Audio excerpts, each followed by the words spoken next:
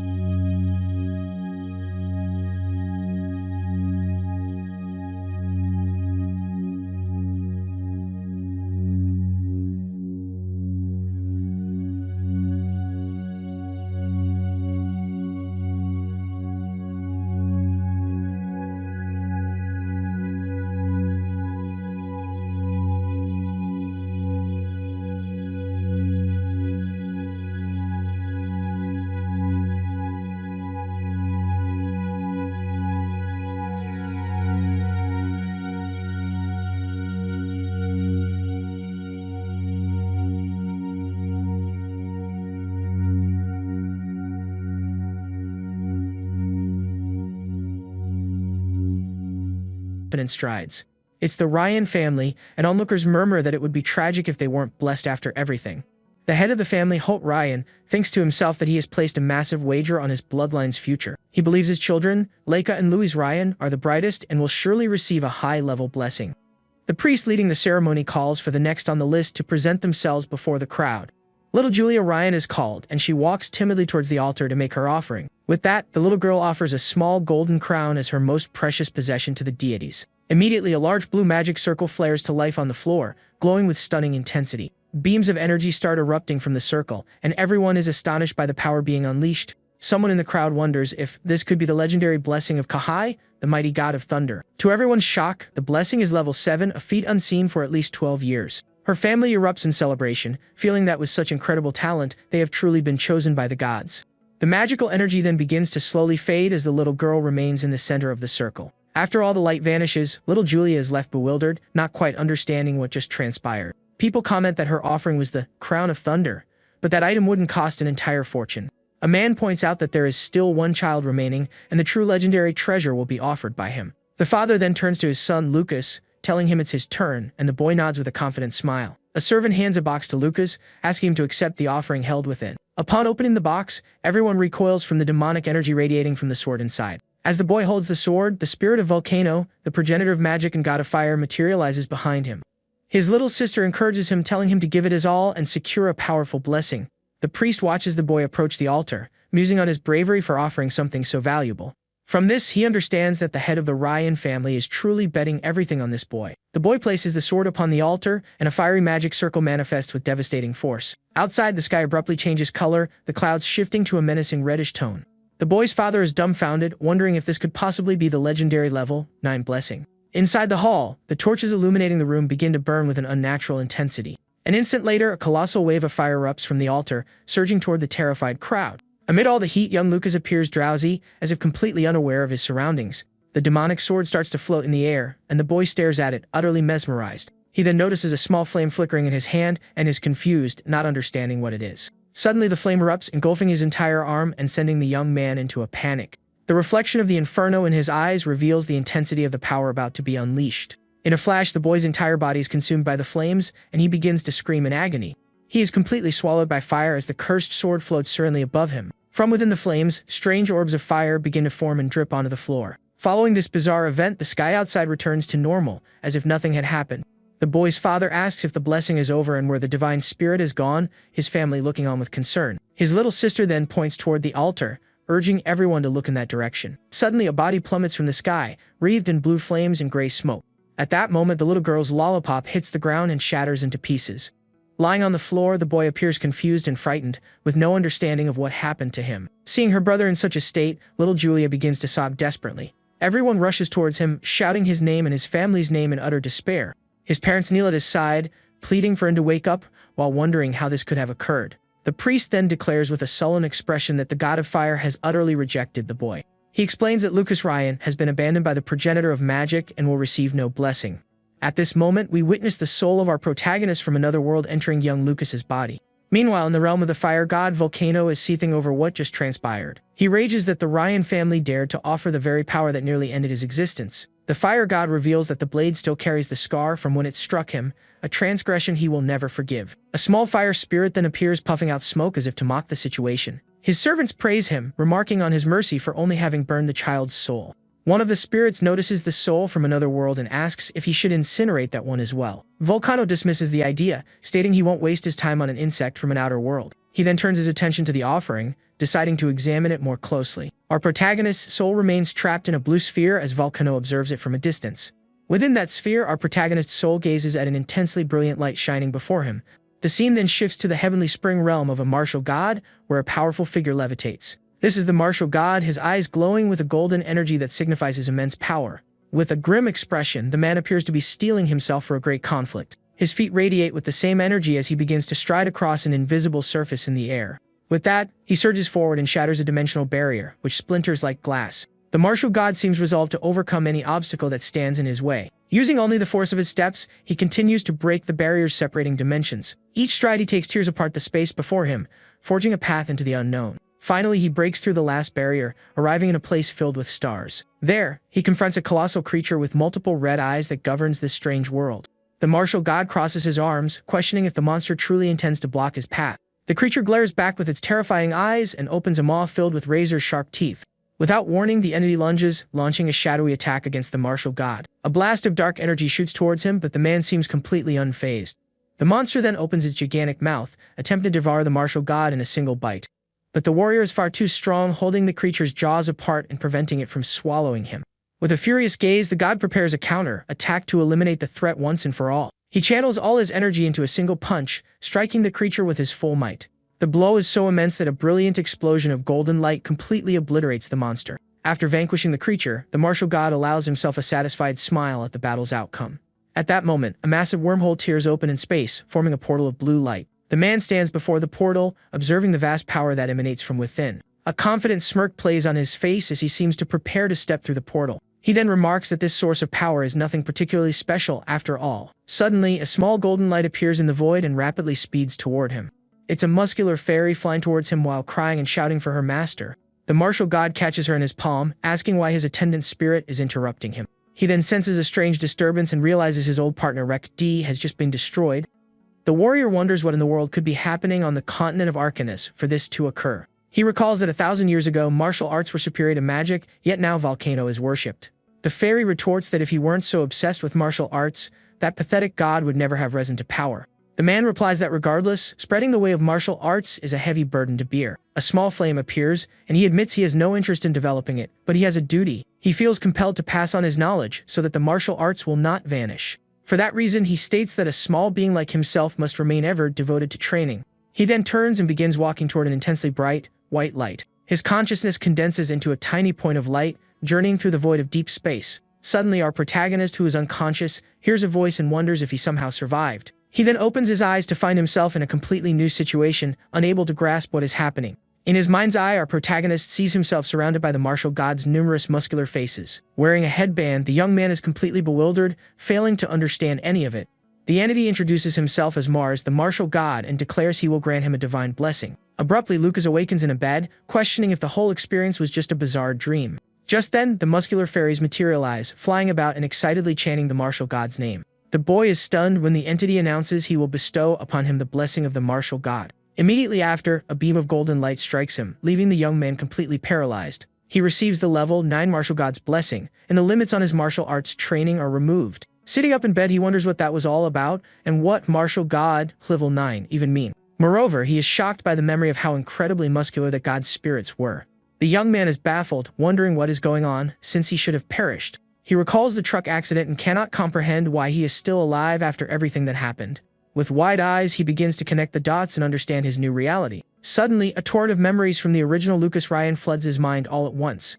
The young man breaks into a nervous laugh, wondering if the gods are merely playing a cruel joke on him. He realizes he has been reborn into a world of magic as a boy forsaken by the gods. He thinks about his mother and sister, realizing they will now live on his insurance payout. Looking down at his hands, he still doesn't grasp the meaning of the martial god's blessing or martial arts. In this moment of confusion, a pink and white lollipop mysteriously rolls into his room. The boy turns toward the door, curious about who might have left the candy there for him. At the doorway, a little blonde girl calls to him, her eyes filled with tears and her expression deeply sorrowful. We get a close-up of her face as tears stream down her cheeks while she sobs uncontrollably. She then dashes forward and leaps onto the protagonist, who embraces her. She cries out that he's finally awake. The little girl explains that she overheard people saying he would never wake up, which made her incredibly worried. With a comforting smile, the young man reassures her that everything is fine, thinking to himself this must be his new sister, Julia. He then remembers his former sister, Azusa, and imagines the depth of her sadness at his passing. Because of this, he vows to protect the precious people in this new life, counting on the martial god to help him. Outside, the sun shines brightly on a pot of yellow flowers, symbolizing a new dawn of hope. The scene then cuts to an altar where a grand and imposing statue of an angel stands prominently. The statue appears calm and serene, but suddenly a strange aura begins to permeate the area. A dark liquid starts to trickle from the statue's eyes, resembling tears of blood. Soon after, the entire statue is coated in this substance and a malevolent figure materializes. A mysterious woman declares that the presence of that detestable man has finally vanished from the world. She then muses on whether he has passed on or simply abandoned this world for good.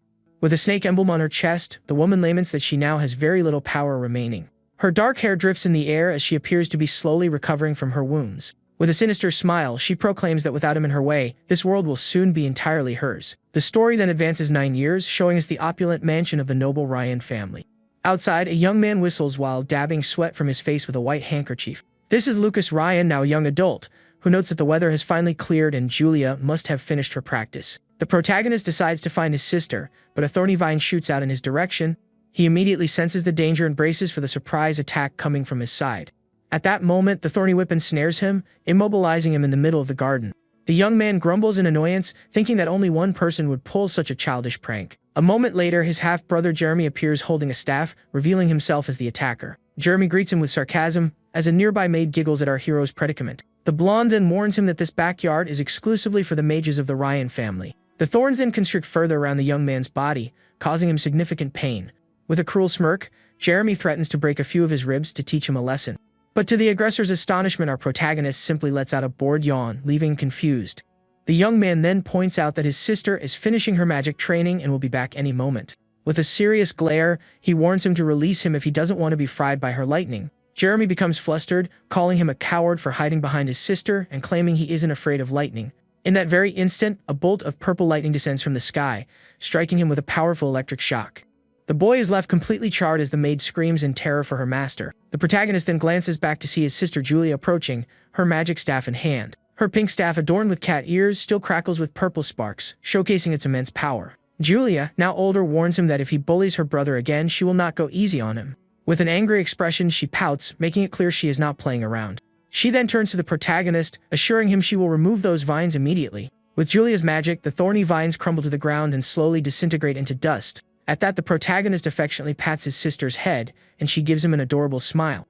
The young man then turns to his half-brother, asking if he has finally learned his lesson about messing with him. His face flushed with rage, Jeremy just mutters incoherently, unable to form a response. Immediately after, he and the maid flee with their tails between their legs, terrified of the girl. Our hero remarks that she went quite easy on him with that last shock, as he appears to be perfectly fine. The young woman then asks why he didn't fight back, reminding him that his strength is a secret between them. The protagonist smiles, adding that besides, she is always there to protect him from any harm. With a confident grin, he shows he is merely teasing his beloved little sister. 9 years have now passed since his reincarnation into the body of young Lucas Ryan. He recalls that on the day he awoke, his father came to visit him, leaning on a wooden cane. At that time, the young man was certain he would be disowned for failing to meet their expectations. But to his astonishment, his father embraced him, saying he was just happy that he had woken up safely. The protagonist explains that Holt Ryan is the leader of a renowned order of knights within the kingdom. Because of this, he is rarely home to see his children, but he remains a loving father to them. When Holt learned he was training in martial arts, he sent him a letter containing some information. It mentioned that the family archives held several old tomes on martial arts for him to study. With that, young Lucas ventured into the archives with a candle to seek out the books his father had mentioned.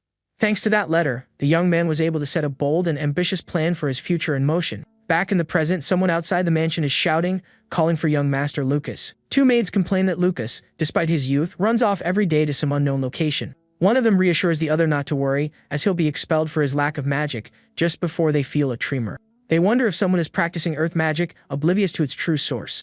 The scene cuts to the protagonist, who is training by punching a solid stone wall with immense force. We then see young Lucas inside a cave he personally excavated to train in secret. He reveals that the hideout is located directly beneath his room, and that he built it with his own hands.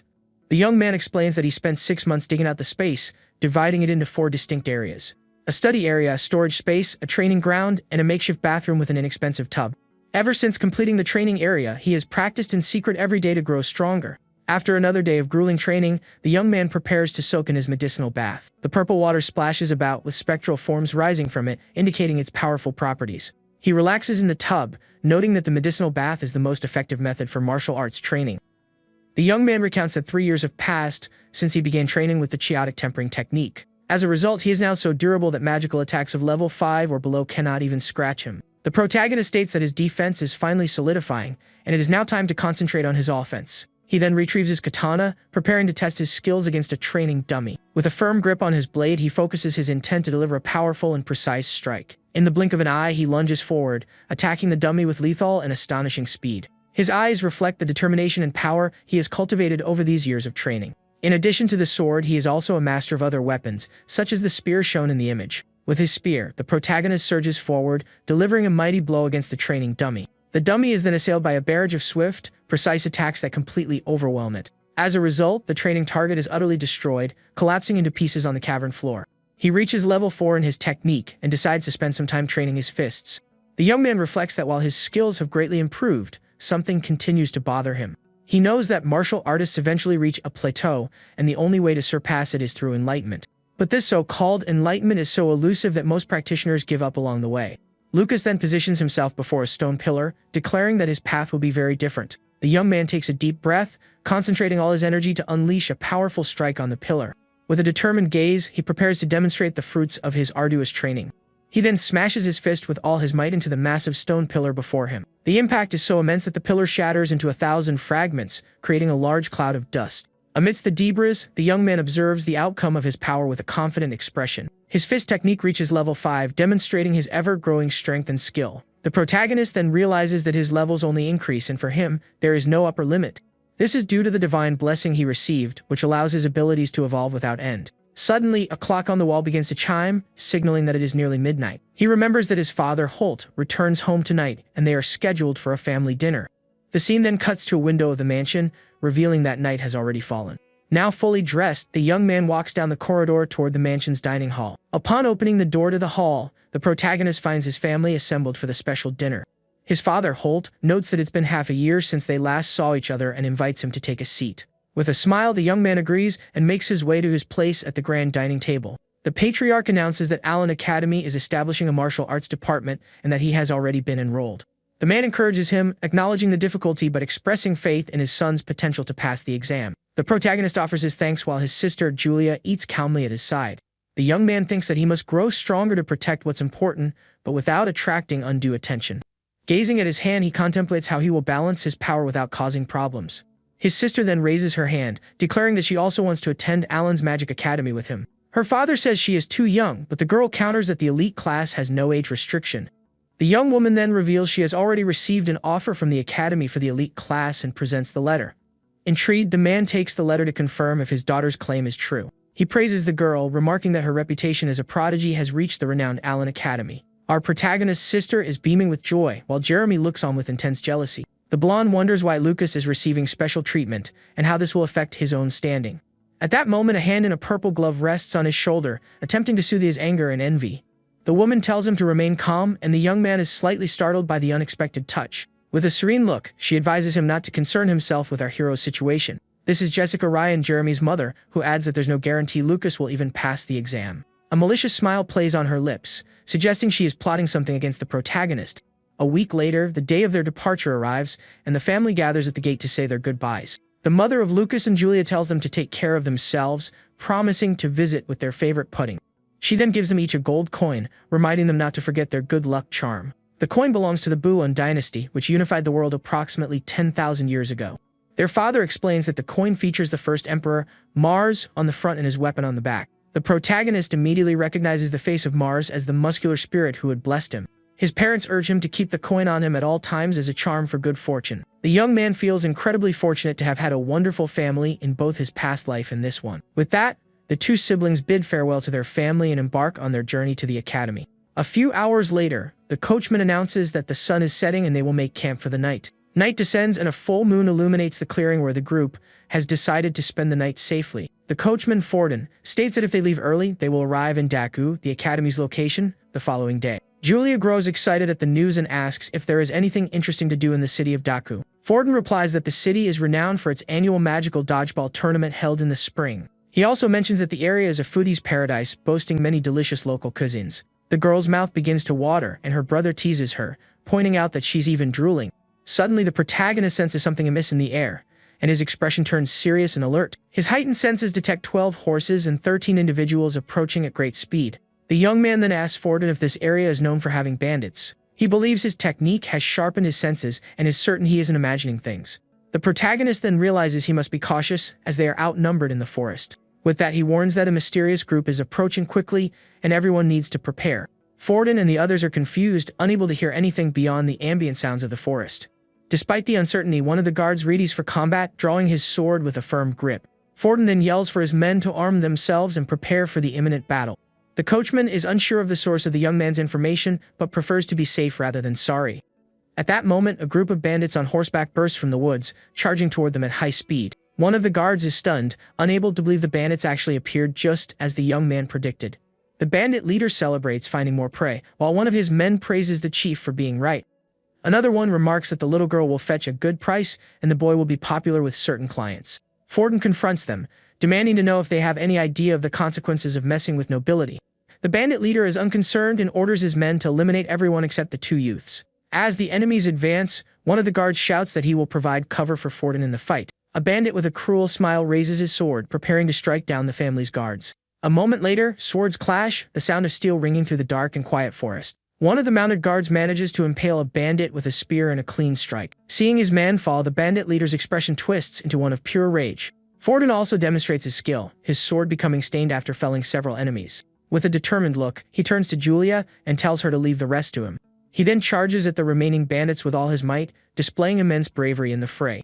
Forden urges the young master to take Julia and flee as quickly as possible to ensure their safety. Suddenly, the protagonist hears a cry of pain, and his expression instantly darkens. One of the bandits unleashes fire magic, incinerating the family guards with a powerful fireball. The bandit leader reveals himself to be a mage, and Forden is horrified to see fire magic in action. The coachman then screams for the two youths to run into the forest while he creates a diversion. But in a moment of carelessness, Forden is struck by a decisive blow and crimson liquid erupts. Seeing his friend wounded, our protagonist cries out Forden's name in utter despair. Surrounded by bandits, the injured coachman kneels on the ground, his strength to fight completely gone. The bandit leader then threatens him, vowing to burn him for having taken out his comrade. Even injured, Forden pushes himself to his feet, swearing to protect the young masters even if it costs him his life. Lucas knows Forden is outmatched and decides he can no longer conceal his true power if he is to protect him. He remembers the coachman's kindness and realizes he has become like family to him. With a clenched fist, the young man tells his sister to hide, as the situation has grown far too dangerous. He then declares with a determined gaze that he is joining the battle to aid his friend Forden. The girl nods in understanding, pleading with her brother to be extremely careful during the fight. With that, the protagonist sprints towards the battlefield to save his friend. Meanwhile, Forden is being assaulted by multiple bandits at once and cries out in agony. Completely exhausted and wounded, the coachman collapses to his knees, unable to fight any longer. The bandit leader then raises his sword, preparing to deliver the final blow to the unfortunate man. Forden looks up with an expression of despair, accepting that his end has finally come. But before the final strike lands, a mysterious shadow intervenes, blocking the attack and saving the coachman. The bandits are stunned by the interruption, wondering what just appeared before them. Next, projectiles of golden light streak through the air, striking the bandits with deadly accuracy. Each shot hits the enemies squarely in their vital points, felling them instantly. With that, the remaining henchmen are defeated in a flash by these mysterious light-based attacks. The camera then reveals our protagonist's hand, glowing with a radiant golden energy. He remarks that training was a good idea, as dealing with weak bandits is incredibly easy. The bandit leader becomes enraged upon seeing his men defeated and demands to know who is responsible. With sweat pouring down his face, he realizes all his companions were taken down in an instant. He then raises his magic staff, deciding to unleash all his fury on the poor coachman. With that, an enormous fireball is launched toward Forden, intended to finish him off for good. With no strength to evade, the coachman accepts his fate, finding peace in the knowledge that the youths will survive. A smile on his face, he thanks the heavens for the opportunity to have protected the two of them. But our hero materializes in front of Forden, extending a hand to intercept the fireball. He then leaps, and with a swift motion of his hand, redirects the attack far into the distance. Forden is speechless, and with tears in his eyes, he cannot believe what he has just witnessed. With a trembling voice, he calls out to the young master, unable to comprehend how he managed such a feat. The bandit leader is also perplexed, wondering how his fireball was simply nullified. Despite this, he does not give up and prepares to cast another spell against our hero. But the protagonist, his eye glowing, confidently declares that the bandit is already finished. In the blink of an eye, the protagonist rushes forward, landing a luminous punch on the bandit leader. The blow is so powerful that the man is sent flying, and a shockwave ripples through the area. Forden is aghast at the scene, asking the young master how he was able to do that. With a victorious grin, the young man replies that he seems to have a natural gift for martial arts. The coachman begins to weep with emotion, witnessing how incredibly strong the young master has become. Suddenly, he senses something strange, and both of them become alert to a new threat. Amidst the smoke and dust, a dark and sinister presence begins to take form. A skeletal creature with razor-sharp claws and a purple aura rises from the bandit's ashes. Its grotesque skull and glowing eyes reveal it to be a creature of pure malevolence. With a horrifying roar, the monster bares its sharp teeth and prepares to strike. The creature shrieks that it will destroy them both, glaring with eyes full of hatred and fury. The monster repeats its threat, readying itself to launch a deadly assault against them. Our protagonist remains on high alert, realizing he must deal with this creature as swiftly as possible. He decides he cannot allow Julia to see the monster and must eliminate it on his own. The creature then lashes out with its sharp claws, attempting to tear the young man to shreds. But the young man is quicker, deftly dodging the blow by leaping over the creature. He then descends with a powerful punch of light aimed directly at the monster's head. The protagonist watches the blow connect, hoping it was enough to defeat the creature. His hand glowing with a purple energy, he prepares for a potential counterattack. But suddenly, a wave of dark red energy surges toward him with immense force. All at once, dark chains shoot up from the ground, ensnaring the bodies of the fallen bandits. The creature then absorbs the corpses, transforming into an even more grotesque and powerful monster. On its forehead, a purple symbol depicting a snake glows intensely, revealing the source of its power. Our protagonist then wonders that symbol is what is controlling the undead. The monster licks its lips with a purple tongue, preparing to unleash its full might on the young man. With numerous arms and legs, the creature scuttles bizarrely toward our hero. The young man concludes that if his standard attacks are ineffective, he must resort to a new technique. Concentrating his energy into his hands, he unleashes a rapid volley of light-based strikes against the monster. The attack hits the symbol on the creature's forehead directly, causing a brilliant explosion of light. The protagonist prepares to use one of his most powerful techniques to end the monster for good. With the explosive aura palm, he strikes the symbol with all of his accumulated power. The blow is so immense that a massive beam of golden light completely pierces the creature. The purple symbol is hit squarely and begins to fracture under the force of the attack. A moment later, the mark shatters into 1,000 pieces, and the monster starts to disintegrate. With the creature vanquished, the young man watches its silhouette dissolve into ash in the wind. Exhausted after the intense battle, the protagonist sits on the ground to regain his strength. He lets out a sigh of relief, thankful he was able to defeat the monster and protect everyone. His sister Julia then rushes to his side to check if he's okay after the difficult fight. She leaps into his arms, congratulating him for defeating all the bandits by himself. Forden, who had watched everything from afar, is left completely stunned, unable to process what happened. Suddenly, the protagonist senses another presence approaching and looks toward the forest on high alert. A horse whinnies, and the young man realizes their group wasn't the only one attacked by the bandits. A young woman with white hair appears on horseback, her face etched with desperation. She is bound and gagged, and our hero is taken aback to see her in such a state. In a dark chamber, we see numerous bodies hanging upside down, their appearance ghastly. A creature with sharp fangs greedily licks the red liquid that drips from them. It's the same woman from the altar, and she discovers that subject number 44 has been eliminated by someone. She decides that restoring her power is the top priority and steps into a dark, mysterious pool. The night wears on, and a waning moon shines down from the starry sky upon the group's camp. Back at the camp, Julia learns that the white-haired girl's name is Maya Rasta. Lucas finds the name familiar, but cannot recall where he might have heard it before. The rescued young woman remarks that his family name also sounds familiar to her. Forden then explains that both families are noble houses residing near the city of Daku. Julia then wonders how the girl ended up being attacked by those bandits in the forest. With tears in her eyes, the young woman begins to recount the tragic events that led her there. She remembers the bandit leader's laughter as he brutally assaulted her carriage. Her guards were overcome one by the bandit mage's flames, with no way to defend themselves. Her lady in waiting tried to protect her but was captured and carried off by the bandits on horseback. The white-haired girl recalls her friend's desperation amidst the inferno. She explains that revealing her noble status was futile, as the bandits were completely indifferent. She clarifies that the bandits' sole objective was to abduct children from the region's noble families. Our protagonist then comforts her, reassuring her that it's all over now, as they have been dealt with. He becomes lost in thought, trying to piece together what is truly happening in the area. Forden approaches, informing them that the two young ladies have retired to rest after the tumultuous night. The young man then asks the coachman for his thoughts on the rescued girl's story. Forden believes they are dealing with professionals who have been targeting noble children for some time. The young man muses that bandits wielding magic and the power to control the dead is highly unusual. The coachman's expression turns grave as he considers the implications of that night's events. He concludes that a terrifying demon must be orchestrating everything, controlling these puppets from the shadows. Forden states that he will report everything to the master, and that the Rasta family's cooperation will be invaluable. The protagonist then suggests they alter their plans to avoid any further trouble on their journey. The following day, the group arrives in the city of Daku, but their plan to stay is immediately cancelled. The young man explains that some bandits could still be in the city, making it safer to proceed directly to the academy. He asks his sister and their new friend to understand that this precaution is for everyone's safety. The white-haired young woman agrees with our hero's decision to avoid additional risks. With the change in plans, the protagonist's sister wears an expression of pure disappointment. With a gentle smile, he promises that on their return trip, he will treat her to anything she wants to eat. The girl's spirits lift at the promise, and the rescued young woman smiles, observing the siblings' close bond. Forden announces their entry into the city and asks if they'd like to look out the window. The two siblings then poke their heads out of the carriage to get a view of Daku. Both siblings are captivated by the beauty and scale of the city of Daku. The city is bustling with life, as people throng the streets and merchants peddle their wares. We see a father carrying his son on his shoulders as they wander through the lively city. The white-haired young woman smiles, commenting on how vibrant and energetic the place is. Lucas and Julia use the opportunity to chat and enjoy the moment with their new friend. The protagonist reflects that the city's atmosphere strongly reminds him of his past life. The wooden architecture and cobblestone streets lend the city a unique and special charm. Suddenly, a bizarre clown doll startles the two girls, who let out a scream of fear.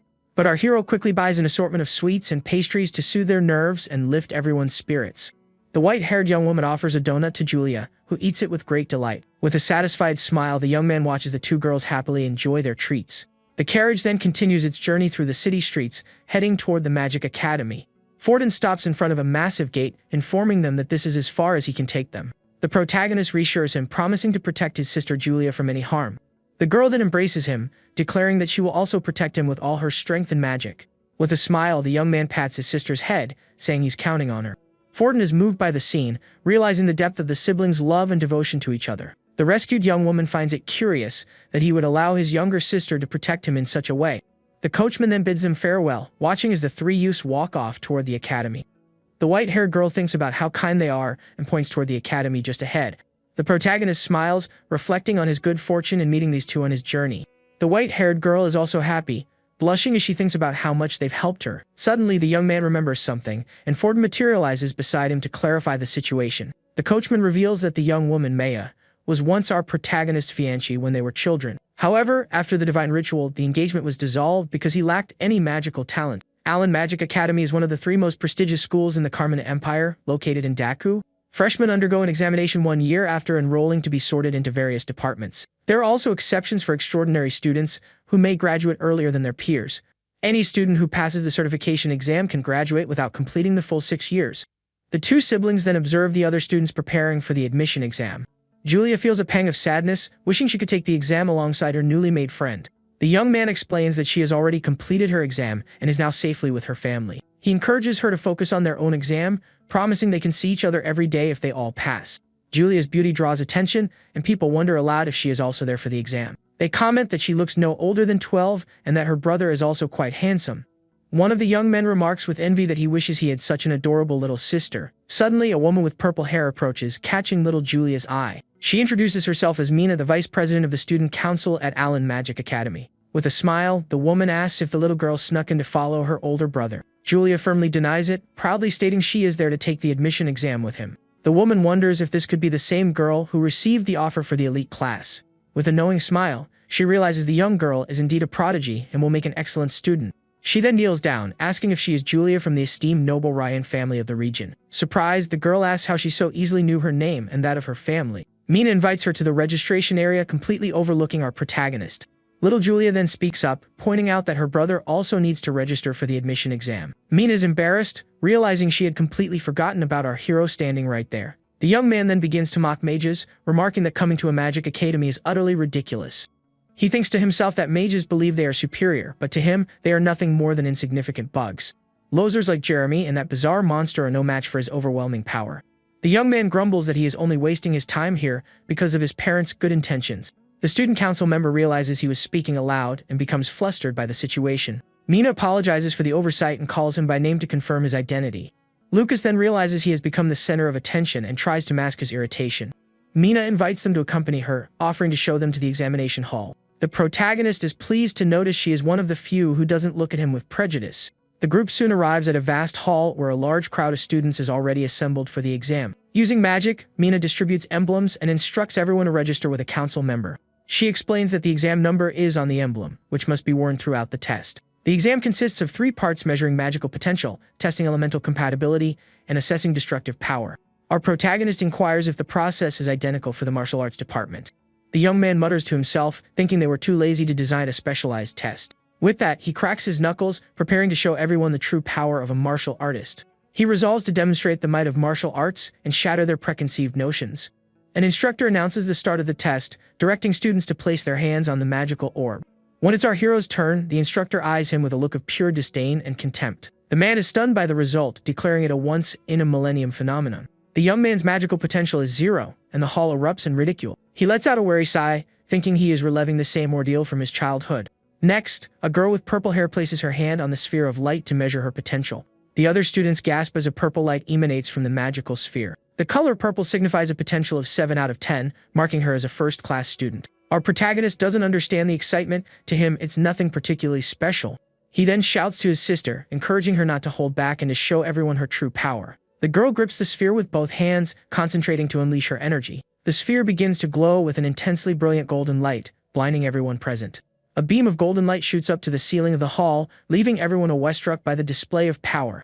The other students are in disbelief, unable to accept what they are witnessing. A number 10 materializes in the light, indicating the girl possesses the absolute maximum magical potential. Everyone is mesmerized by the young girl's talent, hailing her as a prodigy among prodigies. After the test, the girl smiles, pleased with her result, and looks at her brother with pride. She bounds over to him, asking if she was incredible during the potential test. The young man praises her, saying that one day, with her talent, she will become a great archmage. 2 envious students begin to mock our protagonist, but are quickly shushed by a friend. The protagonist thinks to himself that everything is proceeding as planned, and it isn't worth starting a fight. He realizes that as long as Julia's talent shines brightly, he can enjoy a peaceful school life.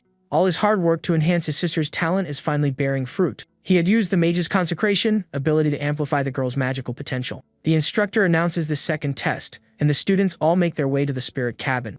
They enter a grand hall with a glass ceiling that bathes the entire space in light. Hand in hand, the 2 siblings walk toward the location for the next phase of the exam.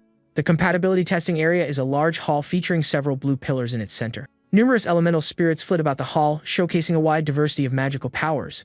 The other students are amazed by the variety of spirits present in the room. The moment little Julia enters the hall, all the spirits begin to flock and circle around her. With a smile, the girl interacts with the spirits, who seem to genuinely enjoy her presence. One of the students complains that he was unable to attract a single wind spirit. Our protagonist smiles, knowing his sister possesses maximum compatibility with all the elements.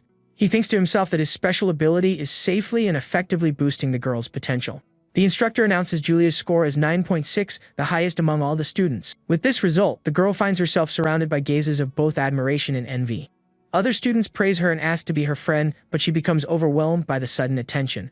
She then runs and clings to her brother, seeking comfort and protection in his embrace.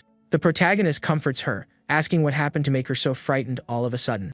The girl explains that everyone's stares are making her scared, and she hides behind him. The young man explains that as a genius, she will have to get used to receiving such attention from now on. He advises her not to worry about others and to gradually accustom herself to the spotlight. The young girl then smiles, declaring she needs to become stronger so she can protect her older brother.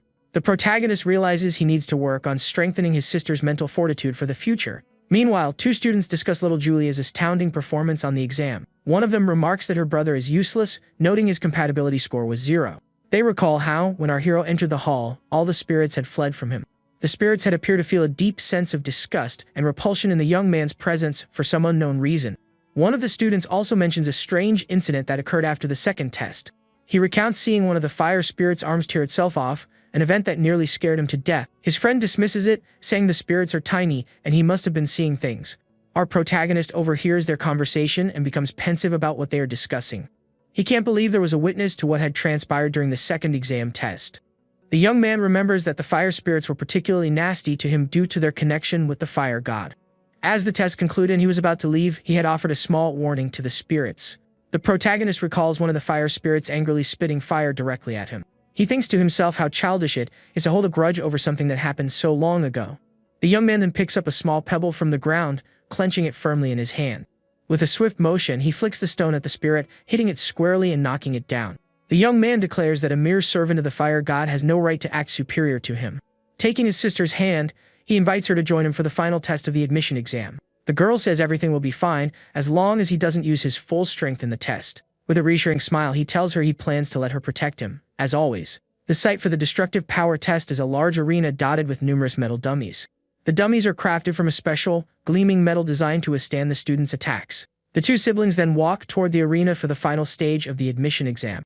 A group of envious students complains that the genius girl has stolen the top spot from them. One of them shouts that there's no way a child could possibly break one of the metal dummies. They explain that the dummies are forged from a special metal and reinforced with a defense enchantment. The protagonist studies the dummies, noting they appear quite durable and difficult to break. He thinks this is a perfect opportunity to test his level 6 abilities on the targets. The young man is excited by the chance to use such expensive, high-quality equipment. Suddenly, a student shoves him aside, attempting to cut in line for the exam. A girl with short hair then yells at the student, ordering him back to the end of the line. She points to another girl, stating that the rule is clear: the talentless must go to the back. Her eyes glow with an intense red light, showcasing the power she holds within. The other girl is intimidated by her gaze and the menacing aura she exudes. With her heart glowing, the dark-haired young woman prepares to demonstrate her strength. She positions herself before our protagonist and his sister with a serious, challenging expression. With a disdainful sigh, she glares at the girl who had tried to cut the admission exam line. Julia and her brother watch the scene unfold, unsure of what to expect from this mysterious girl.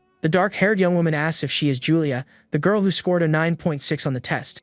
Her eyes blaze with a frightening intensity as she stares down little Julia with contempt. Frightened, the little girl hides behind her brother, calling his name in a trembling, scared voice. She tells the protagonist that the girl in front of them is extremely scary and intimidating.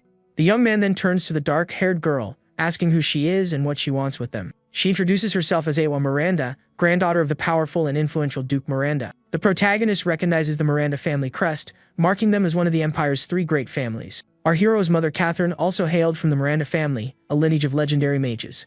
This means the young Awa is the daughter of his mother's younger brother, making them cousins. The girl is confused, wondering what he is talking about, as she has never heard of him.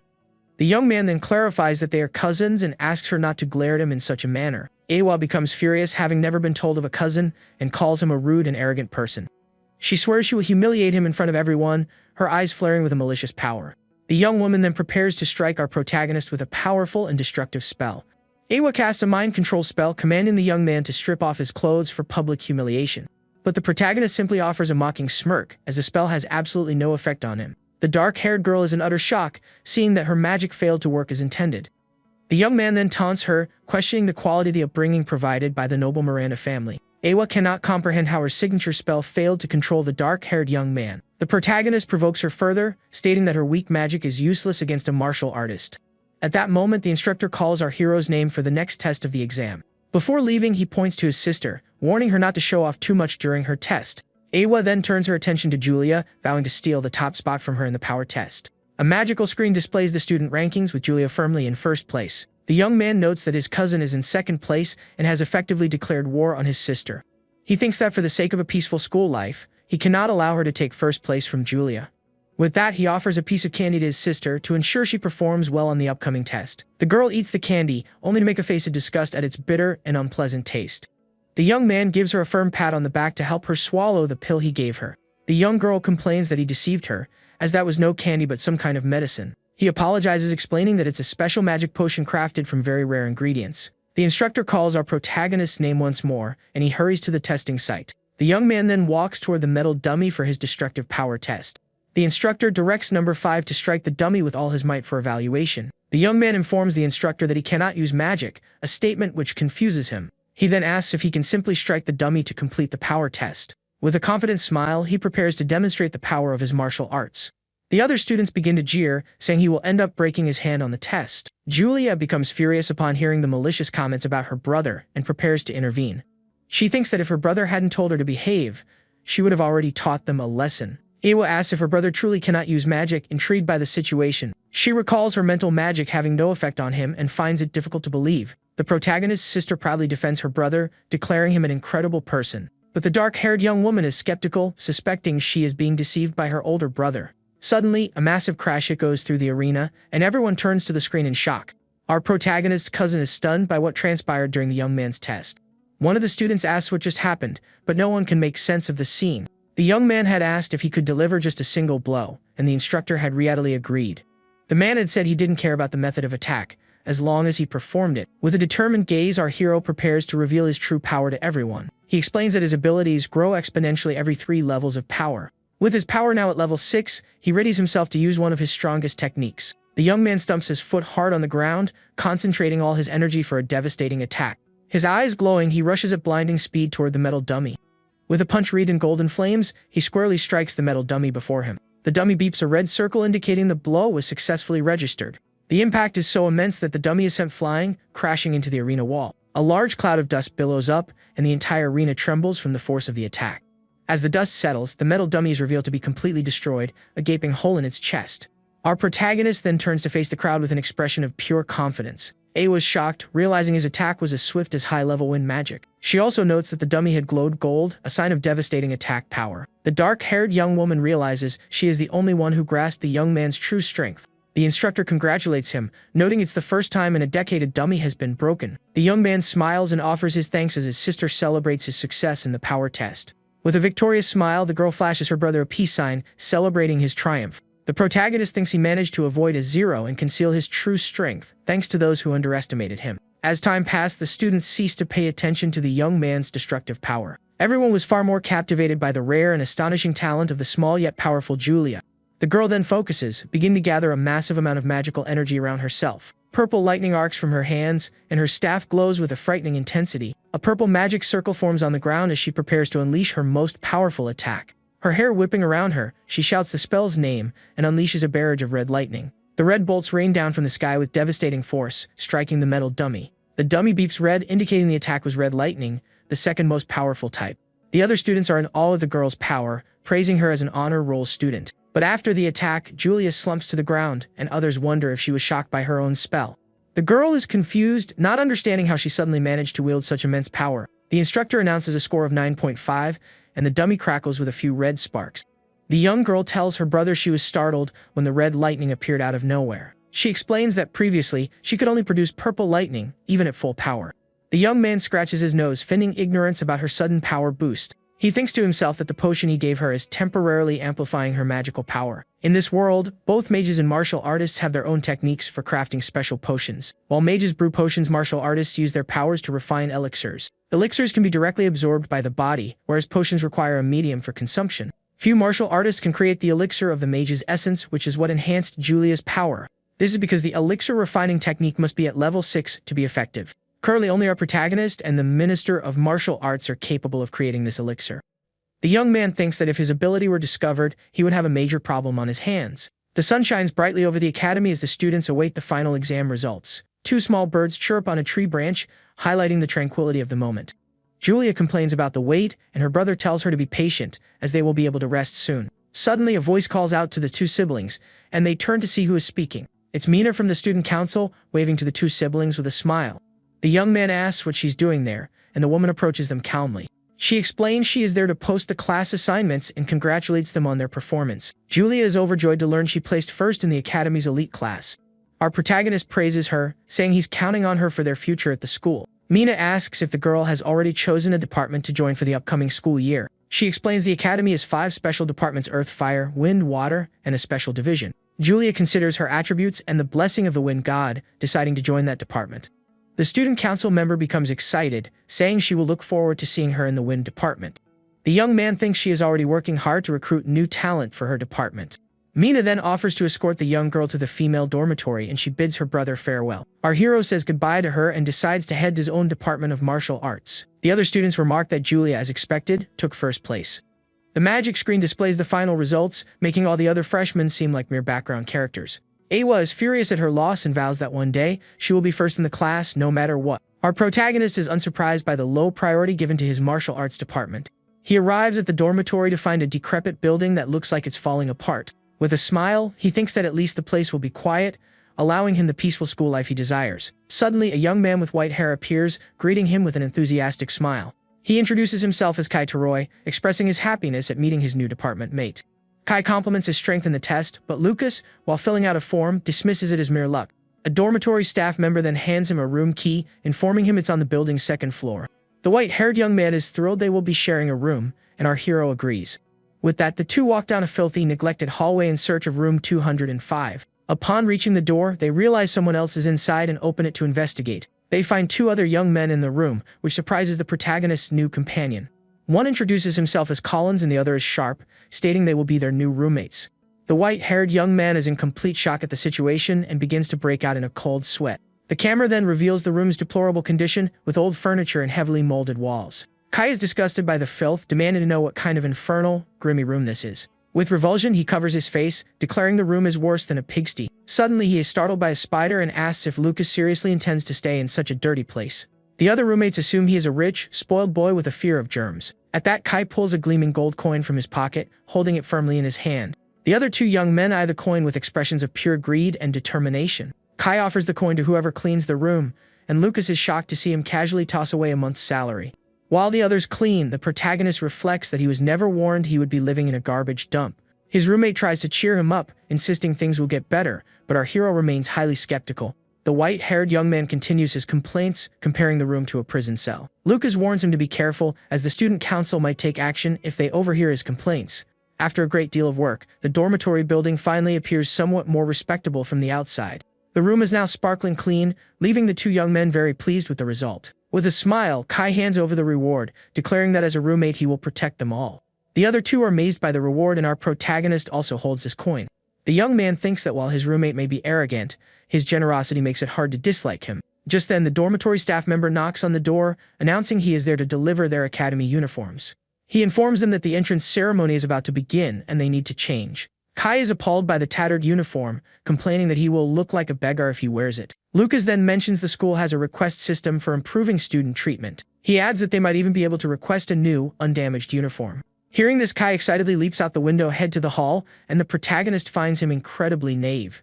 The scene then cuts to the academy's main hall, which features a large statue of a witch at the front. Now in his uniform, our hero walks with confidence toward the ceremony hall. His determined expression shows he is ready for whatever the academy throws at him. He then enters the immense hall, which is already filled with students for the entrance ceremony. His roommates find the hall luxurious, but Kai claims his own house is even more impressive. The protagonist scans the crowd for his sister, and Kai points to the front, explaining that the elites sit there. Julie is seated at the front wearing the beautiful white and gold uniform of the elite class. His roommate then informs him that their department's seats are located at the very back of the hall. With a smile, Lucas says he doesn't mind, remarking that the elite uniform suits Julia perfectly. The other students from their department complain about the distant seats, feeling discriminated against. A girl seated next to the protagonist also seems dazed with the situation, observing everything in silence. Suddenly, the hall's candles ignite with a magical, golden flame, capturing everyone's attention. Following this, a massive lotus flower made of fire materializes in the center of the hall in a dazzling display of power. A hand then grasps a small flower of fire, demonstrating an impressive mastery of magic. Floating in the air, a young man declares that the new student should feel honored by his presence. He then introduces himself as the president of the student council and a future great mage. His name is Theodore Folimo, and he announces he will now explain the academy's point system. The other female students are completely captivated by him, commenting on his powerful aura. They hail him as a genius for being a level 6 mage, while the protagonist simply observes. Theodore begins his speech, explaining that the point system is the foundation of everything at the academy. He states that any resource, from rare books to magical beasts, can be acquired using these points. However, points earned through ordinary work are minimal, yielding at most 5 per hour. For this reason, he explains it is more efficient to earn points by participating in departmental events. Our hero then understands why Mina was so friendly to them before the entrance ceremony. The president reveals that his position on the council grants him a monthly income of up to 500 points. Finally, he mentions one last method for acquiring points, but one that involves a certain degree of risk. With a sinister smile and glowing purple eyes, he reveals that the final method is monster hunting. He explains that behind the school lies a mountain range teeming with magical beasts ripe for hunting. The protagonist then clenches his fist, his interest piqued by the magical Beast Mountain range. The protagonist smiles, thinking that place is a training ground perfectly suited for him. A few hours later, night has fallen, and we see the dormitory from the outside, bathed in moonlight. Inside the room, our hero's roommate is sound asleep in his bed. A tranquility incense burns slowly, ensuring that everyone remains in a deep slumber. With that, the young man slips out of the dormitory, preparing to head to the magical Beast Mountain range. He recalls that the martial arts building is located at the back of the campus, very close to his destination. Soon, the young man arrives at a massive wall, knowing the mountain range lies just beyond it. He then crouches, gathering his strength for an impressive leap. In the blink of an eye, the martial artist soars over the wall with incredible agility. The young man clears the wall, landing softly in the forest on the other side of the campus.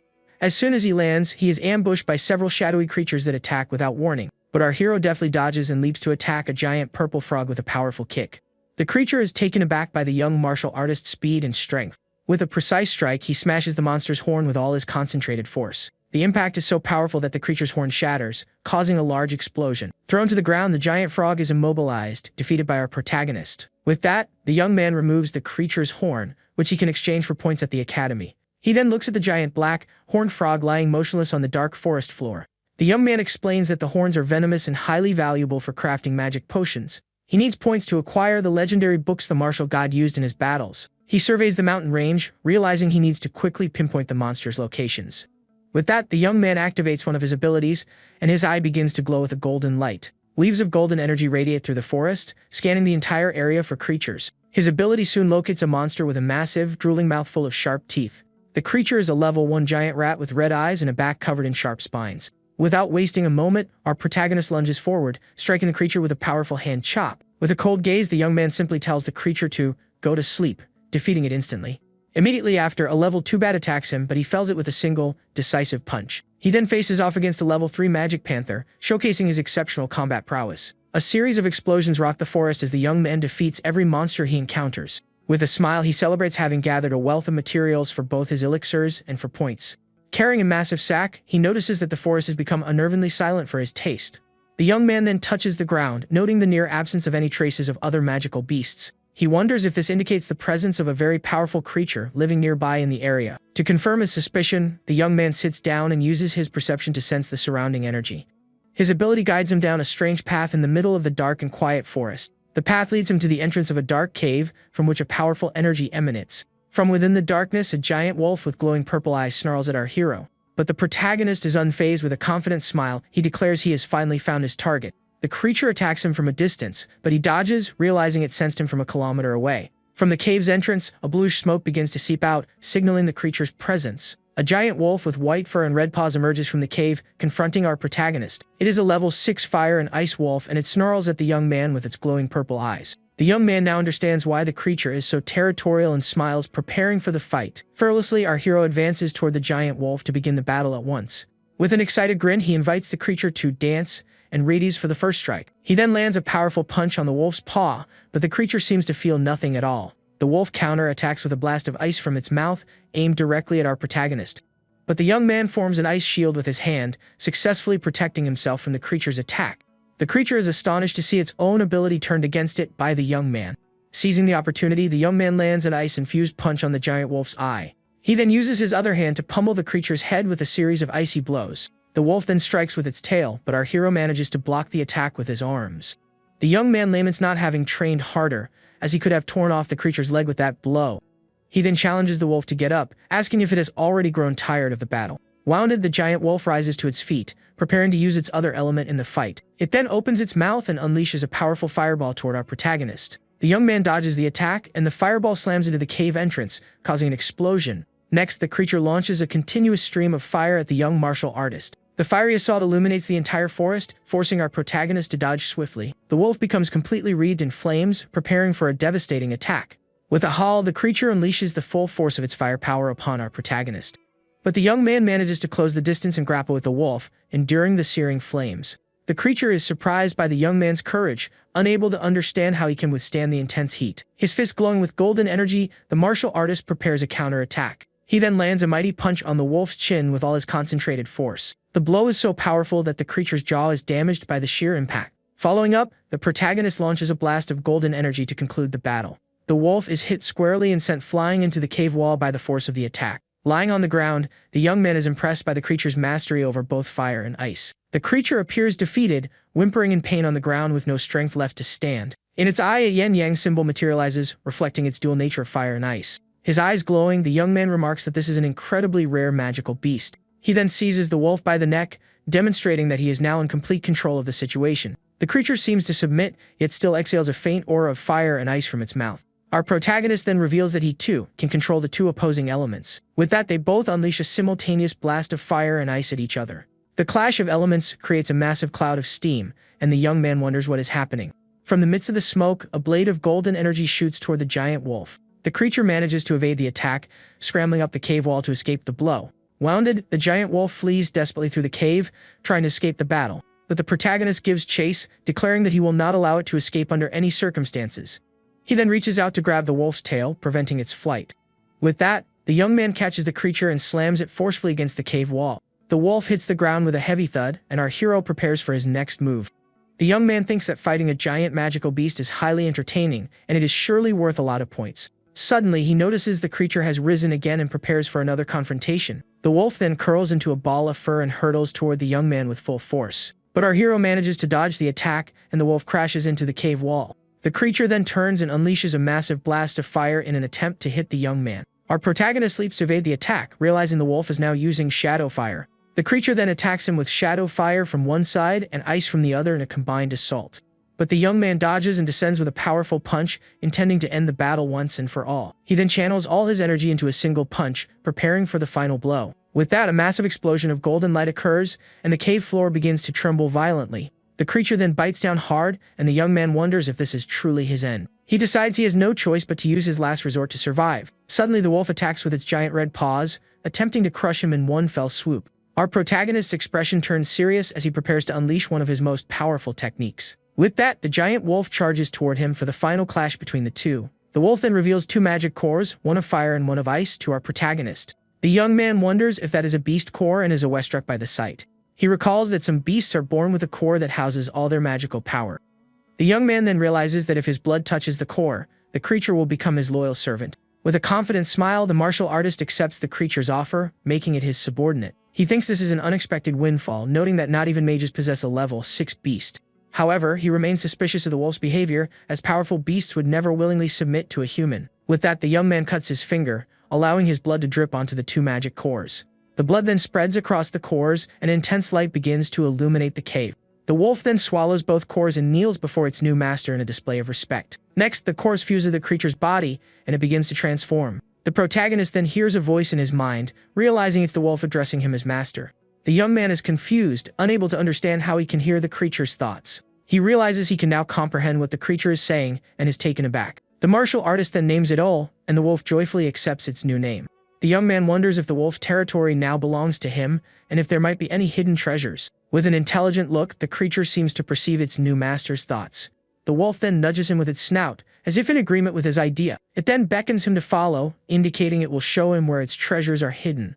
Ol then leads him through the dark cave toward its secret treasure stash. As Ol guides him through the cave, the young man notices a strange odor emanating from some bats on the ceiling. The protagonist then covers his nose to block out the full smell permeating the cave's air. They arrive at Ol's treasure hoard, which contains monkey bones and even some rare precious gems. At the sight of such a vast collection of treasures, the young man's jaw drops, thinking he's found paradise. But Ol informs him that this is not its true treasure and beckons him to see what truly matters. The wolf then reveals a collection of level 3 beast cores and even 2 level 6 ones. The creature explains that it consumed all the water and fire cores it could find to become stronger. The young man realizes that Ol has defeated 2 opponents as powerful as itself and is deeply impressed. To reward it, the martial artist offers it an elixir, which the wolf consumes with great delight. After eating the elixir, the creature is suffused with a golden energy and appears to feel much better. The young man explains that it is a healing potion and instructs Ol to recover and guard the treasure for him.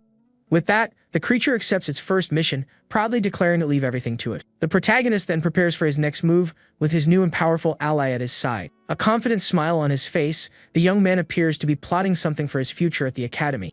The scene then cuts to the academy's classroom building on the morning of the following day. The young man enters the classroom and takes his seat for the first lesson of the day. He yawns, mentioning he was up all night but isn't tired thanks to the sleep incense.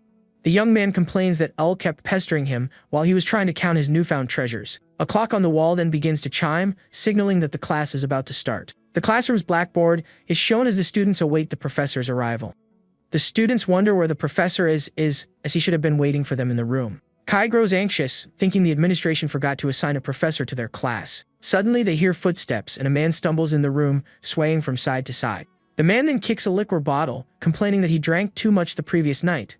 He then slams his book onto the desk with force, startling all the students in the classroom. Our protagonist and his roommate are shocked by the new professor's dramatic entrance. The man introduces himself as Shugart, stating he's responsible for the martial arts department. The young man observes the professor intently, sensing he is no ordinary man. Shugart then writes his name on the blackboard with a piece of white chalk, his hand steady. With a yawn, he picks up his book, preparing to begin the first class of the day. Our hero's roommate is appalled by the professor's appearance and begins to sweat nervously. He cannot believe that this disheveled man is their martial arts professor. Suddenly, the professor shouts, and the sheer force of his voice sends the two young men flying backward. Kai rubs his head, wondering why the professor suddenly screamed, and our hero is just as clueless. But the protagonist recognizes the professor's swift movement as that of a highly skilled individual. He concludes that Shugart must be at least a level 5 or level 6 martial artist. The professor then instructs them not to speak without his permission and begins taking attendance. He calls for Tichy and the girl raises her hand, confirming she is present. Next, he calls for our protagonist, who also raises his hand and answers. The professor then calls for Collins, and our hero recalls having seen the girl before. Shugart announces he forgot the textbooks and appoints Tichy as the representative to go retrieve them. The girl is surprised by the appointment, wondering if he is being serious. The professor then confirms that he is indeed serious, looking at her with a determined expression. Kai stands up, arguing that the representative should be chosen fairly through competition. He then boasts about his family and skills, declaring himself the most qualified candidate for the role. But before he can finish, the professor strikes him in the forehead with a piece of chalk. His fingers glowing, Shugart reveals that he was the one who threw the chalk at the white-haired young man. He then reminds him not to speak without permission and forcefully snaps the chalk in his hand. The professor sends Tichy to fetch the books and instructs everyone else to study independently. The girl is pleased with the opportunity, thinking she must seize this chance to change her destiny. Kai complains about the pain, calling the professor a jerk, while our protagonist observes him. Our hero suspects the professor has suffered a severe injury, based on the way he moves. Shugart glares back at him, and the protagonist wonders just how strong he was before his injury. The young man then states that he didn't complain about anything, and Kai calls him a coward for not speaking up. The scene cuts to a few hours later, in front of the Magic Academy's dining hall. The two friends walk together, with Kai complaining that they only had self-study because of their professor. Suddenly, the protagonist's sister appears, calling out to him with an excited smile. The young man then affectionately pats his sister's head, asking how her first class went. She tells him her teacher, Linda, is incredibly nice and even encouraged her to become class representative. The girl then asks if her brother was chosen as the representative for his department. With a smile, our protagonist informs his sister that he was not the one chosen this time. The young man then invites everyone to lunch, and Julia gets very excited at the prospect of eating. At the academy, meals are purchased with points, and the exchange rate varies for each department. The dining hall table is laden with delicious food, including cakes and other sweets for everyone. Julia eats happily, offering some of her food to her brother, who smiles beside her. Meanwhile, Kai wears an expression of pure shock and despair, unable to believe what he is seeing. He cries, complaining that the elite class received 100 points for a single coin, while they only received 10. A staff member then yells at a student, telling him to leave if he has a problem with the rules. The woman states that students without talent must work hard, and Kai feels as though his rights have been stripped away. With a smile, Julia offers some of her food to Kai, trying to cheer him up. The young man weeps with emotion, telling her she is very kind, while Lucas finds him a bit overly dramatic. As the group eats, someone approaches from behind them with slow, silent footsteps. It's Maya, the white-haired girl they rescued, and she greets them with a smile. Julia invites her to eat, but she politely declines, saying she has already eaten, and offers them cookies as a thank you. The little girl is delighted by the cookies and thanks her new friend for the delicious gift. Our hero tries one of the cookies and compliments Maya, telling her she is an excellent baker. The white-haired girl becomes shy and blushes at the compliment from our protagonist. Kai then approaches, asking the young man for a cookie, which he shares with his new friend. He introduces himself, and the protagonist thinks he cannot let Kai discover she is his ex-fiancée. With that, the young woman bids them farewell and leaves, as Julia watches her go with a smile. The protagonist yawns, thinking the dining hall is a terrible place for running into acquaintances. Just then, Mina from the student council approaches, asking if they are enjoying their food. She then leans in and whispers the young man's name, sounding a bit awkward and shy. Suddenly, Theodore, the council president, floats by using fire magic, impressing everyone. The young man claps sarcastically, and our hero thinks he is a massive show-off for using magic indoors. Alone, Theodore drinks a potion, complaining that he nearly lost control of his level 6 magic. The protagonist eats a sweet, remembering he had overheard the president muttering after the ceremony. At that moment, Professor Shugart walks past their table, accidentally knocking over a bottle. Lucas notices the movement and pays close attention to what the man is doing in the dining hall. The master then exits the dining hall, still drinking, and the young man wonders where he is headed. With tears in his eyes, the professor continues to drink from his bottle, his expression one of deep sorrow. He then staggers toward a very tall and imposing clock tower. Stumbling, the man fumbles with a door, appearing to have great difficulty opening it. Two men observe him, and one asks if Shugart is the last to arrive at the meeting yet again. The other remarks that you can't blame him after what happened, and his companion laments the situation. Inside the meeting room, the professor stretches and yawns, looking utterly exhausted.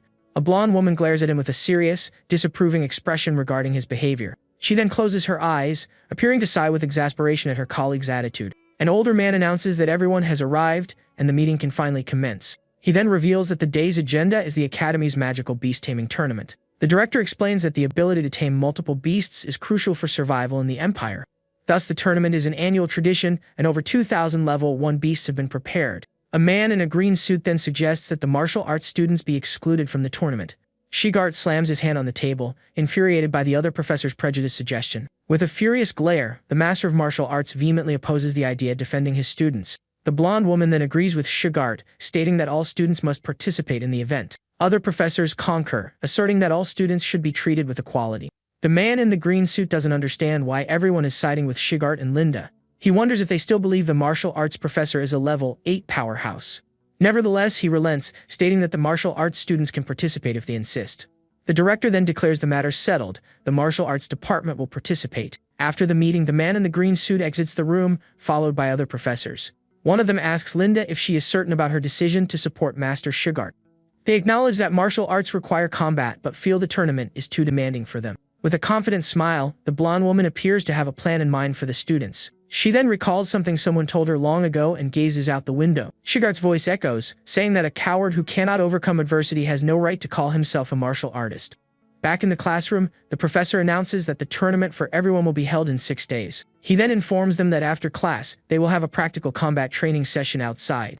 With a determined look, Shugart vows to ensure that every one of his students can defeat a beast. Kai complains that the tournament is only to select the representative and that their participation is unnecessary.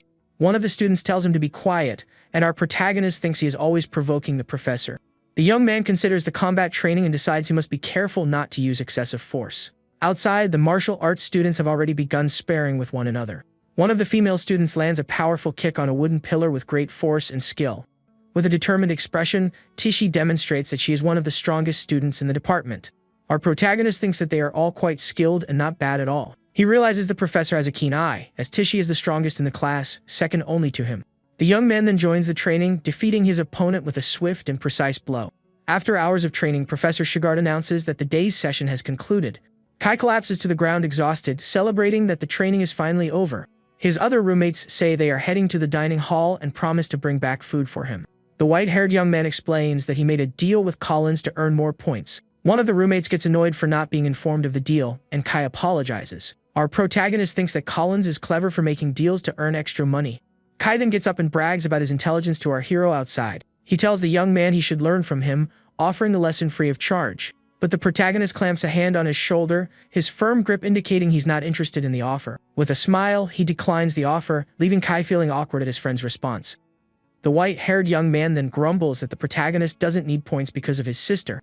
Night falls and a crescent moon shines in the sky over the magical Beast Mountain range. The protagonist thinks that Kai is mistaken, as he doesn't need his sister to provide for him. He then wipes the corner of his mouth, stating he has all the bounty of nature at his disposal. With his new ally Ol by his side, he prepares for another night of hunting and training. The young man then roasts a large piece of meat over a campfire for himself and his new companion. He laments having to take his sister home, as he could use the time for more training.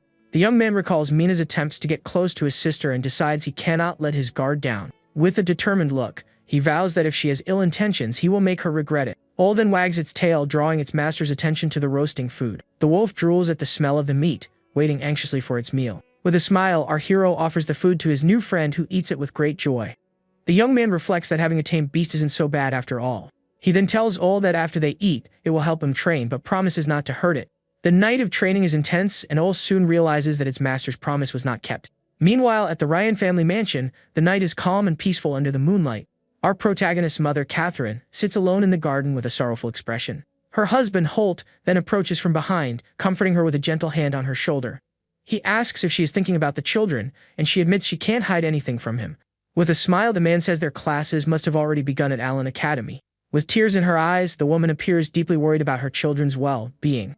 Holt offers to take her to visit the children, and the woman thanks him with a smile. Tears of joy in her eyes, she is overjoyed at the prospect of reuniting with her children soon. The scene then cuts to the estate of Count Grindu, where a secret meeting is underway. A barefoot woman walks toward a group of hooded and masked individuals. The cult members observe her with malicious smiles and glowing red eyes. The green-haired woman then greets Jessica, expressing her pleasure that she could attend. She then invites her to take a seat and join the secret gathering of the mysterious cult. Cloaked and masked, Jessica, Jeremy's mother, appears to be involved with the malevolent group. The cult leader presents her latest creation, the Jade Dream, a highly potent potion. Jessica then takes a goblet of the beverage, preparing to sample the cult's new concoction. The leader then slices her own arm, allowing her red blood to drip into the goblets. The crimson liquid mixes with the drink, and the woman seems to derive pleasure from the pain. For the final touch, one of the cult members adds a mysterious ingredient to the drink. The woman then instructs everyone to enjoy the beverage, and the cult members begin to drink.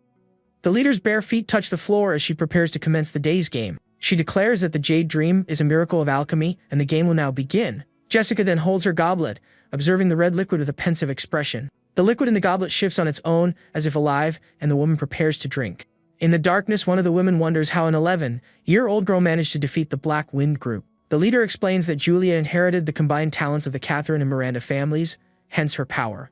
With a sinister smile, the cult leader remarks that a mere level 7 should not have been able to defeat them. She then bites Jessica's lip, questioning if her son's efforts will ultimately bear fruit.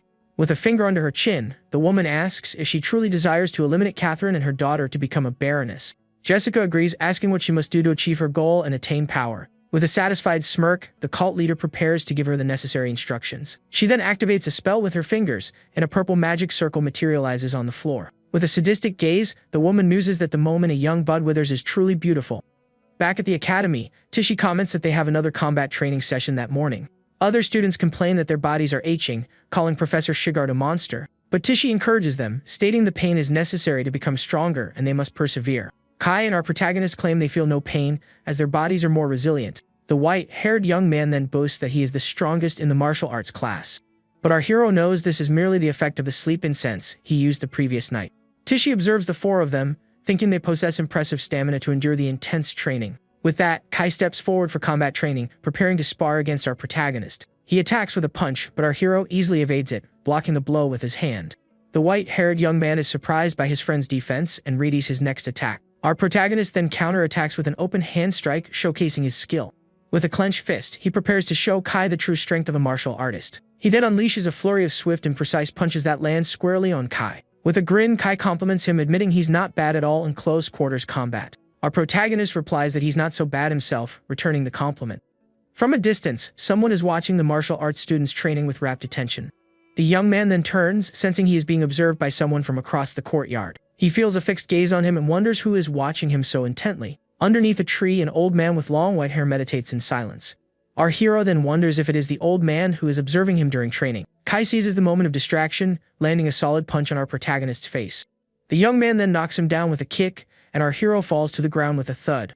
Wounded, Kai gets back up, telling our protagonist not to look away, as the fight is not over. The young man then rises, agreeing to continue the fight until one of them emerges victorious. The old man chuckles and gets up to leave after observing the students' training. A woman addresses him as Director Otani, asking if he is heading to the academy's library. With a smile, the director says he is just going for a walk, remarking that the young man he saw is fascinating. He perceives that our protagonist is concealing his true strength from everyone at the academy. The director then states that he will remember the name Lucas, deeming him a promising young man. Hours later, the class finally concludes, and our protagonist walks through the academy's hallway. He recalls that during the afternoon session, Professor Shigart taught them massage techniques. The other students enjoyed the lesson, and its effects were so profound that everyone's muscle fatigue vanished. With that, the young man prepares to head to his secret training ground to continue his journey. Our protagonist decides to purchase the materials he needs for his training ground. He heads to the Academy's magic materials shop, which sells rare and exclusive items. The young man is impressed by the shop's size, comparing it to a shopping mall. In the shop, everything is paid for with points, and a high-quality training dummy costs 30 points. The young man thinks the selection is excellent, but the prices are exorbitant, and he will spend a great deal. He is unwilling to depend on his sister, as he would feel guilty if she lost her snack money. Therefore, he decides to buy only the magic potion and exchange his materials for points later. At the counter, a clerk is asleep, and our hero tries to get her attention. The woman awakens with an irritated expression, preparing to assist the new customer. The young man then presents his academy card, requesting to purchase the magic bath potion. The clerk states the price is 5 points and prepares to complete the transaction. Our hero's card glows with a purple light, and the number 5 appears on the magic sphere. The woman then realizes he is a martial arts student and judges him for spending his points. With a smile, the young man thanks her for the purchase, and the clerk hands him a bag of potions. She advises him not to waste his points, but he replies that this won't be enough. The clerk becomes annoyed, thinking he is a spoiled noble who doesn't understand the value of money. She then grumbles that she hates nobles, and our protagonist leaves the shop unfazed. Back in his hideout, the young man prepares to take his medicinal bath in the cave. He then steps into the tub of purple water, relaxing after a long day of training and classes. With a sigh of relief, the young man appears to be savoring this moment of rest. He thinks that while the medicinal effect doesn't diminish, it's a waste to simply discard the bathwater. Suddenly, he hears a noise and sees a pair of purple eyes watching him from the darkness. A giant mouth full of sharp teeth then appears, growling at our protagonist.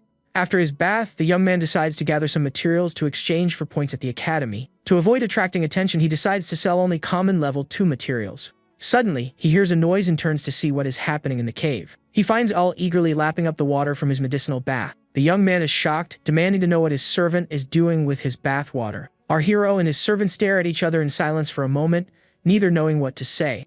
The young man then says it's alright, concluding that the water will also strengthen the wolf's body. With that, the problem of waste is solved, and our hero prepares for his mission. He decides to exchange the materials gradually to avoid drawing the attention of others. At the materials shop, the clerk offers to carry his items with magic, but he declines. The protagonist thinks it's beneficial that the clerk assumes his family provided him with the materials. The following day, Professor Sugart becomes irritated with the students' lack of seriousness regarding the tournament. He yells that if they don't want to train, they can give up and go home immediately. The professor then begins correcting the students' posture with his usual strictness. He criticizes Kai's weak punch, and the young man defends himself, stating he has already defeated his classmates. With a simple flick, the professor knocks Kai to the ground, and our protagonist notes that he always aims for the eyes. The professor then asks the other 3 if they truly lost to someone so weak. With a sigh, the professor complains that spoiled nobles are always a headache. He then orders Tichy to fight Kai to teach the white-haired young man a lesson.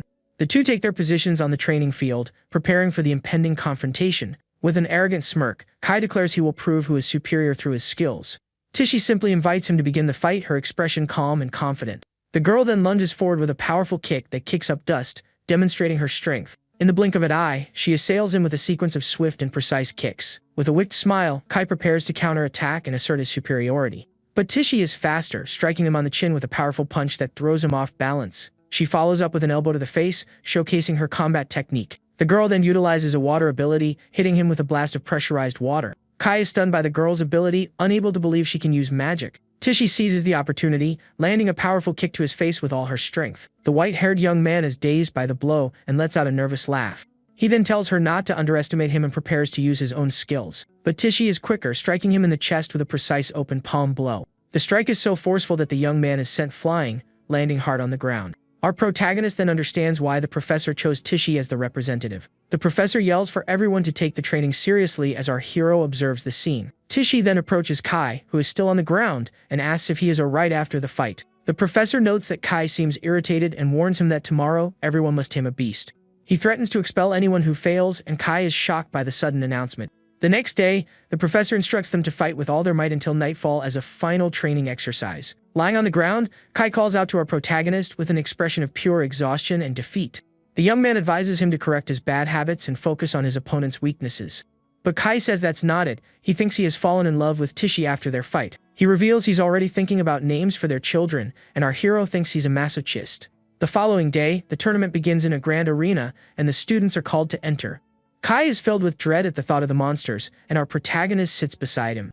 2 students from the magic class mock them for being in the same tournament venue, but the professor orders them to be quiet and memorize the tournament rules immediately.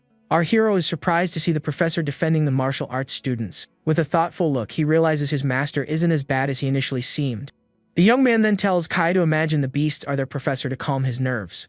Hearing this, Kai perks up, saying it's a brilliant idea to motivate himself for the coming battle. But the professor overhears their conversation and glares at them with pure fury and irritation. Our protagonist then reminds Kay that a beast cannot break his defense if he remains focused. A man appears on a holographic screen and begins to explain the tournament's rules. He states that anyone who tames 10 beasts will receive a perfect score, and the time limit is 10 minutes. Julia then announces the start of the tournament, calling the first group of competitors to the arena. The arena is then bathed in a pink light and Julia is transported into a barrier-enclosed space. She realizes she is in a different location and wonders how so many beasts could fit inside. Next, the girl finds herself in a dark space filled with red eyes watching her. Several giant beavers with sharp teeth appear, growling angrily at the young girl. Her staff in hand, Julia prepares to confront the creatures with her powerful magic. She then casts a purple lightning spell, declaring she has captured the small magical beasts. The blast of lightning strikes the creatures, leaving them paralyzed on the dark arena floor. The man on the screen explains that when a beast submits, a purple smoke is emitted from its body. This allows the professors to monitor the students' progress and assign scores accordingly. One of the professors is shocked by little Julia's speed and efficiency in the tournament. The young girl then completes her task, and a professor congratulates her as the next pair prepares. Her teacher, Linda, praises her for finishing in just 3 minutes and Julia happily thanks her. The girl then asks for the location of the martial arts department so she can watch her brother. The teacher informs her that they are scheduled last, and it will be some time before they compete. While waiting, a mysterious woman observes the activity in the arena with keen interest. She wonders if our protagonist will manage to repeat his feat from the entrance ceremony. 2 hours later, one of the students complains that he only managed 1 point and fears being demoted. Another student comforts him, pointing out that apart from the elite, all the mages only scored 1 point. Kai becomes desperate, wondering if they will be able to remain in the martial arts department. But our protagonist calms him, reassuring him that they are no weaker than the mage classes. The professor then cracks his knuckles, stating they are correct and should not underestimate themselves. He explains that no one was injured because level 1 beasts are incapable of harming humans. With that, the master asserts that in close quarters combat, they are stronger than low-level mages. The students are surprised by this encouragement, and the professor grumbles, annoyed at the brat's reaction. The representative Tishi reports that she has checked and confirms that no one was indeed injured. She continues, stating that most of the mages are exhausted from expending all their mana in the test. Tishi also reveals that the arena is equipped with barriers to prevent students from being surrounded. She then advises them to flee if they cannot win and to manage their stamina wisely. The students express their gratitude and celebrate the tip, and the master thinks he made the right choice for representative. Suddenly, a man with a mocking smile says he overheard someone spying on his class. The newcomer takes a seat, remarking that without talent, they can only resort to cowardly tricks. Shigard addresses him as Greg, and the man states he came to inform them that their department is next. With a sinister smile, the man threatens to shut down the martial arts department for good. The martial arts professor remains silent, appearing deeply shaken by the threat. Greg continues, asserting that the department should never have been established in the first place. With that, he turns and leaves, laughing as Master Shigart watches him depart. Lucas is reminded of the bullies from his past life and glares at the man with hatred.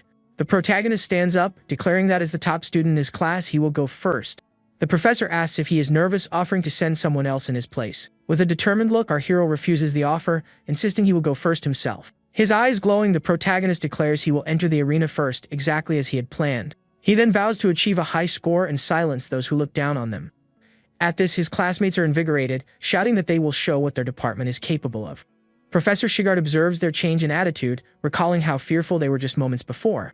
The young men remember Tishi's advice, and the master thinks to himself that they are a bunch of simpletons. 10 minutes later, our hero sprints through Arena 10, navigating a mist teeming with monsters. With a clenched fist, the young man prepares to use his abilities to deal with the creatures. He then notices the magical perception circles, planning to avoid them in order to fight undetected. At that, the young man releases a blue aura, preparing to unleash his true power without being seen. It is explained that a master can borrow the abilities of his beast after their souls have connected.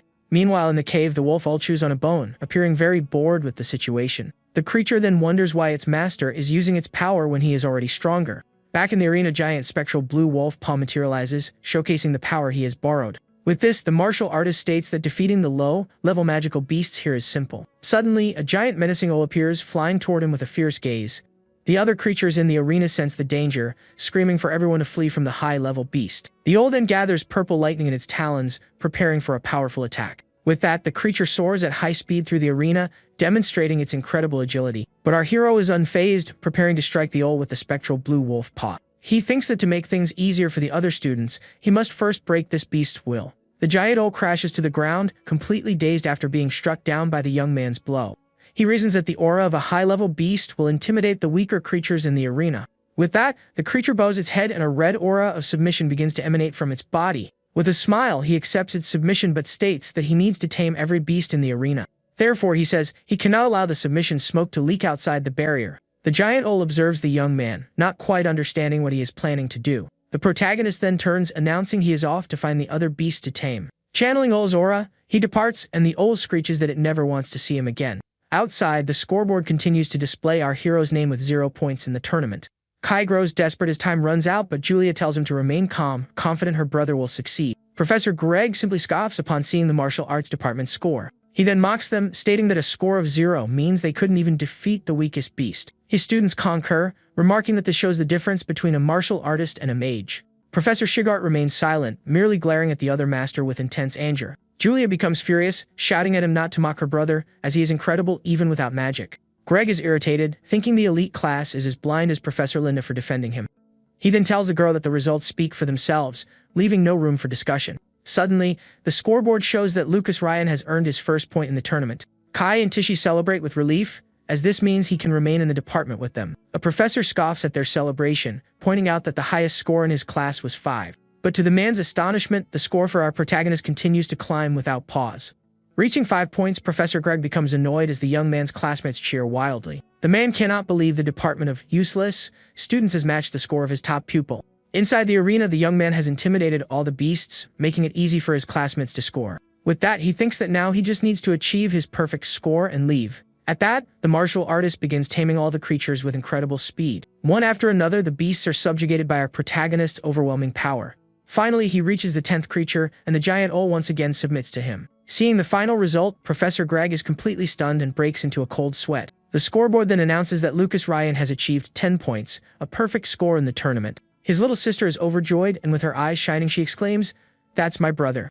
The other students are in disbelief that the martial arts department achieved the maximum possible score. The young man pats Julia's head, and the girl says she always knew he could accomplish it. Professor Greg then shouts that it's impossible for a martial arts freshman to tame 10 beasts. With that, he points at the young man, accusing him of using an imposter to take the test.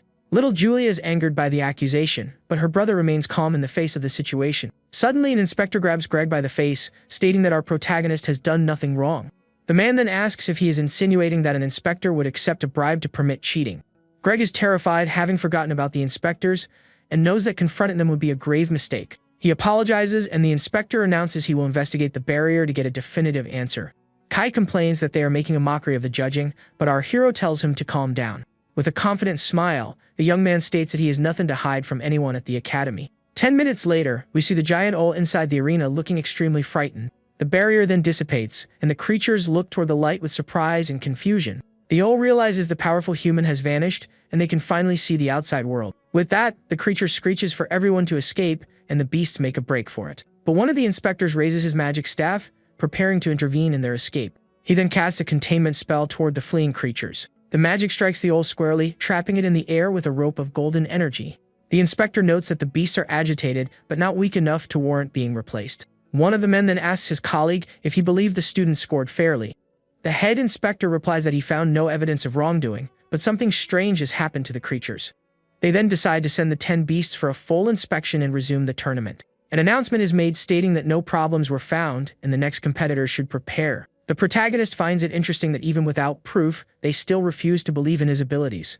But with a confident look, he appears to be one step ahead of everyone at the academy. He glances at Tishi and his master, thinking that the real surprise is yet to come. The scene then cuts to Tishi, who runs into the arena for her own test. With a determined look, the girl tells herself that she cannot lose to Lucas. Inside the barrier, the young woman confronts a gray wolf and prepares for battle. The girl lunges, delivering a swift sequence of powerful blows to the gray wolf with great agility. She thinks that if she can't defeat it in 30 seconds, she will change tactics and head for the gate.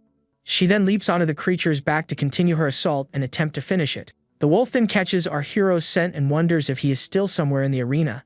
The representative prepares another strike with her clenched fist, aiming to end the battle. But the creature submits instantly, and the girl is greatly surprised by the wolf's reaction. She wonders how a level 3 shadow wolf could have submitted so easily and quickly.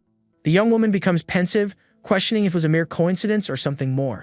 With a confident smile, she realizes that perhaps her department is not so weak after all. With that, she moves on to the next creature, attacking it with a powerful punch to the face. Her score then rises rapidly as she defeats a giant boar with ease. Kai cheers for her excitedly as her score continues to climb relentlessly on the board. The girl shouts with determination, successfully taming her sixth creature in the academy tournament. A saber-toothed tiger is startled, and she quickly reaches 9 points in the arena. The final creature is defeated, and the young woman achieves the maximum score of 10 in the tournament. The scoreboard then announces that Tishi Himaru has also achieved a perfect score of 10 points.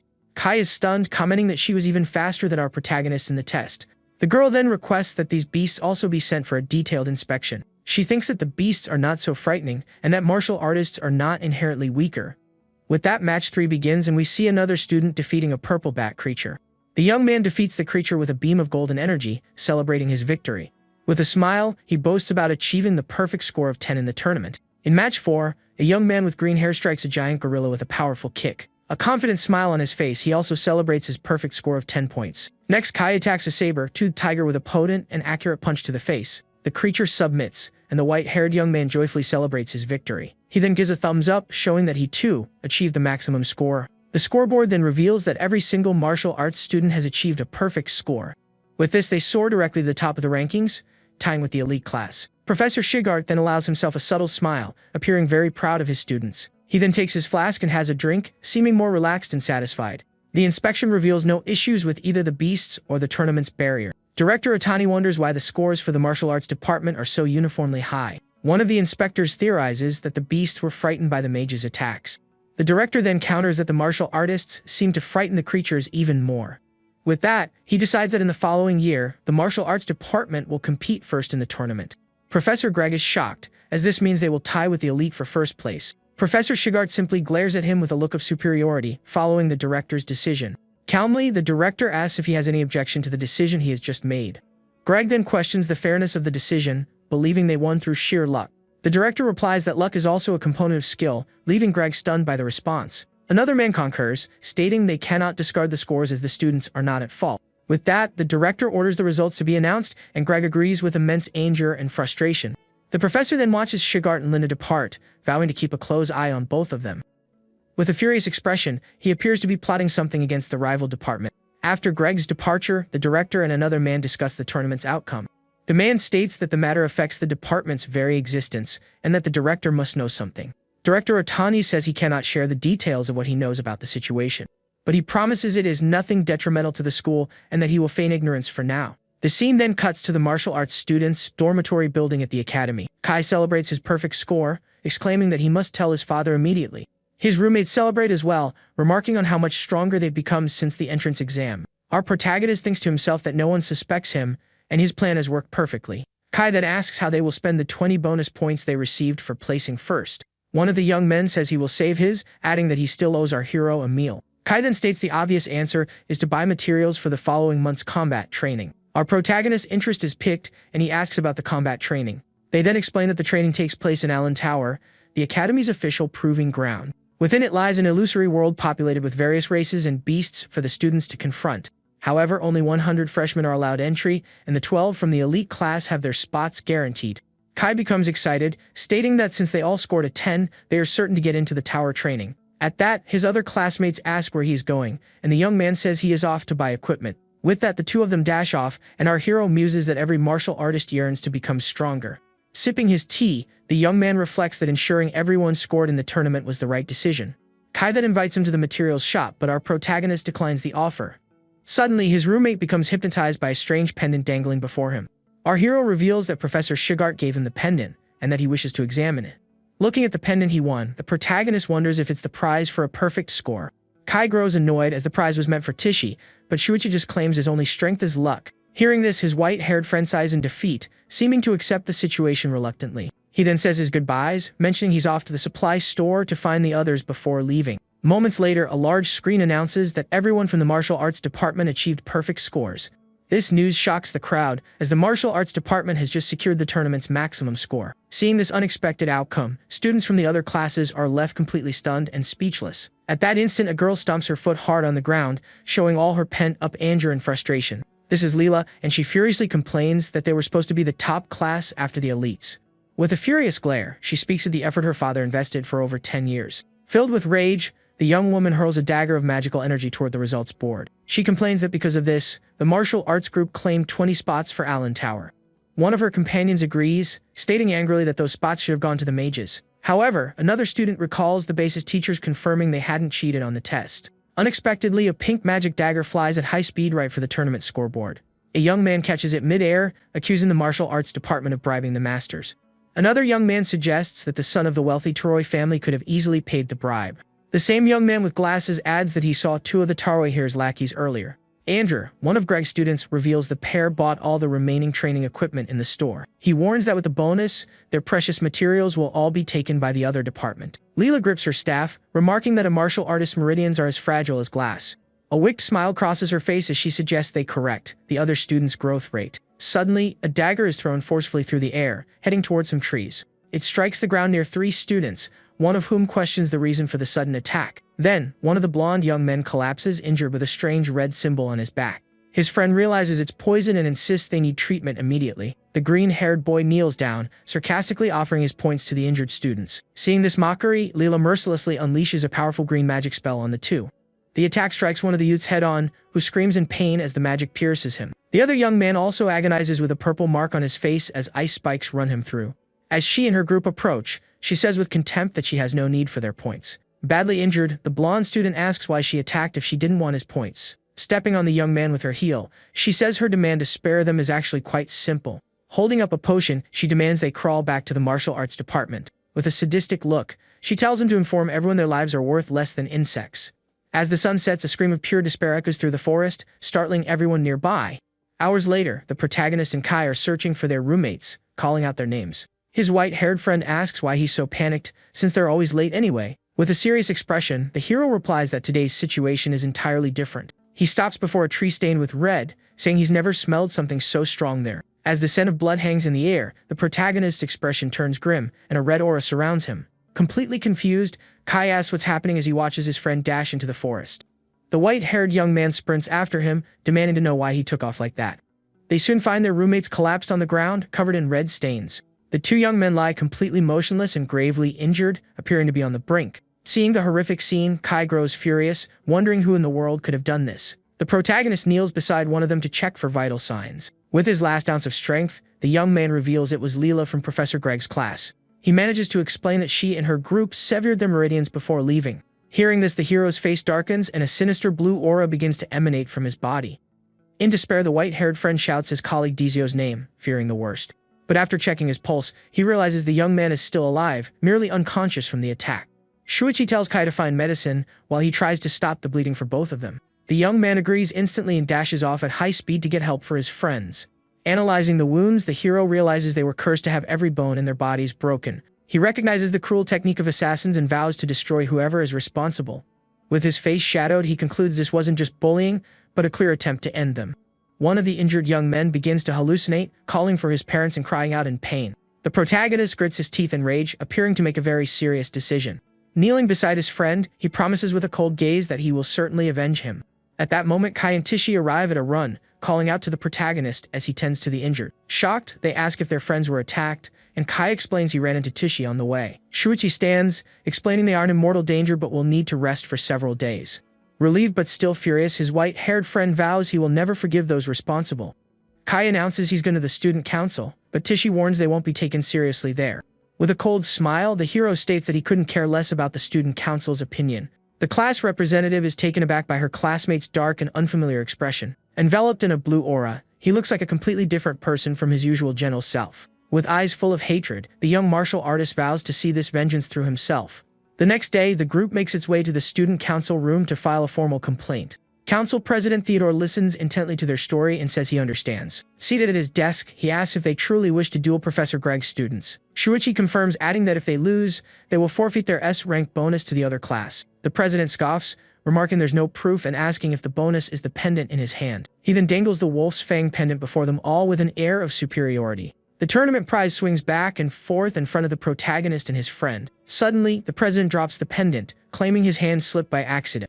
With an arrogant look, he asks if they don't find it inappropriate to wager something so cheap in a duel. The pendant lies on the floor near Shuichi's boot as he clenches his fist in silent rage. A golden light flashes in Kai's eye, showing his patience has finally snapped. Furious with the president, Kai moves to act, but the protagonist stops him from doing anything rash. Shuichi then calmly asks what would be considered an appropriate wager for their duel. The council president considers this for a moment, casually running a hand through his hair. The protagonist suggests that something unique to the school would be a fitting bet for the showdown. At this, an idea seems to strike Theodore and a malicious smile forms as he begins to speak. His eyes gleam as he suggests betting their entry qualifications for the Allen Tower. The proposal is that the losing side will permanently forfeit their right to enter the tower. Without a moment's hesitation, the protagonist accepts the wager with a serious, determined look. The duel is scheduled for 2 days later, and many disgruntled students cheer for Greg's class. Professor Greg, without any remorse, even praises the 3 students who attacked Shuichi's classmates. Meanwhile, Master Shigart quietly intensifies their combat training sessions. The martial arts professor observes his students training with a focused and very serious gaze. When the day of the duel arrives, a grand arena has been set up for the confrontation before a massive crowd. Some students murmur that it will be interesting and that they plan to support the martial arts department. Leela then taunts Shuichi, offering that if he apologizes now, she might just forgive him. But the hero calmly retorts that none of them know how this match will end yet. Kai brandishes his dagger, declaring he wants to get this over with as quickly as possible. Across the arena, Andrew adjusts his glasses and, staff in hand, invites them to begin. As the starting signal sounds, the white-haired friend rushes swiftly toward his opponent.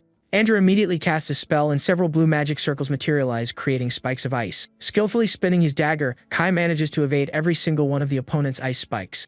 Andrew is completely stunned to see Shuichi's friend successfully defend against his attack. With a confident smirk, the white-haired young man taunts the mage, asking, "Is that all you've got?" He then hurls his dagger toward the ice spikes that now cover the arena floor. The martial artist points his weapon at his adversary, challenging him to make the next move. Andrew adjusts his glasses, his thoughtful expression suggesting he's analyzing the duel. He then smirks, thinking to himself that his opponent has no idea he's walked right into a well-laid trap.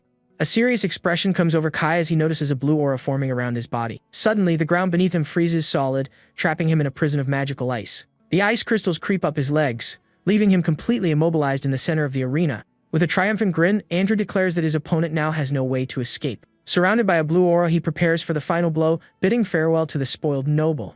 Even trapped, the protagonist's friend refuses to give up, bracing for his opponent's attack. The mage slams his staff into the ground, unleashing a massive wave of ice across the arena. After the attack, a single drop of red liquid falls onto the frozen ground, signaling an injury. Andrew smiles with satisfaction, asking if the young martial artist finally understands his place. We next see Kai struck by the ice as his opponent says this is for provoking a mage. The young man hangs his head, covered in ice, looking utterly defeated. His opponent approaches and mocks him, telling him to speak up if he's surrendering. Lila smirks with disdain, remarking that as expected, trash will always be trash. With a derisive smile, Lila offers to spare his life if he admits defeat right now. A flash of anger in Tishi's eyes shows her fury at the blue-haired mage's taunt. Shuichi then asks how long they plan to keep spouting nonsense before they're satisfied. In response, Kai challenges the ice magic with a fairy aura, a lava orb forming in his hand. "You idiot!" Leela exclaims, her face a mask of panic and surprise at his reckless move. Andrew senses the imminent danger and yells for his teammate to flee the arena immediately. The lava orb then detonates, creating a massive, fiery explosion that engulfs the arena. The force of the blast hurls Andrew backward, kicking up a thick cloud of dust. In shock, the mage realizes it was lava jelly and questions his opponent's sanity. Seizing the opportunity, Kai charges at high speed toward the stunned mage. He lands a devastating punch, shattering his opponent's magical defense circle. Andrew spits a red liquid, gritting his teeth in pain from the staggering blow. The audience gasps in shock to see a martial artist gravely injure a mage. A student in the crowd screams that the young man's legs are completely charred. To escape the ice, he had sacrificed his own legs, a display of incredible determination. He then explains he waited for the opening that appeared when the mage's magic was broken. Andrew is enraged, unable to believe he was wounded by a mere martial artist in front of everyone. He screams that with injured legs, his opponent can no longer dodge his attacks. However, the young martial artist reveals he still has another lava orb in his hands. The orb erupts in a blinding flash of light, enveloping Kai in another huge explosion. Sporting a victorious smile on his bruised face, Kai shows he won't give up so easily. Andrew is shocked by the insanity of the young man, who charges forward even after the blast. However, the mage manages to freeze Kai's hand just before he can land the final blow. In the next moment, the white-haired young man's other hand is also frozen by the opponent's ice magic. The young man grumbles that he hates ice users because they always slip up at the last second. Wounded, Andrew yells desperately for the martial artist to stay away from him. Ignoring the warning, Kai shatters the ice with a powerful headbutt, striking the mage directly. From the force of the impact, Andrew spits more red liquid as his glasses shatter into pieces. He is then thrown violently against the arena wall, utterly defeated. Collapsed on the ground, the mage can't believe his ice shield was broken by sheer brute force. With a triumphant smile, Kai raises his dagger and is declared the winner of the first match. He remarks that he was feeling great, but Shuichi reveals he slipped a drug into his breakfast. The white-haired young man expresses his concern for Tishi's upcoming fight against the girl, but the protagonist reassures him, saying that if it's Tishi, she will undoubtedly be fine. In the crowd, someone comments that Andrew only lost because he went easy on Kai for being from a wealthy family. Taishi becomes irritated, knowing he won through his own skill, which they refuse to admit. As the match begins, the girl advances with incredible speed toward her opponent. Leela summons spikes from the ground, attempting to defend against the martial artist's swift attack. The protagonist watches as Leela remarks that martial artists are obsessed with honor. With a wicked grin, she declares that for mages, the only thing that matters is the final result. However, Taishi is far quicker, effortlessly dodging the spikes. The girl then whispers something in Leela's ear, leaving the mage completely shocked. With a powerful punch, she strikes the mage head on, instantly shattering her spike defense. Leela coughs up a red liquid, wondering how a level 1 girl could possibly be so fast. The mage's eyes glow with a blue light as she appears to prepare for a counter-attack. Taishi then unsheathes her sword, stating she will explain the reason for her speed. Grabbing Leela by the arm, she says there is a core teaching in the martial artist's code. Her eyes glowing within a fiery aura, she proclaims they must protect human life. Shocked, the mage uses her plant magic to try and break free from her opponent's grasp. The martial artist then strikes Leela's mana meridians with a series of lightning-fast blows. Witnessing the precision of the strikes, Kai and the protagonist are impressed by Taishi's skill. The hero smiles, thinking that as expected, his classmate has remarkably sharp eyes. The young woman then states that she shouldn't have trampled on a martial artist's pride so carelessly. With one last strike, she defeats Leela, securing the second match for the martial arts department. After the fight, several poison needles fall from Leela's sleeve, revealing her hidden weapon. In another room, a woman questions Theodore for allowing something so dangerous in the students' duel. But the council president dismisses her concerns, saying she's overthinking it and no one was harmed. Professor Greg is furious, stating there was a reason Shigart chose Taishi for the match. He complains that their goal was to crush the other's spirit and claim the tower spots.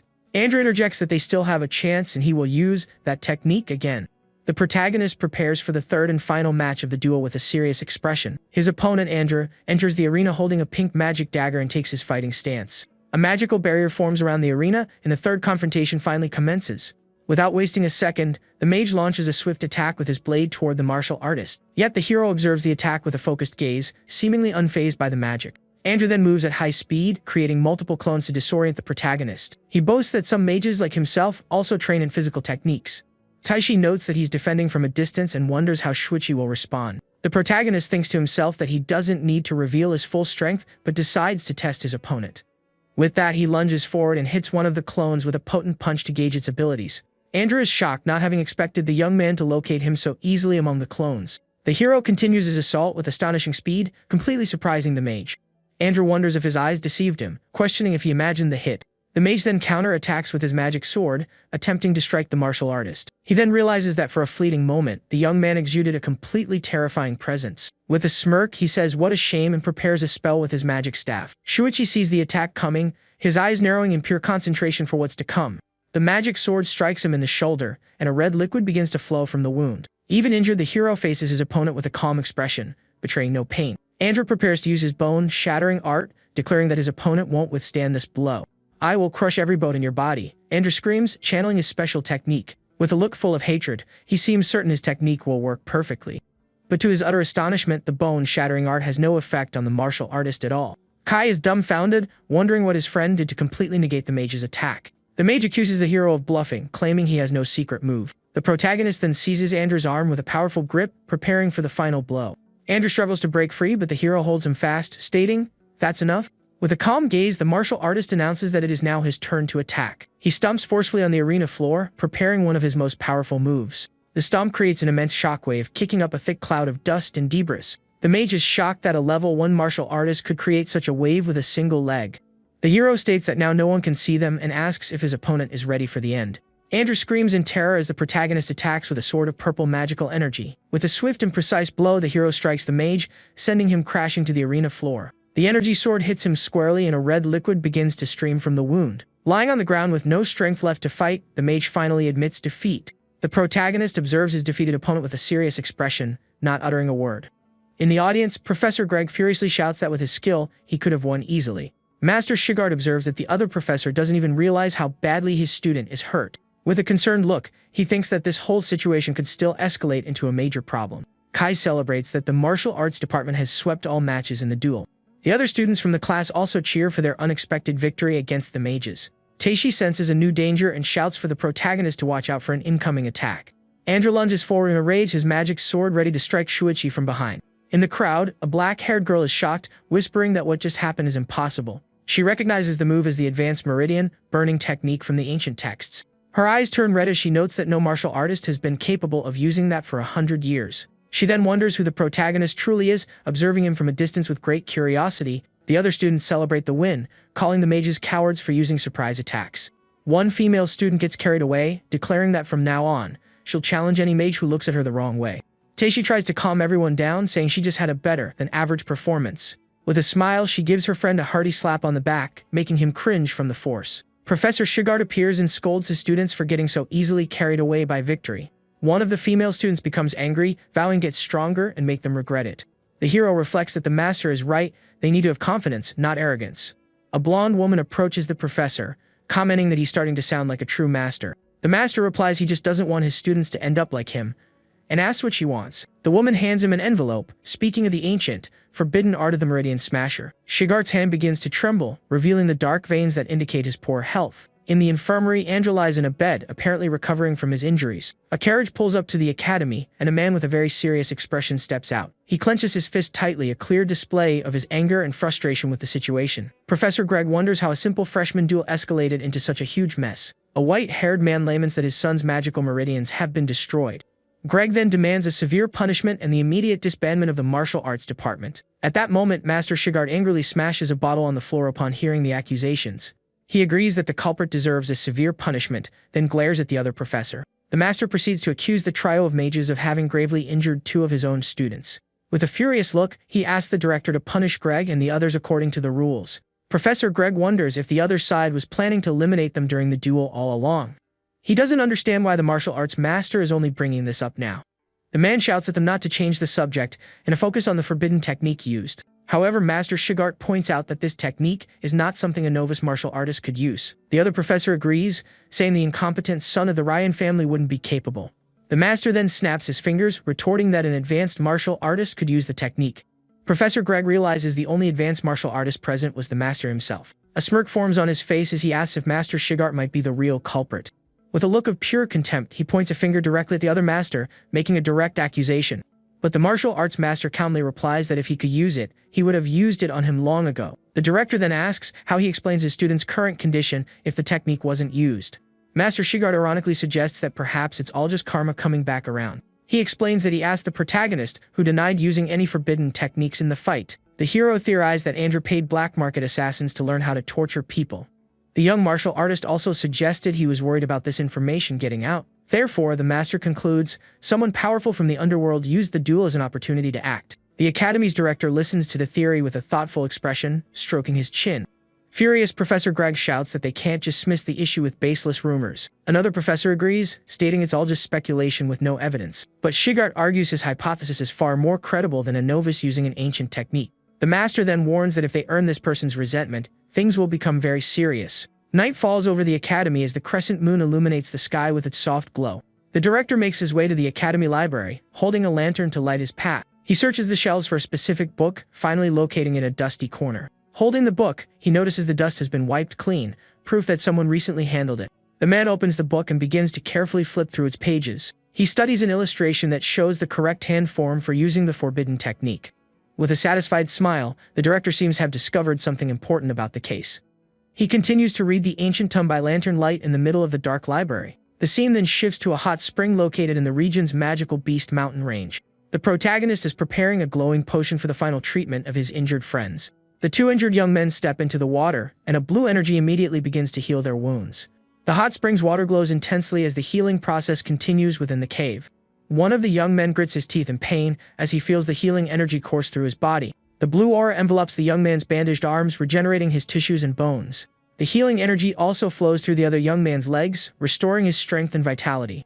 The second young man also feels the pain of the process, groaning as his injuries are mended. The blue aura concentrates on his back, healing the wound and removing the mage's curse. The protagonist watches, telling them to endure the pain just a little longer to be fully healed. He then reveals that martial artists like mages can also use healing techniques. Several days later, in the city of Dak, Shuichi's parents arrive to visit their children. Their carriage stops, and they alight, eager to see their children after so much time has passed. The mother remarks that it's been a long time, and the father agrees they will see them soon. She observes the city, commenting that nothing has changed since her last visit. The father then calls her name, seeming to notice a hint of sadness in her distant gaze. The mother smiles, telling him not to worry and that she was merely lost in memories of the past. The carriage then continues on its way through the city streets, heading toward the youth's academy. With tears welling in her eyes, the mother appears both moved and surprised by something she sees in the distance. A man on horseback approaches them, holding the reins with a calm expression. This is Saint Miranda, Catherine's younger brother and Awa's father, who comes to greet them. 10 years ago, Beastmen tribes launched a massive assault on the Empire's borders. The monstrous creatures attacked with ferocity, baring their sharp teeth and claws. People banded together to resist the Beastmen armies in a bloody, hard-fought battle. During this war, the young mage Catherine Miranda fought bravely against the creatures. She used her powerful magic to vanquish the monsters and protect her comrades. It was there she met the young commander Holt Ryan, and the two fought side by side. With a confident smile, the knight fearlessly faced the monsters on the battlefield. The young mage watched him with admiration as they battled the enemy forces together. After facing death together, the two promised to spend the rest of their lives as one. However, her father, Duke Miranda, fiercely opposed the marriage of the two young lovers. The man muses on the irony of their children now meeting at the magic school. With a smile, he reflects that time passes so quickly, and things are always changing. He then compliments her children, mentioning that his father thinks Julia resembles a younger version of her. Shuichi's mother is surprised, asking if their father truly acknowledges Julia's existence. With a warm smile, he invites her to return home, saying their father has always wanted to see her. He sighs, seemingly hiding something from his sister, who watches him with suspicion. The man then reveals that their father wishes to see only her, not the rest of her family. With tears in her eyes, the woman realizes her father still refuses to accept her husband, Holt. The protagonist's father tells her to go, stating he needs to head to the front lines anyway. Shuichi's mother worries about his departure, but he reassures her with a gentle smile. Holt then says his farewell, promising to come for her as soon as the military campaign concludes. Her brother reveals that Holt swallowed his pride and asked for help to reconcile with their father. He then expresses a wish that one day, someone will come along to end the prejudice against martial artists. The protagonist sneezes, wondering if he's caught a cold despite his recent intense training. His sister Julia comments that it's rare for Kai to buy food for anyone else, looking curious. Kai tells them to leave him alone, adding that he'll treat his friends to lunch once they've recovered. The hero replies that he thinks it's alright, and that they don't need to worry about it. Nearby students gossip about the martial arts department's luck and the rumors from the duel. A blonde girl overhears their conversation, appearing interested in the circulating rumors. One of the young men becomes irritated by the gossip, and a dark aura of pure rage surrounds him. The protagonist apologizes and asks his friends to head to the cafeteria with Julia first. As Julia eats cheerfully, the hero notices she is wearing a new hair clip. She explains it was a gift from Owa and the Miranda family, which surprises the protagonist. He reflects that it's no surprise they would want to get close to a genius like Julia. The young martial artist then asks his sister to get along with Owa for their mother's sake. The girl agrees, adding she needs to write a letter to their mother about becoming a representative. At that moment, a purple-haired woman approaches and congratulates her on the achievement. The woman praises the girl, saying she will become a pillar of the school in the near future. The protagonist observes the woman, noticing her gaze is fixed on his sister's legs. A young man nearby gets annoyed by the woman's behavior and scolds her for staring at the girl. The black-haired woman who watched the protagonist during the duel silently observes the scene. A little earlier, a blonde teacher had stated that Julia surpasses the other student in every aspect. For that reason, she concluded the protagonist's sister was more suitable to be class representative. She then asked the black-haired girl to please understand her decision regarding the position. But the young woman declared she would prove with her skills that the teacher was only showing favoritism to Julia. Shuichi's sister sees the girl leaving the room, confused and unsure of what just transpired. She comments that the other student seemed very upset and really stormed out of there. Worried, she decides to buy lunch and take it to Owa, since she hasn't seemed to be eating. The purple-haired woman then asks if Julia is close with the other girl in their class. The protagonist's sister confirms this and praises Owa's mental magic, calling it incredible. The woman agrees that mental magic is rare, but seems to be withholding some information. She touches the table, and a blue magic circle forms around the group of students. The magical barrier prevents any sound from leaking out, ensuring no one can overhear them. The hero wonders if it's a silencing magic circle designed to contain sound.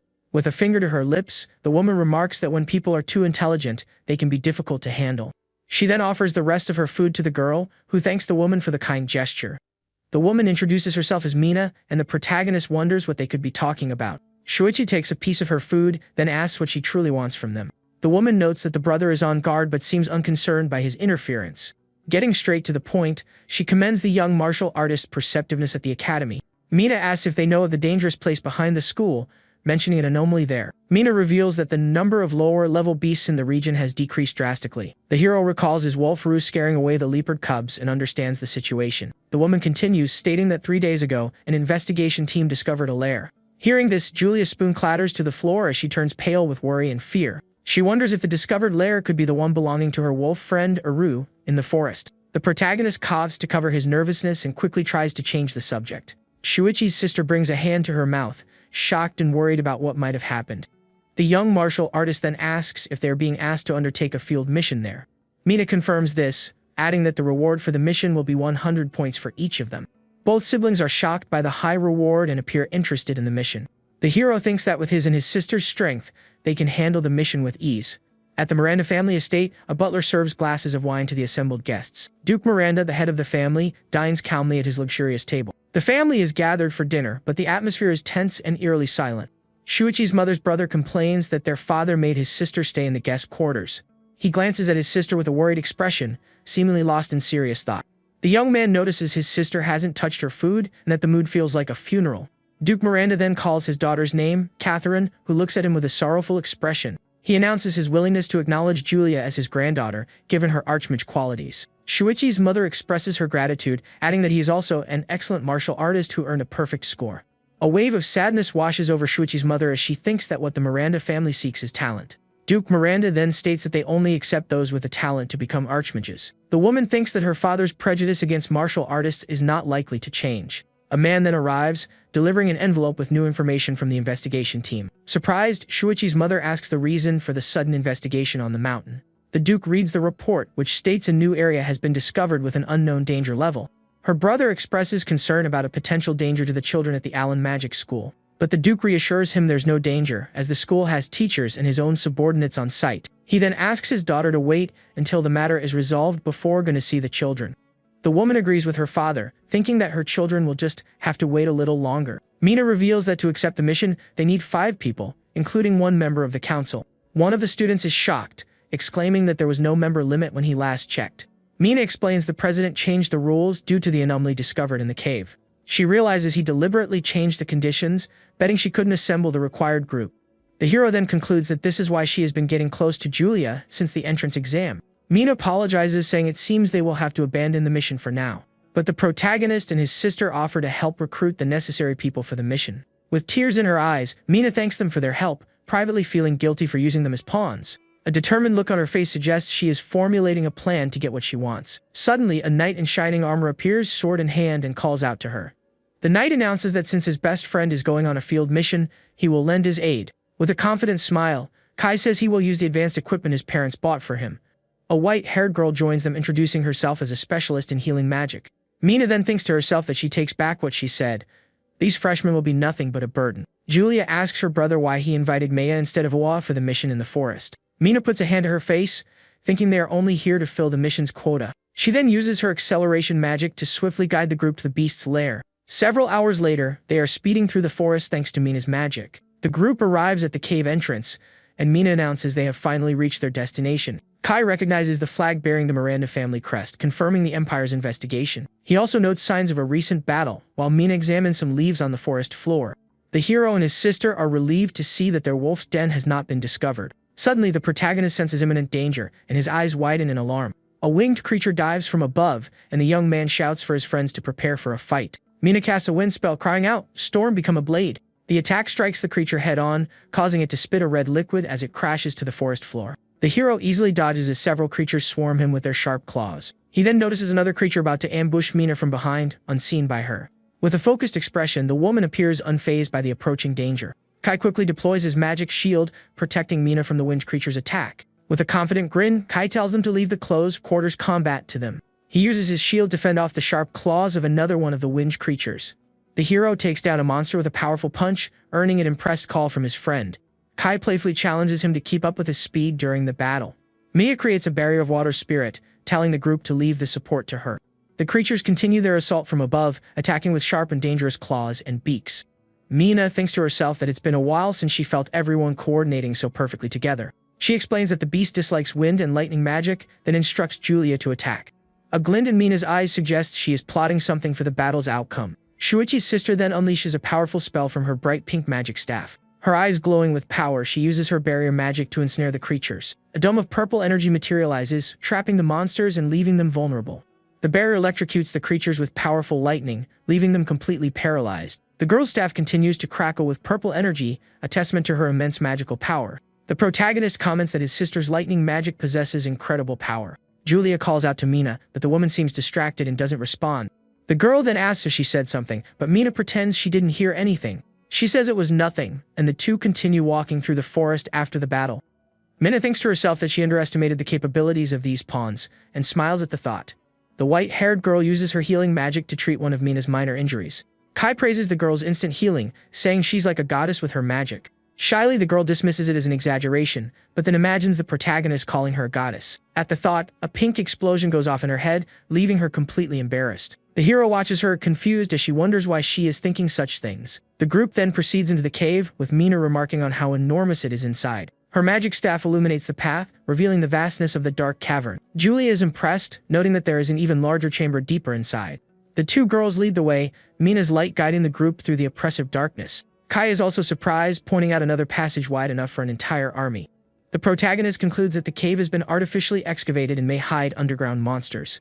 He warns the group to stay alert, as the deeper they venture, the more dangerous it will become. Without warning, several goblins leap from the shadows, attacking the group with sharp axes. Julia immediately launches a sphere of purple energy, electrocuting the creatures with powerful lightning. The goblins shriek in pain as they are struck by the girl's magic and collapse to the ground. Mina explains they are blind and rely on hearing, but the attack has secured their safety for now.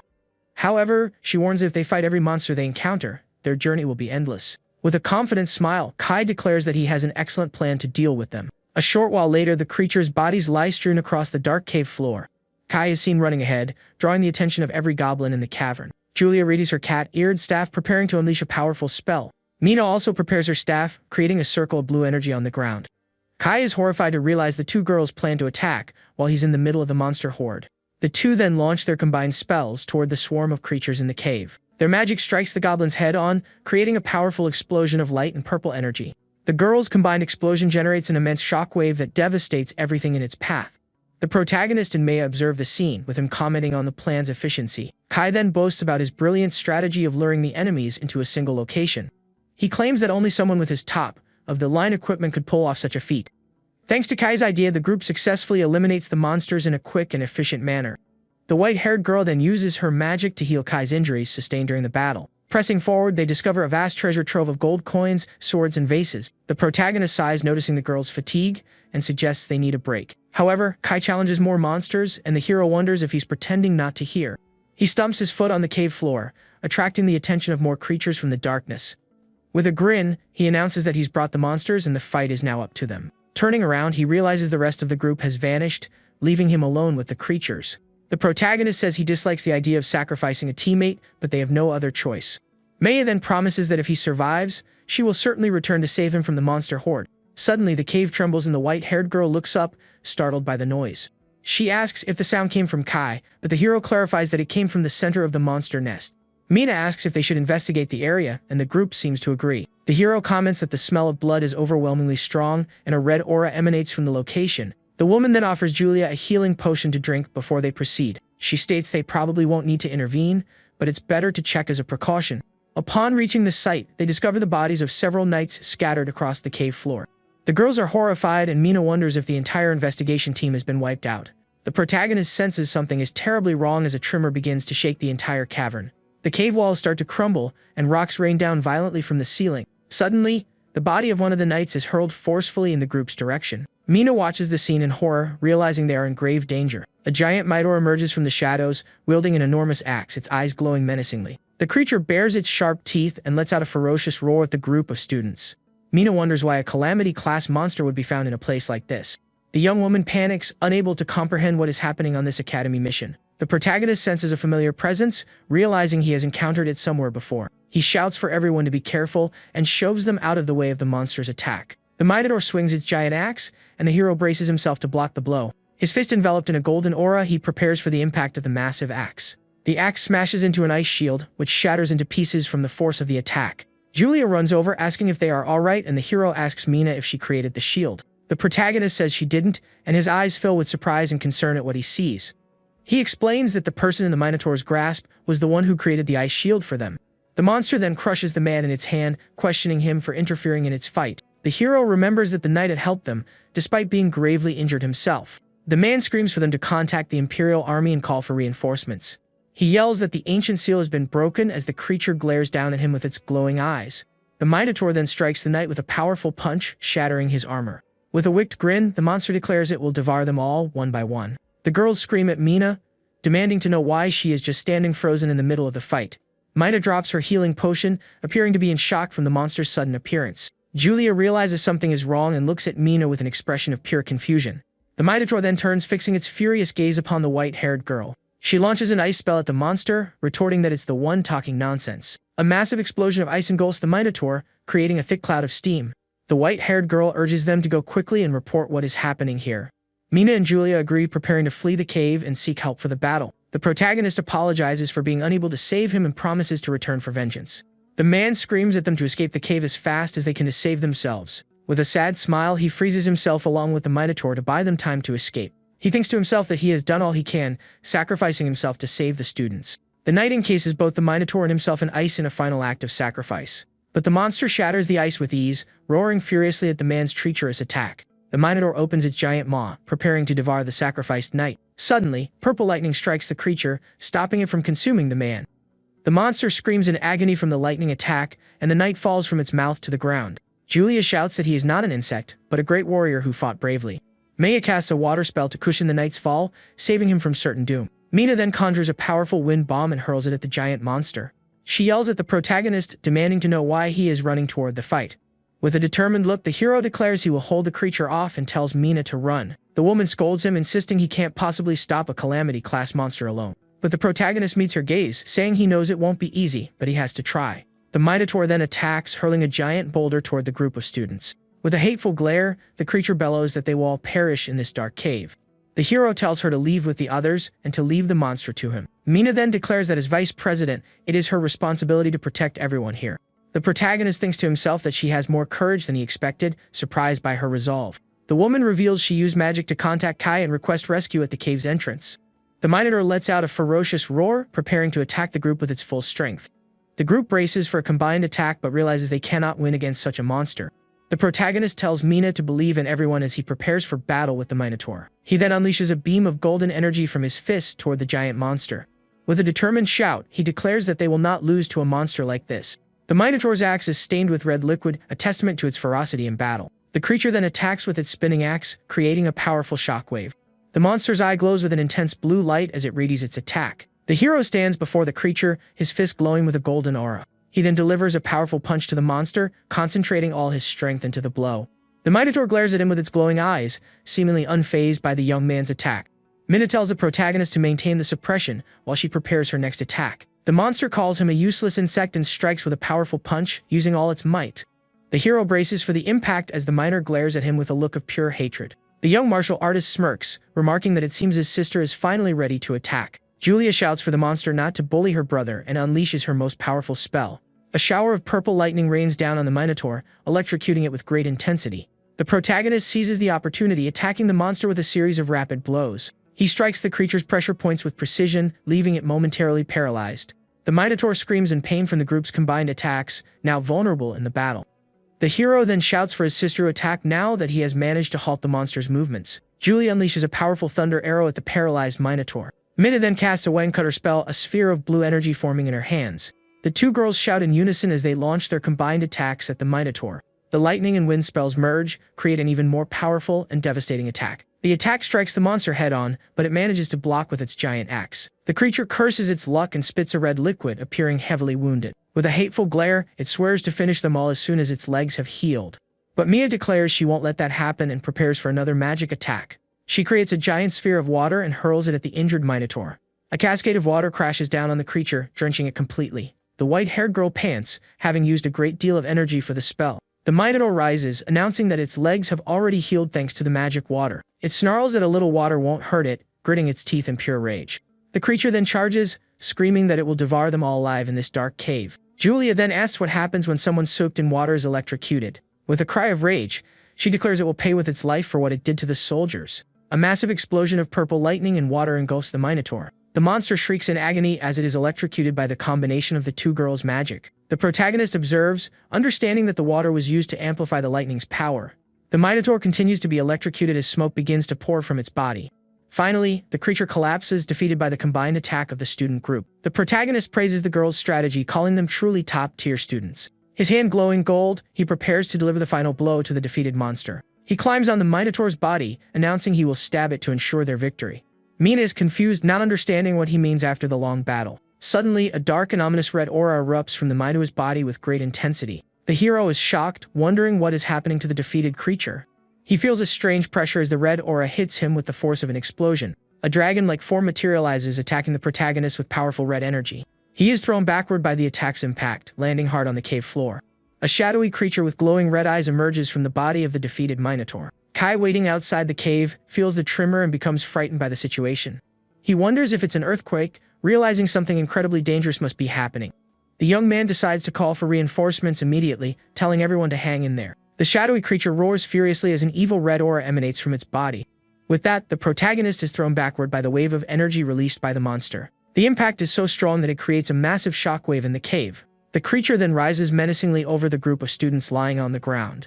The young man realizes he was hurt just by the sound waves of the monster's voice. Then he turns around concerned and asks if all his companions are okay. Mina tries to fight back and creates a magic circle of silence to cancel out the creature's power. But she is quickly defeated, and her staff falls limply from her hand. Right after, we see that Mei is also on the ground, completely unconscious. Even the powerful Julia is down and injured, unable to move. With a look full of anger, the protagonist reveals himself as the only one still standing. He then releases a powerful golden energy, getting ready for combat. The creature roars back at the martial artist, ready for the upcoming clash. At that moment, a beam of golden energy is fired toward the monster. The attack hits the creature right in the face, but it doesn't seem to cause much damage. Without stopping, the hero charges forward with a powerful punch wrapped in his golden aura. His eyes glow brightly as he vows to take that creature down. The monster looks even more furious at the young martial artist's attack. The protagonist then launches a massive energy beam that pierces through the beast's body. Wasting no time, he prepares another golden energy punch to keep up the attack. The punch lands squarely on the creature's face with a devastating impact. A close-up of the hero's determined face shows all his conviction in the battle. The monster is then struck by another powerful blow from the martial artist. He wonders how the creature seems to feel no pain at all from his strikes. With a serious look, our hero gets ready to continue the intense fight. Parts of the monster begin to regenerate with a dark and frightening energy. Shuichi is shocked to see the creature's arm completely regenerate. The creature then swings its newly formed arm with incredible force. It attacks with its axe, now covered in a sinister red aura. The strike creates a huge explosion, and our hero tries to dodge the fatal attack. The young man caws from the heavy impact and realizes he underestimated the damage from the previous roar. With that, the creature says that the power of the strong makes its heart race. Right after, it attacks with full force, creating a massive explosion on the ground. The collision between the two is so intense that it cracks the entire cave's walls. Next, the monster lunges forward with its glowing red eyes. The creature's arm then turns into a blade covered in dark energy. The beast takes on an even more shadowy form, unleashing overwhelming power. With its new strength, the cave floor begins to shake and crack everywhere. It smashes the ground with a punch, causing rocks to fall from the ceiling. Shuichi realizes the debris is heading straight for his fallen friends. Without thinking twice, the hero runs to try and protect his companions. A giant rock is about to hit one of the unconscious girls, but the rock is completely shattered by a golden energy attack. The protagonist then uses his fist to destroy the rest of the rocks. After saving everyone, he turns around to check if his friends are safe. In the background, the shadowy monster just watches with its evil aura. Then the creature opens its mouth and gathers a massive amount of energy. It unleashes a powerful roar that creates rings of sonic energy in the air. The martial artist takes the powerful shockwave head-on. He realizes that the roar echoes off the cave walls, becoming even stronger. With great difficulty, the young man tries to protect his friends from the sonic attack. The pressure is so intense that he sustains heavy damage all over his body. The beast seizes the chance and lunges for a final strike, yelling, "Pirage!" Suddenly, the creature stops its attack with a look of pure surprise. A blonde warrior with a golden aura appears and blocks the monster's blow. He seems to be wondering why he is helping those people. The scene focuses on the creature's mouth, which appears to have been hit by something. The blonde warrior is then surrounded by his golden energy, resisting the power. With great ease, he manages to defend against the shadowy creature's attacks.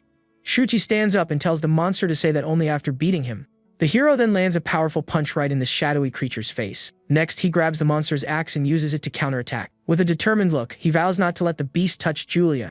The creature gets even more furious at the young martial artist's boldness. Without hesitating, the protagonist swings the heavy weapon and attacks his enemy again. The strike hits cleanly, and the creature stumbles back a few steps from the impact. But the beast recovers and grabs the hero's arm with its dark hand. Shuichi then unleashes a burst of golden energy to break free. With that, the monster lets out a grunt of pain as it's hit by the aura. Right after, a dark hook-shaped weapon appears in the creature's hand. The protagonist's eyes glowing agilely dodges the beast's attack. His eye shines with an intense golden light as he gets ready to fight. A rapid exchange of blows begins between the two opponents in the cave. The creature seems surprised by the young fighter's skill and strength. With a swift move, he creates an energy stake and pierces the monster. The beast roars in fury and prepares a devastating counterattack with its aura. It punches the ground with all its might, creating an energy shockwave. The red energy wave rushes forward, hitting the hero squarely in the process. At this, the monster gives an evil smile, thinking it has finally won. But Shuichi stands up shirtless, with red marks showing all over his body. The creature is unfazed and creates a giant hand of dark energy to attack. With its eyes glowing red, the beast prepares to crush the hero. The dark hand descends at full speed toward the protagonist on the ground. However, the young man manages to stop the massive strike with just one arm. A huge clash of power occurs, and he begins to push the hand back. The creature is shocked and doesn't understand where all this new strength came from. The monster then furiously shouts that it will end the opponent's journey. The dark hand opens up, revealing a mouth full of teeth to consume him. Next, the beast fires a powerful red energy beam from its mouth. But the creature is left in utter disbelief at what happens next. The hero fires a massive red energy beam from his mouth at his enemy. As he does, his face twists in fury while the dark energy takes over him. The blast of power cuts right through the monster's attack and hits it directly. Then, the explosion is so powerful that the beam blasts through the cave's ceiling. Rain begins to fall, and a drop of water wakes Julia, who had passed out.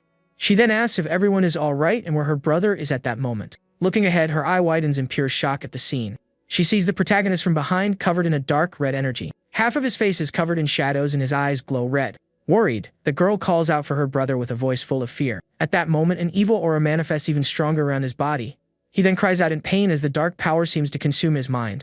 A shadowy symbol glows brightly on his back with a sinister light. The scene takes us to an underworld realm called the Hall of Wrath, filled with chains. In this place, a powerful dark fiend seems to be waking up from its slumber. A giant hand made of fire emerges from the flames with incredible power.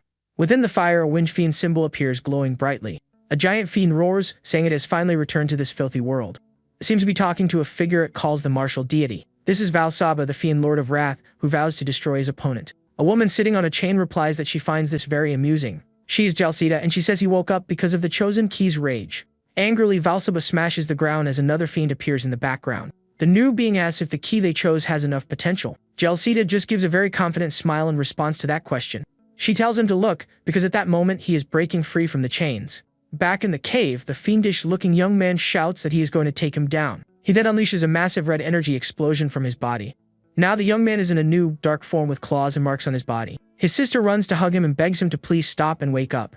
Mina then uses a calming spell while a spiritual version of the hero appears. She seems to be sweating and struggling a lot to keep the spell active. But the possessed protagonist readies a punch, and Mina yells for Julia to get out of there. With his eyes glowing red, he is about to attack with full force. His sister then hugs him tightly and begins to cry, calling out for him. With that, a tear falls from the young man's eye, reflecting his sister's face. In his mind, he sees Julia crying and manages to remember her again. With his eyes returning to normal, he wakes up upon hearing his sister's voice. Back in reality, his punch hits the ground right next to her, opening a crater. Julia and Mina look at the dust that rose from the impact of the powerful blow. The girl then asks if it's really him while noticing the symbol on his back. The dark power begins to retreat from his body in a very painful process. She then approaches carefully and calls for her brother, a little scared. He says he's back to his senses and asks her to step back, and Julia agrees. A golden aura then begins to emerge, purifying the evil energy. The golden power grows more and more, taking over his body. His eyes now shine with an intense golden light full of power. With that, a pillar of golden light comes down and hits the cave floor. The dark mark on his back begins to burn away from the sacred energy. His friends ask if he's okay, and the young man replies that he is. Then he hugs his sister and apologizes, saying he won't do it again. A message from Kai arrives, letting them know he brought backup to help. In the underworld, the fiend Jalcida says there's no need to rush now. She mentions that the key still needs to go through more tests and trials, such as losing his entire family in order to awaken his true power. Her snake's tongue then approaches a vision of the young Julia. In a dark place, a voice begins calling for Lucas, asking him to wake up. He then sees his parents and sister smiling at him, saying, "That's great." The young man wonders where he is and sees his sister sitting in front of him. His eyes fill with strain and he grits his teeth very hard. He wonders what that is while his fist gets covered in dark energy. With that, he realizes his body moved on its own again without his permission. In this state, he can only call out for his family amidst the darkness. Then the young man wakes up in the infirmary, throwing a punch in the air and startling his friend. In the academy's infirmary, Kai is holding his nose, which got hit. Kai complains that he would hit him back if he weren't injured, and the young man apologizes. The friend then steps back, grumbling in pain from the unexpected punch. Shuichi wonders why he had that dream, and if it's the cave's power acting up. He remembers the feeling of losing his mind, which is just like the monster outlaws. But he thinks that back then he hadn't completely lost control. This time, it feels like his consciousness was consumed while fighting the Minotaur. The martial artist only remembers feeling an uncontrollable rage. He then questions whether it was the anger that made him lose his mind. The young man wonders if it's possible to suppress anger during an intense battle. Then he wonders if he should have someone nearby to stop him in fights. The young man gets thoughtful, trying to find a solution to this problem. But he soon grows desperate thinking about the consequences of his idea. It's too dangerous to ask other students to stop him in his berserker mode. He takes a deep breath, trying to calm down and think of another alternative. Then the hero decides that he needs to learn to control himself on his own. Meanwhile, a man in a black trench coat walks down the infirmary hallway. A nun says he is out of danger but questions his injuries. The mysterious man then takes a sip from a bottle he carries with him. Another nun comments that she heard he protected the younger students. The man thinks it's no surprise he got hurt carrying 2 dead weights. Suddenly, a powerful golden aura begins to emanate from the man's body. He turns around surprised and recognizes the aura of a high-level martial artist. The nuns get startled by a strong wind that appears even with everything closed. The man's bottle drops to the floor and the golden aura mysteriously vanishes. At the door of the room, the protagonist appears with a golden flame in his hand. With a smile on his face, he gives a peace sign and says everything is fine. Shortly after, he reveals that he successfully managed to use his cloning technique. One of the clones then starts analyzing the situation with a thoughtful look. He remembers that clones have half the strength, and with 3 each has a 6. At this, he realizes this strength is way too weak to stop in berserker mode. But he believes that at least it might buy enough time to escape. Suddenly, his ear twitches, as he seems to have heard something.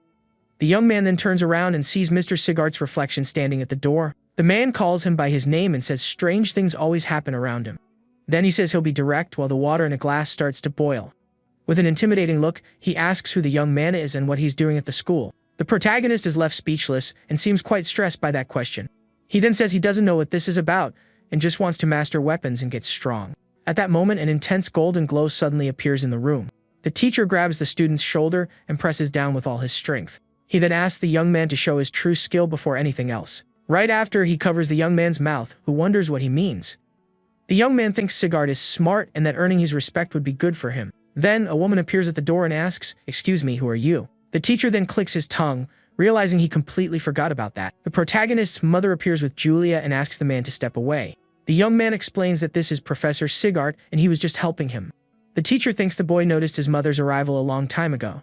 His mother then asks if that's really true, but says he should be resting. Next, she asks the same of the teacher, who gets the hint to leave. The master thinks he hasn't caused any trouble and won't let that happen.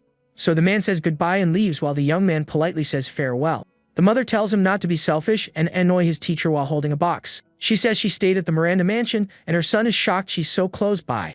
With tears in her eyes, Julia says she wished she could have seen her mom much sooner. The mother then asks her son for help, but he turns his face and tells her not to look at him. The young man then asks if their father isn't visiting along with her. With that, she explains that the situation in the war isn't good and he had to leave. At this, the protagonist thinks the Miranda family is stubborn for not accepting his dad. The mother reveals she has a gift from his father to celebrate his first place finish. With his eyes sparkling with curiosity, the young man wonders what it could be. It's the Ryan family's treasured sword, which is damaged beyond repair. His mom says his dad has big expectations for his future. With a smile, he takes the sword and swears he won't let his father down. Jealous, his sister says he is very lucky to get a gift like that. The protagonist's mother and sister then start laughing at the whole situation. She covers her mouth to hold back her laughter at her son's reaction. He gets embarrassed and asks why they are both laughing like that. With a smile, he affectionately rubs Julia's head and says she's the favorite. The mother then hands a box with beast pills as a gift for the girl. She also reveals she bakes sweets especially for her daughter Julia. The girl jumps with joy and shouts that she loves her mom so much for the gifts. With a smile on her face, the young girl starts enjoying the sweets. The mother asks her to deliver a gift to Jeremy later. She explains that their dad also prepared pills for him, but Jessica didn't come. The girl says she doesn't like him but agrees to deliver the gift anyway. After the visit, the mother says goodbye with a smile and Julia happily replies. Later, in the boys' dorm, someone yells that Jeremy has a visitor. A student recognizes Julia and wonders what the top elite student wants there. Others are surprised to learn that the academy's genius is that guy's sister. A classmate then tells Jeremy to call his sister on their next mission. Angrily, Jeremy turns his nails into claws and prepares to attack. But suddenly, he is restrained by green vines springing from the floor. His classmate is startled and wonders what got into him to react like that. Alone, Jeremy laments that his parents didn't even visit him once. With the gift in his hand, he gets angry that they gave the family sword to Lucas. He then calls his brother trash and swears he will steal everything back. After that, their mother returns to the Miranda mansion, and they say their goodbyes.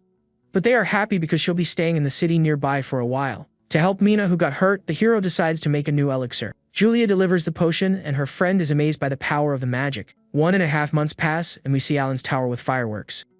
Kai and his friends are impressed, and he says the tower shines just like him. The protagonist finds it amusing, and their classmates laugh at their friend's attitude. Suddenly, a girl from their class clenches her fist tightly and nervously. She and the others are startled to see Professor Sigurd approaching. The master then tells everyone to quiet down as the field trip is part of the class. He orders everyone to sit in their seats, and the students obey. Two students from another class complain about the martial arts department's arrival. Another boy says they dream too big and few there actually have skill. Kai gets annoyed and says they are looking down on their class again. Lucas then puts a hand on his shoulder and asks him to calm down a bit. As expected, the magic teachers complained about the 20 spots reserved for them. They even demanded that the martial artist spots be given to them. With a serious look, the protagonist thinks they are truly shameless. But he finds it strange that Professor Sigurd didn't seem worried at all. The master explains that the third-year students go in first to set an example. The seniors then get ready to enter Alan's tower in front of everyone. One of them holds his sword and reflects on his 3 years at the magic school. With an evil smile, Jeremy says he'll finally be able to enter the tower. He laughs strangely, and his classmates mention he never made the top 100. Suddenly, a familiar voice calls Jeremy's name from the crowd. He turns around, and his friend points out that the genius's sister is right there. Julia then waves with a smile and yells for him to do his best in there. His friend says his little sister is cheering for him, so he shouldn't let her down. She thinks he didn't react and that she's only cheering because their mom asked her to. Anyway, she says she did what she was told while a classmate watches him. With a furious look, the young man swears he will surpass the protagonist in the tower. Then, the 3 third-year students enter the tower's glowing portal. A mysterious voice tells everyone to hold their staffs forward and close their eyes. The young man turns around and tries to remember where he's heard that voice before. In a room, an old man with white hair watches everything through a magic screen. With a smile on his face, the man says the event is finally about to start. He then uses his power on a golden object floating in front of him. His eye glows with an intense golden energy as he activates the tower. With that, a massive wave of golden power spreads throughout the room. The energy concentrates into a sphere of light that shines brightly. Rings of golden power expand and spread outward from the sphere of light. Outside, Alan's tower is covered by a powerful golden aura. Lucas feels the fighting spirit and wonders if there's anyone stronger than Sigurd. He then realizes that this was why the professor was so confident. The person opening the tower doors is the strongest martial artist of all. A scene from the past shows the old man and a woman talking in a garden. She says more people are demanding they take away the martial artist's spots. The man replies that there's been no anomaly causing losses for the school. He then states that if everything continues as it is, the tower will be opened. The woman understands that if they don't give anyone a chance, the tower won't open. With a teacup in her hand, she thinks Otani gave her a very difficult problem. Inside the tower, we see a landscape of mountains and dense forests. Jeremy realizes that only his consciousness entered, but the place feels very real. A classmate explains that the amazing thing about the tower is its realism and tells him to walk. The young man gets annoyed with his teammate's bossy attitude. Observing from the outside, the protagonist finds it interesting to be able to feel the mental waves. He smiles and thinks it's a shame Jeremy has been hated from the start. Professor Sigurd says that anyone with skill can feel the energy. The teacher explains that in the test, everyone will be teleported to a random place. He goes on to say that teams can have a maximum of 3 people, and that it's better to work in a group. At this, a very excited Kai invites Lucas to form a team, but he declines. A classmate explains that based on the rankings, they should be in different groups, and Kai complains. The professor notices Lucas' expression and remembers something Linda said. Sigurd looks serious and suspicious as he watches the protagonist. Suddenly, Kai points in shock and says someone is already coming out of the tower. 3 third-year students come out, and the hero's friend thinks that was really fast. Lucas explains that the enemies adapt, and that he's going to see how Jeremy does. The scene then shows us the towering central structure amidst the landscape. Inside, Jeremy finds his classmates, and they head to the 2nd floor. Watching everything from outside, the protagonist thinks his rival is a lucky guy. On the 2nd floor of the tower, the group comes across a crystal cave. Shortly after, 2 dark monsters with red eyes appear to attack. Without hesitating, Jeremy uses his plant magic against the blue creatures. The green vines then trap the monsters while another mage prepares his attack. The teammate launches a powerful earth wave toward the enemies. The combined earth and plant attack hits the monsters squarely. With that, they defeat 2 elite skeleton warriors and earn points. The group comments that it was a close call and decides to move forward while they still have magic. In the central area of the 2nd floor, a student fights with an energy slash. Jeremy easily defeats a beast man scout and earns 5 points. Meanwhile, another teammate defeats several skeletons with his magic. A giant skeleton then appears and attacks one of the students with its club. But the strike is blocked by an energy barrier from another teammate. A message says they reach the 3rd floor, and they defeat the final monster.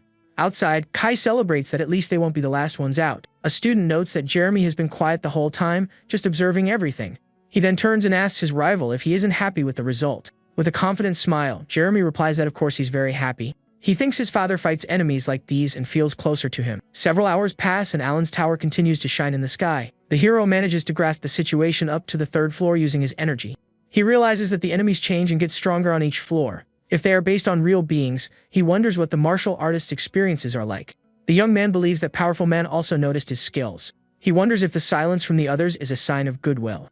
A voice then announces for the final group to gather at the tower entrance. A man celebrates that they finally arrived for the tower test. The leading group is already on the 4th floor, and Mina will definitely catch up to them. Julia shows up cheering from afar and yells for her friend to do her best. Mina then turns around with a smile and thanks Julia for the support. A student approaches and asks if she is fully healed, and she confirms. Other students comment on how amazing it is that she's friends with the class genius. Mina thinks they are badmouthing her again and swears she'll make it to the 6th floor. On the 3rd floor, Mina's group faces an environment of fire and lava. Shortly after, pink-skinned monsters with clubs appear to attack the group. The girl with glasses then uses her magic to fight the creatures. She says to avoid fights and use acceleration magic to reach the 4th floor. The group then quickly ascends the tower using their wind magic. Outside, Kai is impressed with the 3rd-year group's speed. Mina turns around and starts getting ready for the battle ahead. On the 4th floor, they encounter 3 massive, very strong ogres. A girl in the group gets scared and says she now understands why everyone loses there. One of the guys uses his wind magic and attacks one of the ogres with force. With that, the monster is defeated, and the team earns 80 points for the victory. The teammate praises her speed, and Mina says her skills have improved. She thinks that to save time, she needs to take them down with a single strike. Mina then says she'll look for the passage, and the others can handle the cleanup. Using her magic, she easily defeats 2 beast man scouts and earns more points. His attack squarely hits another beast man scout, and the team gains more points. One of the girls on the team also easily defeats an elite beast man. With this, Mina's group manages to clear the floor and approaches the exit. Seeing her exhausted companions, she says they finally managed to get through. She and her team then arrive at the entrance to the 5th floor of the Grand Tower. Outside, a holographic map shows the position of all the students. Professor Sigart comments that 3 people have reached the 5th floor this year. At this, Kai feels discouraged and wonders when he'll be able to get there too. The master tells him not to rush, as the 3rd floor is already enough. If he keeps improving, the enemies on the 5th floor won't be a problem. The protagonist then realizes his teacher must have entered the tower before. The two then exchange a serious look, full of determination on their faces. It seems the test time has run out, and Mina's group exits the tower. Outside, one of the students asks the girl how the test went. The hero thinks that, by the looks of it, she didn't manage to achieve her goal. Mina appears with a sad expression and tears of disappointment in her eyes. In a room, we see some papers, and Mina's name is mentioned in a speech bubble. A red-haired man relaxes with a blue sphere in his hand and asks if she understood. He says with a smile that surpassing a true genius is no easy task. At a party, Julia and Lucas congratulate Mina for getting 1st place in the test. She thanks them but regrets not being able to break Theodore's record. Her friend tries to cheer her up by saying the president also stopped on the 5th floor, but she explains she couldn't even stand up when she saw the stairs. Theodore actually almost managed to open the door to the 6th floor of the tower. The girl realizes she is inferior to him in tactics and magic control. She then changes the subject and asks if they've already found their teams. Julia says she'll team up with Awa, but the girl doesn't seem to like that. The young man thinks the news about Julia has reached the Miranda family's ears. She asks about Kai, and the protagonist explains they are in different groups. Suddenly, Kai appears on the floor, clinging to his friend's leg, and calls him a traitor. Clinging to his friend, Kai wonders who he should form a team with now. Suddenly, 2 girls approach and invite him to join them in the tower. One explains they were looking for a strong frontline fighter like him. The protagonist watches from afar while his friend seems quite embarrassed by the invitation. Kai accepts on the spot, and Shuchi notes how quickly he changes his mind as always. On the training field, Professor Sigard observes that everyone has found their partners. A close-up of his face reveals an intense look full of determination for the test. He then tells everyone to cheer up, because they know what's said about them behind their backs. The master asks if they want the insults calling them trash to come true. With a serious look, the professor continues his motivational speech to the class. A student yells that they will train hard and prove they earned their spots. At this, all the other students get hyped and shout that they will take 1st place. Shuchi thinks Sigart used the gossip to boost the entire class's morale. With a smile, the young man realizes his teacher's plan worked perfectly. He remembers that the enemies in the tower are varied and very intelligent, which is why they trained. We then see golden energy moving during the young students' intense training. To improve their teamwork, they focused on training together every single day. During breaks, the master taught them about the strengths of the tower's races. The professor would sometimes even act as an enemy and fight the students. Every day was brutally hard, but they stayed committed to their goal. A giant monster then appears, and the students prepare for combat and training. Despite the difficulty, no one complained, and everyone wanted to reach the top of the tower. Then, the day of the freshman's trial finally arrives for all of them. A step forward is taken, showing the students are ready for the challenge. The martial arts group then faces off against the other students at the academy. They all walk together toward Alan's imposing and glowing tower. Sigard says if they can't run away, they must fight and take an enemy down with them. Two students from another class mock that not even their teacher trusts the team's strength. They can't wait to see what happens when they face magic beasts. One of them bets the martial arts department will be eliminated in 3 minutes. With a smile, Kai calls the others losers and Shuichi notices he has grown up a bit. A man then approaches and tells the top 12 to follow him to the tower. With that, the protagonist and his friends walk with determination toward the great challenge. In a room, the strongest old martial artist watches everything on a magic screen. He then notes that it's been years since so many martial artists entered the tower. With this, the legacy of the god of war can finally fulfill its purpose at the academy. With a serious look, the hero prepares to face the first major test of his life. Inside the tower, the students run through a forest surrounded by a golden aura. Golden energy then slices through the air, showing the students incredible speed. The young man notes that everyone is following orders and heading to the central stairs. He thinks the first floor is goblin territory, and they use magic to fight. A magical mist then appears in the forest, and the young man says the enemy is there. With that, he tells his friends to wait while he does a quick test. A goblin-like monster then emerges from the shadowy mist. The creature opens its mouth and releases a magical smoke to attack its opponent. Suddenly, a golden clone of the protagonist rushes rapidly toward the monster. The hero watches from afar and confirms it was exactly as he had thought. When a clone defeats an enemy, no points message appears for him. He remembers that the energy of the tower's monsters felt very familiar. With this, the young man realizes it's the same energy he uses to create his clones. Since the energies are identical, using his cloning ability won't be noticed. With a smile, he says his plan to leave a clone with his friends is perfect. Then he gets the idea to transform his clone into a magic beast for the test. The clone then takes the form of a goblin, able to change its appearance however it wants. With a smile on his face, he says he can now move freely through the tower. In the control room, the old martial artist seems to have noticed something on the screen. He remembers seeing Lucas in the library and is impressed by his cloning. The master wonders if the young man is going to stack up points for his classmates again. He thinks helping them too much won't be good, and hopes the young man understands that. Suddenly, a panic scream echoes through the forest talking about a giant monster. In a panic, 3 students run desperately through the forest fleeing from something. A student complains about his bad luck upon running into 2 goblins and a giant. With a face full of despair, the young man realizes he's surrounded by 3 monsters. Fallen on the ground, one of the students says that with their strength, their limit is 2 goblins. The giant monster then drools with hunger, while one of the boys calls for help. Suddenly, all 3 look up at the sky, surprised by a bright circle of light. Someone explains that because of the mist, the giant can't see them properly. At this, a boy with glasses stands up, remembering that the giants on this floor are slow. The team decides to back away from the giant and defeat the 2 smaller goblins first. The students then launch their attack and begin fighting the monsters. One of the green creatures leaps into the air to attack a young man from the group. With that, a fast and powerful golden slash cuts through the air with great speed. The monster is struck cleanly by a powerful combo attack from the 2 friends. A young man with purple hair then prepares to deal the final blow to the goblin. He attacks with all his strength, but the monster manages to block it with its arms. Meanwhile, another student is thrown far away by an attack from the second goblin. The creature then gets ready to finish the boy off with a very powerful punch. But the young man manages to block the monster's massive fist just in time. His teammate then yells desperately for him to dodge the strike. He evades and counterattacks, defeating the goblin scout and earning 10 points. With that, the defeated monster vanishes into the air in a cloud of green energy. Relieved, one of them says that just like the teacher mentioned, they can clear the floor together. Full of confidence, they get ready to grab the points from the last goblin. A voice explains that to pass the trial, courage is crucial. Shuichi smiles and wonders if using clones to train his friends is cheating. Outside the tower, a man comments that a martial arts team got surrounded. Another student says it's bad luck, as even his team would struggle with so many. With an evil smile, the man says they'll soon come running back defeated. Professor Sigart watches everything calmly, while the man finds his confidence pathetic. The master thinks that if his students stay calm, they still have a chance. Suddenly, the tower shines brightly and the 2 teachers look up in amazement. The rival then gnashes his teeth in pure fury and disbelief at the scene he sees. Inside the tower, the students wonder what is happening while they fight. One of the green creatures then falls to the ground, completely defeated by the group. With red eyes, the students say the tables have turned on the last goblin. The monster releases a smoke screen, and the teammate is surprised by the tactic. He realizes the goblin created a thick mist to try and escape the fight. But one of the young men lunges with his dagger, preparing to use a skill. He uses a piercing thrust and hits the monster directly with a powerful strike. The martial artist's dagger then manages to pierce the green creature's hand. Wasting no time, another student leaps and attacks the goblin with his sword mid-air. Next, the young man with purple hair gets ready to use his own skill. He uses a spiral slash, hitting the monster multiple times with his golden blade. The goblin then steps back with an expression of pain from the combined attack. The last team member gets ready to deliver the final blow with his long weapon. With his lightning step, he strikes the monster squarely with a devastating attack. A message then confirms the goblin's defeat and the team earns 10 points. The rival teacher yells that it's impossible for them to beat 2 goblins so fast. At this, Master Sigart just gives a small smirk. With a look full of pride, he congratulates his students on the great victory. He says if they fight as he taught them, the tower's enemies aren't so scary. The other students cheer up, but the rival says they just got lucky this time.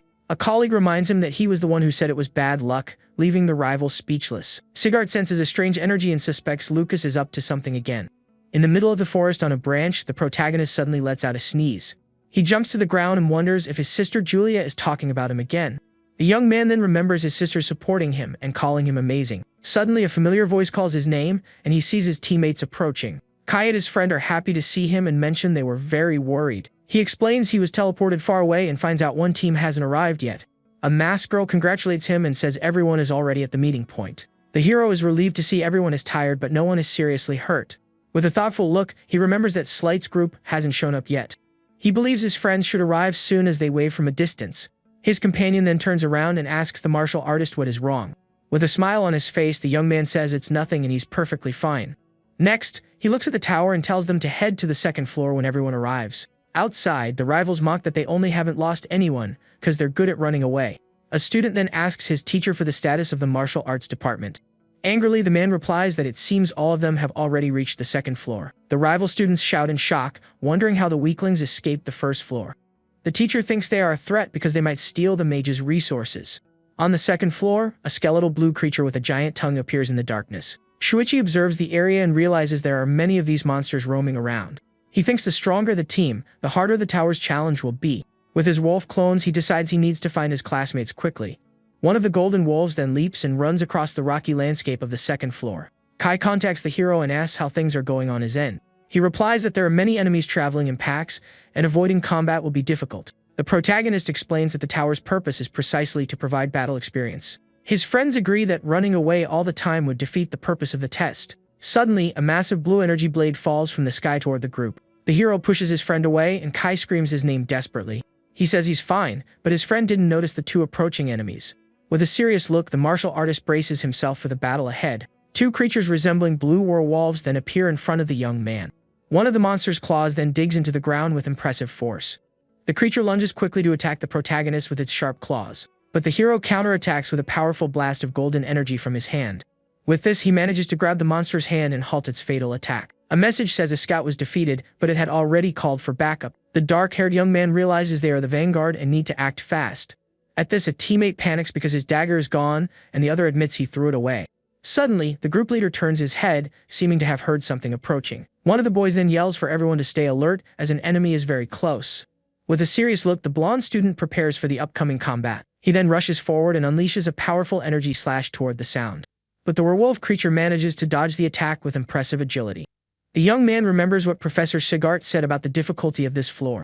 He understands that the enemies on the second floor are on a completely different level. The creature is stronger, smarter, and even steals the boy's weapon to use against him.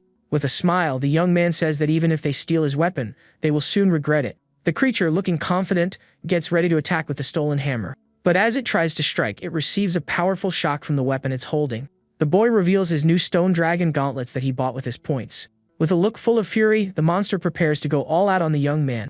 The boy states that when it comes to strength, no one can beat him, and he charges at the creature. The student's punch lands perfectly, creating a massive shockwave in the cave. One of his friends then shouts his name, Dizio, amid the dust of the battle. With this, the monster is thrown far away toward its teammate.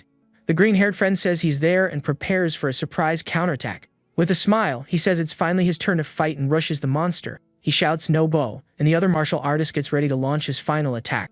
With a golden punch, the young man fires a powerful blast of energy at the creature. He then yells, "Take a chess," as his attack homes in on the monster in mid-air. The stone dragon attack strikes the creature squarely with devastating force. A message then confirms the monster's defeat, and the team gains another 10 points. The leader praises their teamwork, and his friends let out an awkward laugh. With a smile, he tells them to keep pushing forward for the martial arts department. Outside, the rival teacher can't believe no one from the class has given up yet. One teacher wonders if the tower lowered the difficulty for the martial artists. Hearing this, the rival bites his finger in anger, unable to accept the situation. Back on the second floor, a massive energy explosion occurs inside the cave. A giant blue monster charges forward with a furious look, ready for combat. Suddenly, the creature looks down at its chest with an expression of pure surprise. The protagonist lands a powerful golden energy-coated kick right on the monster. Elsewhere, a teammate faces off against a skeleton wielding a giant sword. With a serious look, the young man manages to block the skeletal creature's strike. The monster then attacks with a powerful wave of blue energy from its sword, but the young man manages to dodge and counterattack the skeleton with his blade. The skeletal creature with glowing red eyes seems even more furious. The martial artist is then covered in a golden aura and prepares to fight. With a swift strike, the skeleton is completely shattered into several pieces. His teammate watches over his shoulder as the creature is defeated by the attack. Next, the other student finishes off a monster with a powerful overhead blow. The two friends reunite, and one of them complains about feeling very tired. A skill called Hero's Battle Cry is then activated by someone. The hero uses a support technique, and everyone manages to proceed to the second floor. An illustration shows the group's attack plan to advance through the tower. Suddenly, a goblin riding a wolf appears with its pack to attack. In another area, two students run into a giant, very powerful wolf. With a determined look, the two get ready to fight the monster together. They then face a huge crystal creature that appears right in front of them. A pink-haired archer aims with her bow, preparing to shoot an arrow. The arrow hits dead on, defeating a swift wolf and earning them 10 points. In another area, a group manages to take down a giant cyclops, earning 25 points. Over in Area D, a team defeats a goblin scout and vanguard, gaining more points. A student celebrates, saying at this pace they might actually reach the third floor. Several scouts are defeated while a golden wolf clone watches everything. In the reflection of the wolf's eye, we see the students fighting safely within the tower. The rival teacher is shocked and says all 12 students reached the third floor. The others wonder what Sigart taught them and if everyone will pass at this rate. But the master gives a confident smile and says that won't happen at all. He explains that some of the martial arts students are already at their physical limit. With an evil look, the man says they will be forcefully kicked out very soon. Inside the tower, one of the purple-haired students collapses, exhausted on the stairs. With a sweaty and tired face, Dizio seems to have reached his energy limit. He then drops to his knees, lacking the strength to continue climbing the stairs. One of his friends quickly grabs him so he doesn't hit the tower floor. The team leader then approaches and asks if his friend Dizio is alright. He replies yes, but that he's reached his limit and tells him to go on without him. With a determined look, the young man supports his friend, who is on the verge of passing out. Other students also fall and ask the rest to prove their strength to the mages. The leader then places a hand on his friend's shoulder to try to cheer him up. The blonde boy says they've come this far and should try to make it together. With a smile, he says they are a team and will work together to pass the floor. Everyone groups up, and a message announces that 12 students have reached the third floor. They are then met with a scene of fire and destruction on the tower's new floor. One of the students is amazed and points out that this is Alan's tower's third floor. With a focused look, the team leader braces himself for the new challenges ahead. Suddenly, purple creatures resembling panthers emerge from the fire to attack. One of the beasts then opens its mouth and roars, its eyes glowing brightly. One of the young men tries to defend himself against the attack but seems to be struggling. A blue energy hand then appears and blocks the fire creature's strike. The student then finds himself surrounded by 3 of the magic beasts with no way out. Outside, students comment that the third floor was brutal and they were surrounded. One concludes that the third floor is the absolute limit for the martial arts department. The protagonist thinks he had his real body exit to avoid making others suspicious. But using his clone, he can guide everyone up to the third floor with the hero's cry. This way everyone gets a good score, and he doesn't draw attention with his powers. With a smile, the hero thinks that to be exact, he won't be the one standing out, but rather the entire martial arts department with their incredible performance. A rival student can't believe all of them made it to the third floor. One classmate then points out that the situation looks very bad for their side. Another swears they need to win in points and floors so they don't lose. Inside the tower, one of the mages is attacked by a green energy monster. Elsewhere, a student is fighting against a massive fire creature. In the control room, the old martial artist observes everything, his hands glowing. He wonders why it's so terrible to lose to them and criticizes the mages. A scoreboard shows that several mage groups have been eliminated across the floors. The rival teacher despairs because no one below the top 40 made it through. He mentions that some teams were even eliminated on the very first floor. Angrily, the man claims it's a trap and that the enemies have gotten stronger. The teacher then asks him not to deny reality right in front of the students. She asks if he doesn't know that the tower is operating normally, leaving him speechless. The teacher then gives a serious, intimidating look to her colleague. She then walks over to Professor Sigart, who is calmly watching everything. The rival gets furious, muttering that Sigart and that brat are a nuisance. The woman praises Sigart and says outperforming the mages is incredible, just as she predicted. He replies that it was all thanks to the students' hard work and reminds her of the elite test. She then looks at her students and says that on top of everything, there's a reason. The teacher states that her class representative is there to take care of everything. Julia says her brother is amazing and could go way past the 4th floor. A voice then calls Julia's group to enter Alan's tower. A friend cheers for her to do her best and reminds her not to forget to eat her candy. The man accompanying Julia wonders why she said that about the candy. He suddenly realizes that it's a magic power pill that restores mana. Julia eats the pill, and he thinks how extravagant it is to use such an expensive item. The girl gets annoyed, realizing she's been tricked by her brother once again.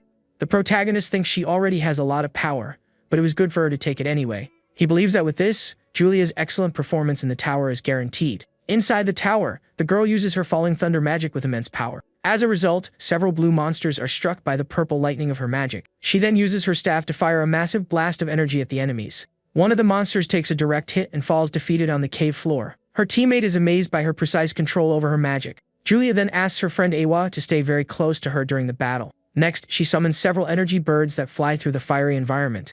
One of the birds then attacks a lizard creature that had been hiding.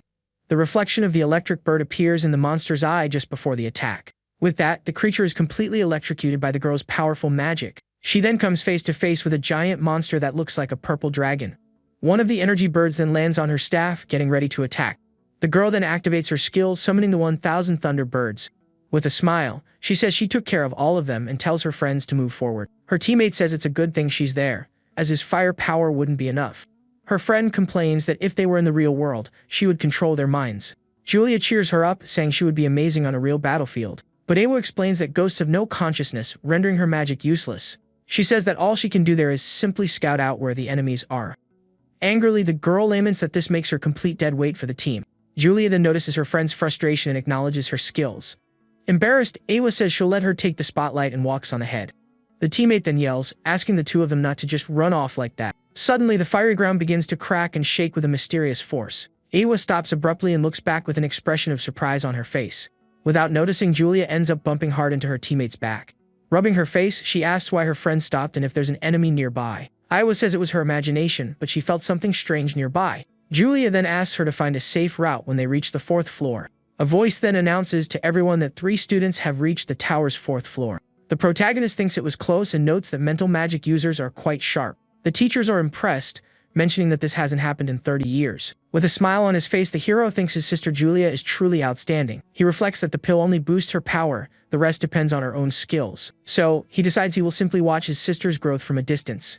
With a determined look and a smile, the young mage gets ready for battle. Suddenly, her friend Awa runs over and yells for the girl to be very careful. She warns that there are 4 enemies hiding right behind them to the right.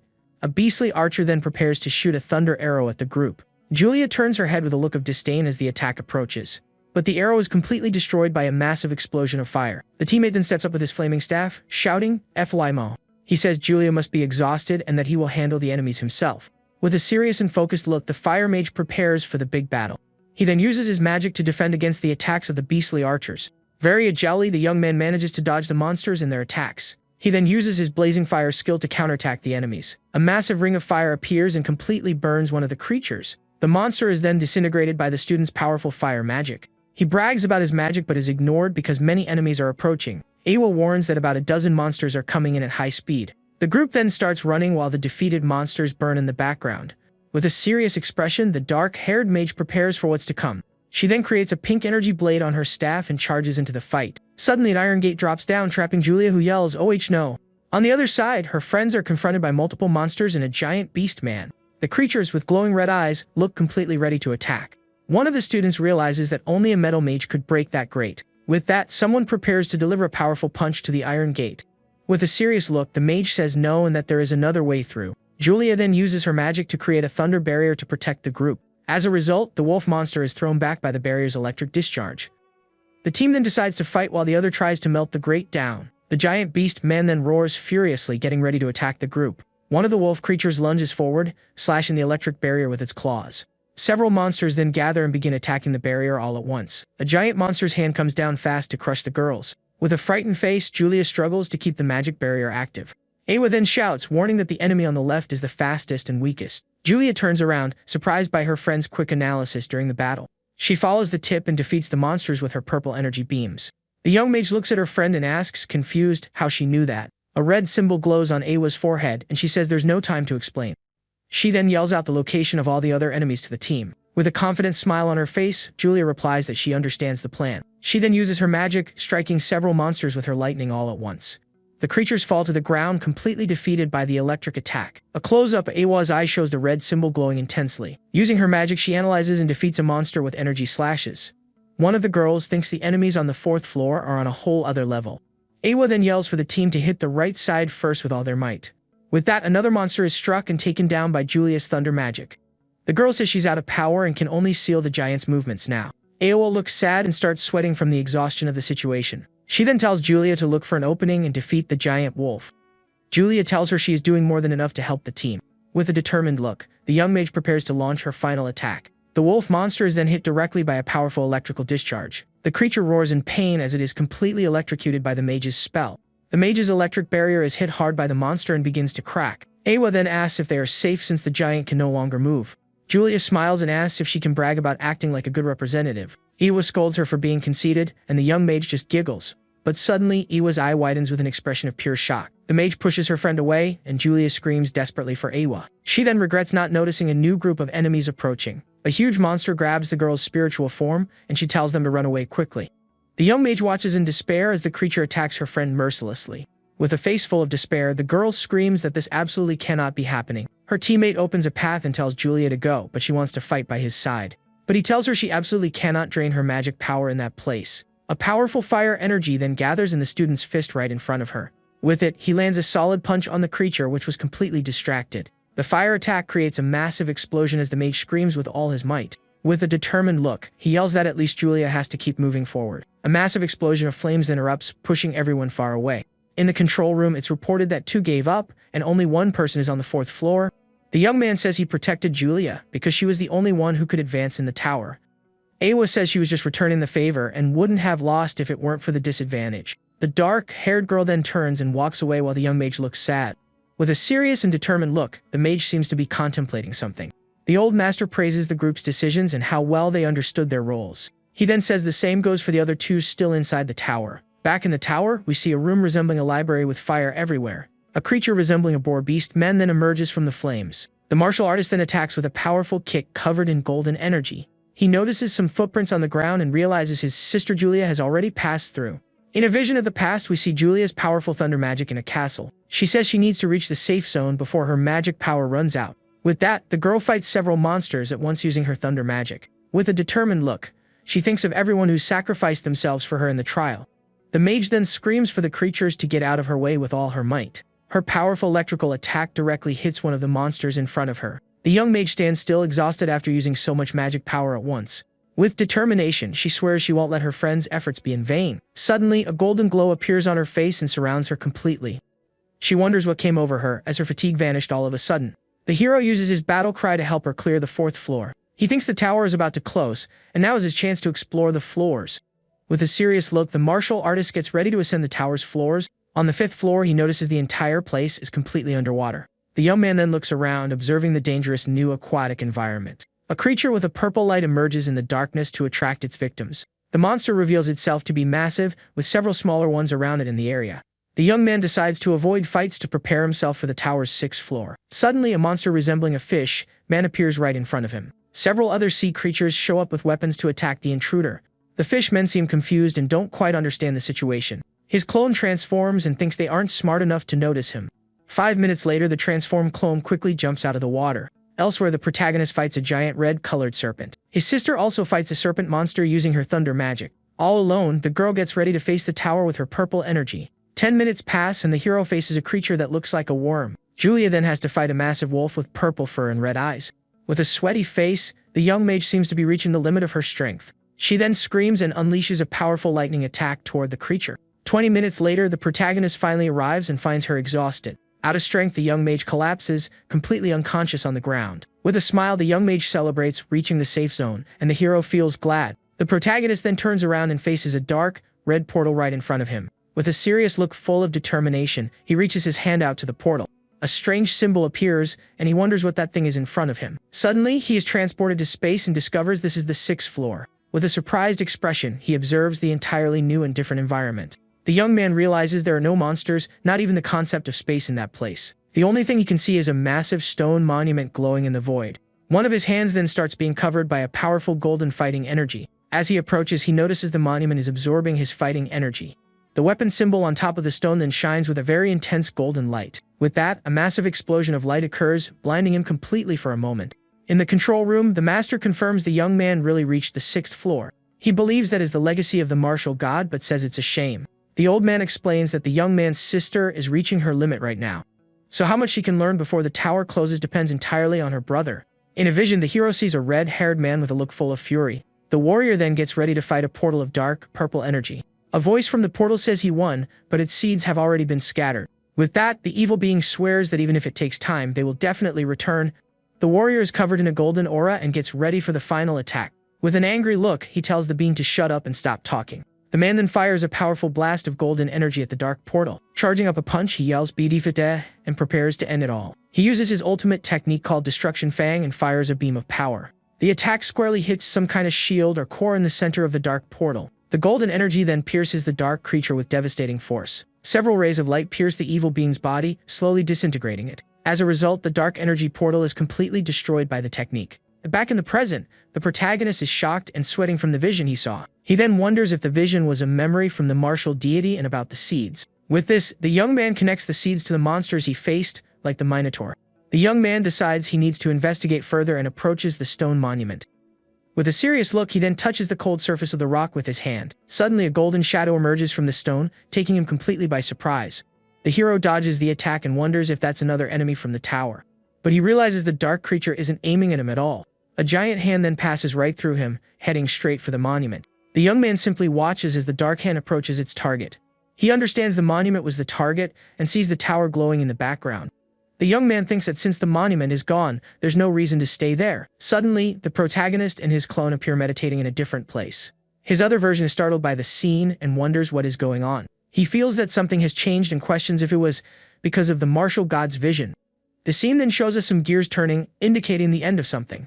The old master tells the young man to keep training, get stronger and stronger. Outside, a man announces that the trial is over and the tower will be sealed. The protagonist and his clones wonder if the test has really ended already. With that, the gates of Alan's tower open, and someone starts coming out. Julia walks out celebrating and is announced as the first freshman to reach the 5th floor. In the library, the old martial artist walks alone through the massive hall of books. Someone pours a drink and tells the man that he is finally back. With a serious and suspicious look, Professor Sigard observes the old master. He turns to a man at the window and says he already knows why he's there. The man then asks what exactly happened during the trial at Alan's tower. With this, the master picks up the cup poured for him with a thoughtful look. He replies that he doesn't believe anything unusual happened during the test, but the other points out that the mage's results were abnormal, and many didn't score. The master says 18 scored 0 points, and that falls within the margin of error. With a serious look, the man states the number of students on the 2nd floor was halved. The master says Principal Otani should ask the magic teachers about that. He adds that the principal failed to notice the anomaly in the martial arts department. Otani then asks what anomaly could have happened with them during the test. The man reveals that 4 martial artists are trying to level up right now. Shocked, the principal asks if the tower might have an effect that boosts their growth. He thinks if this information leaks to the world, chaos will surely reign. The master says he only ran the test to find a new administrator for the tower. With a serious look, he asks the principal to keep everything a secret for now. Otani agrees, appearing quite worried about the whole situation at the academy. The old man tells him to cheer up, as a genius has appeared, and the principal agrees. Elsewhere, some students are celebrating that Julia has broken a new record, but one of them comments that she has a completely incompetent martial artist brother. With a look of contempt, a blonde young man remarks she is very lucky with that. Angrily, the young man clenches his fist tightly and gnashes his teeth in pure hatred. Jeremy gets annoyed because even though he is her brother, Lucas gets all the attention. With a furious look, he complains that out of everyone, Lucas is the real brother. The scene then takes us to the academy cafeteria, which seems quite empty at the moment. A green-haired student is eating quietly at one of the tables in the dining hall. Suddenly, a red-haired young man appears, surrounded by a fiery aura and hearts. With a smile on his face, he notices the usual cheers and familiar support. He thinks that even with the record broken, he is still the school's idol. Everyone comments on how cute Julia is, even when she eats, and they are amazed by the food's price. The young man in red says 500 points, nothing compared to the 1,000 she earned. With a serious look, he watches the young mage who has become the center of attention. The protagonist tells his sister to eat as much as she wants, and she happily agrees. Suddenly, the student council president appears in front of them with a challenging look. The hero is surprised by the young man's speed and stares back with a serious look. He recognizes him as Theodore and asks what he wants with them right now. The president then turns and says Julia might be excellent at magic, but that isn't everything. He tells the girl not to get arrogant just because she reached the 5th floor. The young mage asks what he means while she peacefully eats her candy. With a hand on his forehead, the council president seems quite annoyed by the situation. Suddenly, an aura of fire covers his body and he gets ready to attack. But he notices Julia's magic power and fears losing face as she fights back. Angrily, he says she will regret it and walks away, leaving a trail of fire. She asks her brother what got into him, and the young man tells her to keep eating. The hero thinks intimidating her was a mistake, as he had used his hero's cry on her. He finds it weird that the president didn't use his catchphrase, and Mina appears. Her friend congratulates Julia, saying she is even more talented than she thought. Mina says she only made it because of her friends and asks about the festival. The protagonist and his sister ask what the Morio Goddess Festival is. She explains that their school, along with Kyoto and Sacred, are the big three. Together, they are known as the three great magic schools of the empire. Every year, 9 standout freshmen are selected from all the schools. This is meant to determine who the greatest genius is among all the students. Mina says Julia will definitely compete in the festival this year. The martial artist finds it interesting and wonders if his sister will accept. The scene then takes us to the girls' dormitory for the academy's elite course. We see several students walking through the courtyard while someone wakes up in a room. Julia is still sleepy in her bed, holding a piece of candy in her hand. Her brother teases her, saying he won't wake her up anymore, and she gets startled. Suddenly, a towel is forcefully thrown toward her bed in the room. With toast in her mouth, the girl uses her thunder dash so she won't be late. But in the hallway, she ends up bumping into Awa, dropping all her books. The dark-haired girl angrily tells her to watch where she's going. During class, Julia has a depressed and sad aura in her seat. She then realizes she forgot her book, and Awa gives her a serious look. Her classmate then shares her book and tells her to stop making that face. Later in the library, someone watches the young mage running around excitedly. She tries to grab a book off the shelf, but another hand appears to help her. With the book in hand, she thanks her for the help as Awa walks away without a word. The scene then takes us back to the academy cafeteria, which is now empty. In the dining hall, the young mage imagines her friend as both an angel and a fiend. She tells her brother that he'll have to figure out Awa's feelings himself. In a class, a teacher demonstrates how to manipulate magic by creating water birds. All the students are amazed by the master's display of power, but the young mage hides behind a pillar to watch Awa from a distance. With a determined look, she prepares to try using the new magic. Suddenly, a purple magic bird lands on Awa's hand, surprising her. Julia shows off, but her friend says she is using way too much magic power for the technique. At this, the energy bird explodes, hitting Awa squarely in the face. An evil aura emerges and calls out for Julia while the frightened girl runs away. Later that night, Awa walks down the dark hallway of the dormitory. She enters the room and finds her friend sleeping deeply in bed. A close-up of Julia's face shows she is having a very peaceful sleep. The dark-haired girl then notices her friend is drooling while she sleeps. She approaches holding a box and a candle to light up the room. With a serene look, the young girl seems to be apologizing for earlier. She then leaves the box and some notes on Julia's nightstand. With a small smile on her face, the mage watches her friend sleep in peace. In the notes, they apologize and agree to go out together the next day. The next day, a beautiful morning sun shines in the sky over the Magic Academy. Awa waits for her friend and complains that she was invited and is now the one waiting. Julia comes running and apologizes for being late while the other stares at her. Suddenly, the mage becomes completely shocked and annoyed by the scene. She realizes Julia's brother came along, and the girl introduces him excitedly. With a dark aura, the mage shows her displeasure with the young man being there. Suddenly, a white-haired girl wearing a pink necklace appears on the scene. She recognizes the siblings and asks if they are heading out somewhere. The hero calls her Mia and invites her to join them all on a hangout. The white-haired girl is surprised and asks if the protagonist is really coming along. With a red face, she starts sweating, feeling completely awkward about the situation. The young girl gets so embarrassed that smoke literally starts coming out of her head. Feeling totally awkward, she accepts the invitation, and Julia cheers excitedly with her friend. The three then head out together, and the martial artist wonders if he'll have to pay for everything. They arrive in the city of Dak, and the blonde girl yells that she's going to eat and play a lot. The young man then worries about how much money he's going to spend on this trip. He thinks he's stuck with Awa and his ex-fiancée, and it feels like a punishment. Meanwhile, Julia's friend regrets it because she wanted to hang out just with her today. The white-haired girl, however, celebrates being able to talk to Lucas outside of school. Suddenly, Julia points somewhere, catching the attention of the other two girls. With a smile, she shows her friends the school's popular candy shop. The dark-haired mage looks at the display window, where a cat winks at her. With a look of disdain, she says she has no interest in such a childish store. But a sign says there are only 2 spots left, and the blonde girl panics at the news. She then gets depressed because it was the place she wanted to visit most that day. Maya says her doctor told to avoid sweets and comforts the sad girl. She then suggests the two of them go inside while she waits outside with Lucas. Julia's friend asks if she's sure, and Awa accepts with a smirk. At that, the blonde girl pulls the other inside, and Awa asks her not to rush so much. The hero hands Maya a drink and thanks her for helping out with the girls. He apologizes for his sister being childish, and the young woman says she's happy to see them like this. She mentions Julia's energy reminds her of when they used to hang out as kids. Surprised, the protagonist asks what she is talking about regarding their childhood. She reminds him they went to see exotic beasts and snuck away to see the shadow wolf. In a memory, the two take shelter from the rain, and the boy swears he will protect her. He thinks he has a vague memory of it, but doesn't know how to react to something from before he reincarnated. With a nervous smile, the young man says he thinks something like that really did happen. Maya then gives him a serious look and calls his name, Lucas. With trembling hands, the white-haired girl squeezes the cup very tightly. The protagonist asks, confused, if she is still mad about the engagement being cancelled. At this, the young woman says he avoided her and must have been hurt by the broken engagement. She explains she was a kid and didn't know what to say when they met again. With that, the girl shouts that he isn't incompetent, but rather the best martial artist. Next, she shyly asks if they can finally become friends. The young man smiles and says he can't refuse and that he never held a grudge against her. With a smile, he holds out his hand and says he'd be very happy to be her friend. The white-haired young woman looks at his hand with tears in her eyes. With that, she closes her eyes and gives a bright smile full of happiness. The two then shake hands, sealing their new and unexpected friendship. Meanwhile, inside the store, the two girls are enchanted by the sweets and butterflies. Julia then offers her friend some cotton candy, who seems quite embarrassed. The blonde suggests they buy matching wands and Awa tells her to do whatever she wants. The two come back and Maya happily announces they've returned from the shop. At that moment, the girls see Lucas and his friend holding hands on the bench.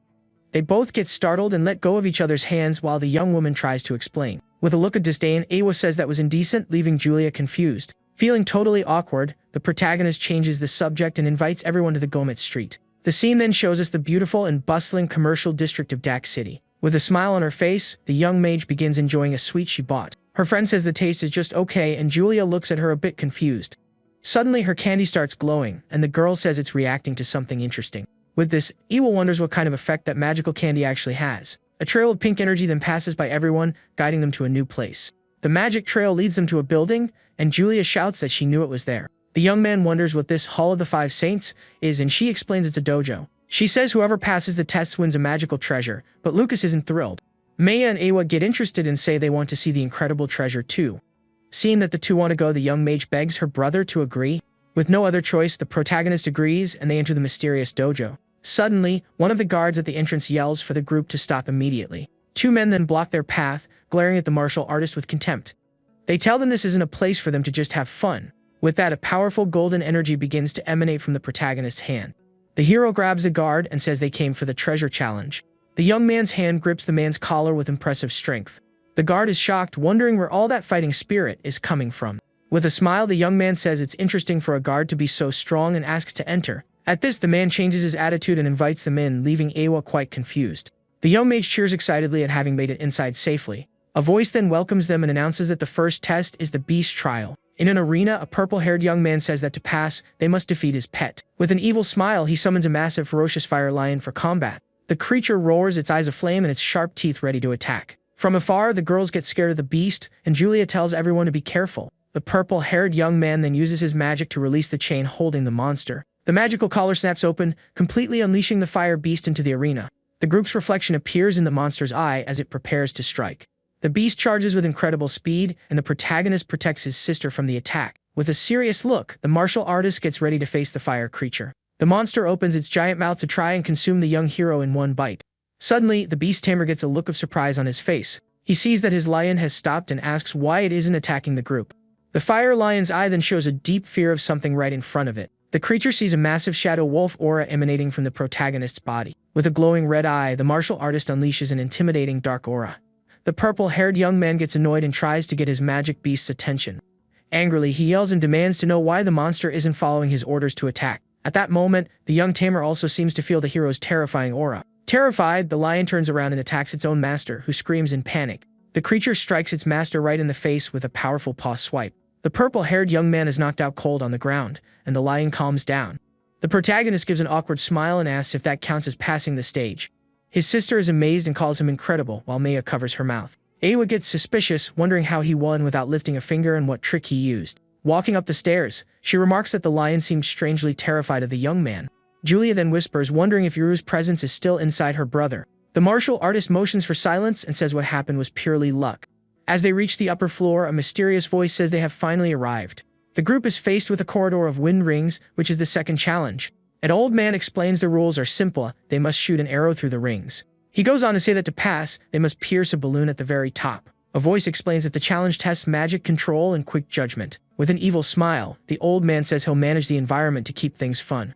With a serious look, he asks who will be the first to accept the challenge. Without hesitation, Julia volunteers, saying she'll be the first to try her luck. The old man laughs and comments that the young mage seems full of energy. With that, he says the challenge begins, and the magic arrow starts floating.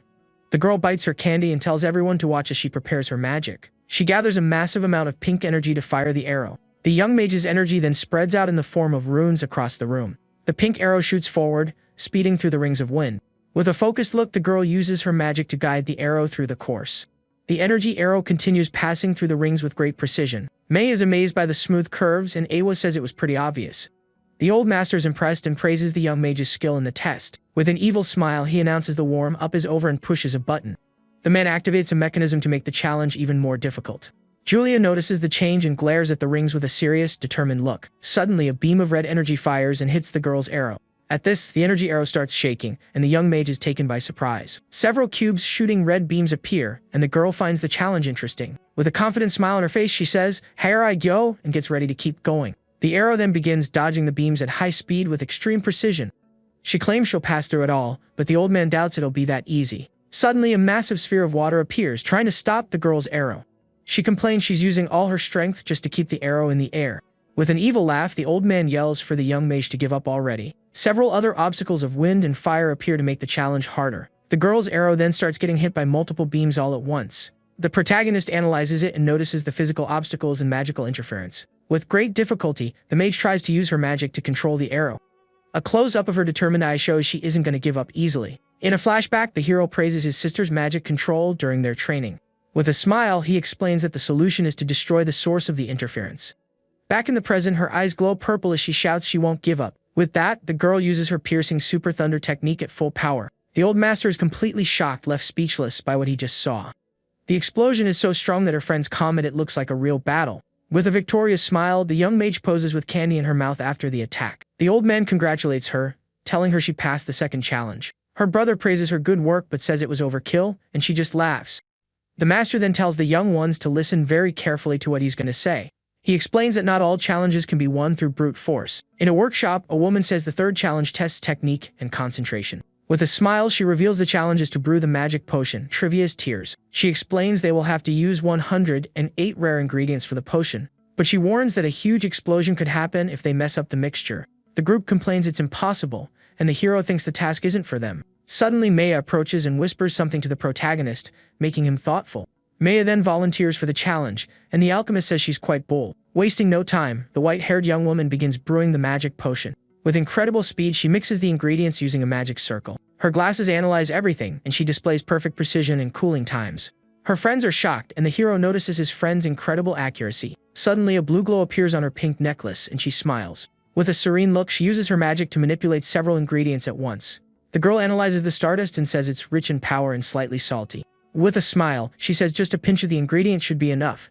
Holding a glowing knife, the young woman prepares to cut one of the vegetables. The protagonist is impressed by the speed and millimeter-perfect precision of her cuts. Using her magic, she slowly melts the pieces as if it were cheese. The mage smells a bitter scent and decides to add something sweet to balance it. With a small flask in her hand, she gets ready to add one more ingredient. She tosses the flask contents into the potion to soften the strong flavor. Her friends comment she makes it look as easy as normal cooking. With a focused look, the young woman prepares to add the final ingredient. The alchemist warns her that this one is the most volatile and could cause an explosion. A massive purple and orange energy then mixes, forming a powerful whirlpool.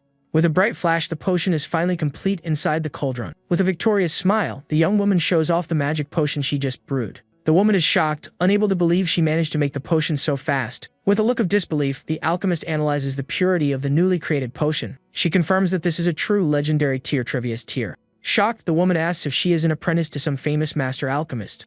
With an embarrassed smile, the mage says it was her first time making the potion. The group is left completely shocked and speechless by their friend's revelation. She explains that she focused on the ingredients and proportions as if she were making soup. The alchemist is even more stunned that she compared the potion to a soup. Julia praises her, saying her sweets are amazing and almost made her cry. With a smile, Awa says polishing one's cooking instincts is a type of talent. She compliments her friend, saying whoever marries her will be a lucky person. With a red face, the white-haired young woman says cooking is just a hobby. But in her thoughts, she wonders what the protagonist thinks of her. The hero comments that having someone who cooks well on the team boosts morale. His friend calls him dense, and Julia asks, confused, what they are talking about. With an embarrassed smile, Maya says she's happy she passed the challenge. The alchemist regrets losing to a young girl with culinary skills. With a smile, she says the defeat was refreshing and hands the potion to the mage. The young woman says she can't accept something so valuable, but the woman insists she take it. The martial artist tells her to take it, as the potion is proof of her skill. With a smile, the mage accepts the potion and thanks everyone for their support in the test. Excited, the protagonist tells everyone to do their best in the fourth challenge. Suddenly, several sharp blades fly past them at high speed. A hooded woman says the group of challengers is quite amusing. She welcomes them and reveals that the fourth test is one of mental strength. With a smile, the woman invites them to play the most popular card game in the Empire. She explains the card game is called King's Bluff. The rules are simple: each player draws a card, and the highest number wins. But the lowest card, the rogue, can defeat the highest card, which is the king. The woman explains they can use magic to change the number on their cards. But if the bluff is caught, the card's original value is used to decide the winner. With an evil smile, the woman shows them one of the cards in her hand. She throws the card and explains that if the forged number equals the real one, the bluff loses. Hearing this, the protagonist realizes the test is about deceiving and lying to the opponent. He complains he isn't good at tense games and doesn't remember the rules. With a smile, Awa says it sounds fun and that her family is good at this type of game. With her red eyes glowing, she notices the woman is also using ocular magic. The woman is surprised she noticed and reveals she had already predicted their arrival. With that, the two face off, preparing for the grand card duel at the table. The hooded woman tells them to begin, and a powerful purple aura manifests on the table. With a smile, she holds a card that glows with an intense purple energy in her hand. With a serious look, Awa stares at her opponent while holding a card with a red aura. A close-up of her red eyes shows all her concentration on the card game. With a smile, the woman says she wants to see if the young girl can fool her eyes in the game. With a swift move, they both slam their cards on the table at the same time for the reveal. The cards are a king and an archbishop, and Julia celebrates that her friend's card is higher. But Iwa says it isn't that simple, sensing a strange flow of magic from the card. Her eye glows with a red symbol as she activates her ocular magic. Using her power, she says she found it and reveals the archbishop card was actually fake. With a surprised expression, the girl slams her hand on the fake card. The woman is impressed that she saw right through her fake card so quickly. The fake card shatters into pieces, revealing a number 1 rogue. The protagonist and his friends react, saying she didn't even need to expose the card. The woman laughs, saying she's impressed Awa saw through her disguise. But she says the girl still lost, showing that her real card is the rogue. With a small smile, the young mage says it went exactly as she had thought. She explains that her opponent placed a second layer of disguise on the card. She then asks if the rogue is also fake, leaving the woman shocked by the question. Wide-eyed, the woman screams that it can't be, unable to believe it. Awa reveals that her opponent isn't the only one who can erase magic traces. The young girl says she kept an eye on her hands from the start, so she would pick a correct card. With a confident smile, she reveals her true card is also a rogue. At this, the protagonist and the other girls give a smile of relief at the reveal. The opponent understands that the tactic was to use a double bluff with the rogue card. She admits she lost by underestimating her and praises her opponent's incredible vision of the game. Awa asks why she didn't wait for her to reveal that her rogue was fake. With a smile, she says that as the heir to the Miranda family, she doesn't like letting others make the first move. The woman understands and says that with so much talent at her age, she will go down in history. With a confident smile, the young mage says, "Ofcho RC," while her friends celebrate. The woman says the group is bound by destiny and that they will save the world in the future. Awa is confused, and the woman announces it's time for the final test against the master of the hall. The protagonist thinks of the prophecy and realizes she doesn't seem to be joking. Julia gets excited about the idea of saving the world, but her brother tells them to focus on the treasure. Suddenly, a massive iron ball breaks through the door, flying straight at the entire group. The girls are startled by the iron ball, and a man appears at the door to welcome them. With a red aura and a threatening look, the man says he was getting tired of waiting. The young man feels his dangerous aura but smiles, saying the fight will be fun. The man lifts a giant weight with just one finger while doing a countdown. With a smile, he says he was waiting for the elite students from Alan's school. He crushes the weight, saying they aren't just spoiled kids if they made it this far. The man walks toward the group, and Awa glares at him with a serious look on her face. With that, he slams his hand on the ground and says he will explain the test rules. Covered in an aura of fire, he says that if the group can make him step back once, they win. He explains that if they fail, he attacks, and they must defend until someone goes down. The girls get worried, and the man warns he doesn't hold back, telling them to leave if they're scared. The protagonist offers to fight alone, noticing the man's aura is stronger than Sigart's. His sister begs him to go home, but Maya says she'll fight alongside him too. With a smile, he explains that this test is for martial artists, and he wants to test himself. The man laughs, saying he won't take it easy in the fight and the young man might get badly hurt. A mechanical bird appears, telling the man to put on his magic gloves for the fight. The man, whose name is Barzan, sighs and grabs a pair of magic gloves for the battle. He tosses a pair to the hero, explaining that the gloves create a protective barrier. With a serious look, the martial artist puts the gloves on and prepares for combat. A blue barrier forms around the two, creating an arena for the battle. The protagonist cracks his knuckles and gets into position to begin the great challenge. With a battle cry, the young man lunges at high speed to attack his opponent. He lands a powerful punch right on Barzan's chest with all his strength. The young man is shocked as his fighting aura can't even move the man an inch. Barzan says he has a good stance but still has a lot to learn, getting ready. With his arms crossed, he prepares to defend, thinking the situation is quite bad. Barzan charges forward with a powerful punch that creates a huge shockwave in the air. The protagonist is thrown far away, falling to his knees on the ground from the impact. Holding his hand over his mouth, he coughs slightly, appearing badly hurt from the attack. His opponent says it's too late now to try and surrender or give up the fight.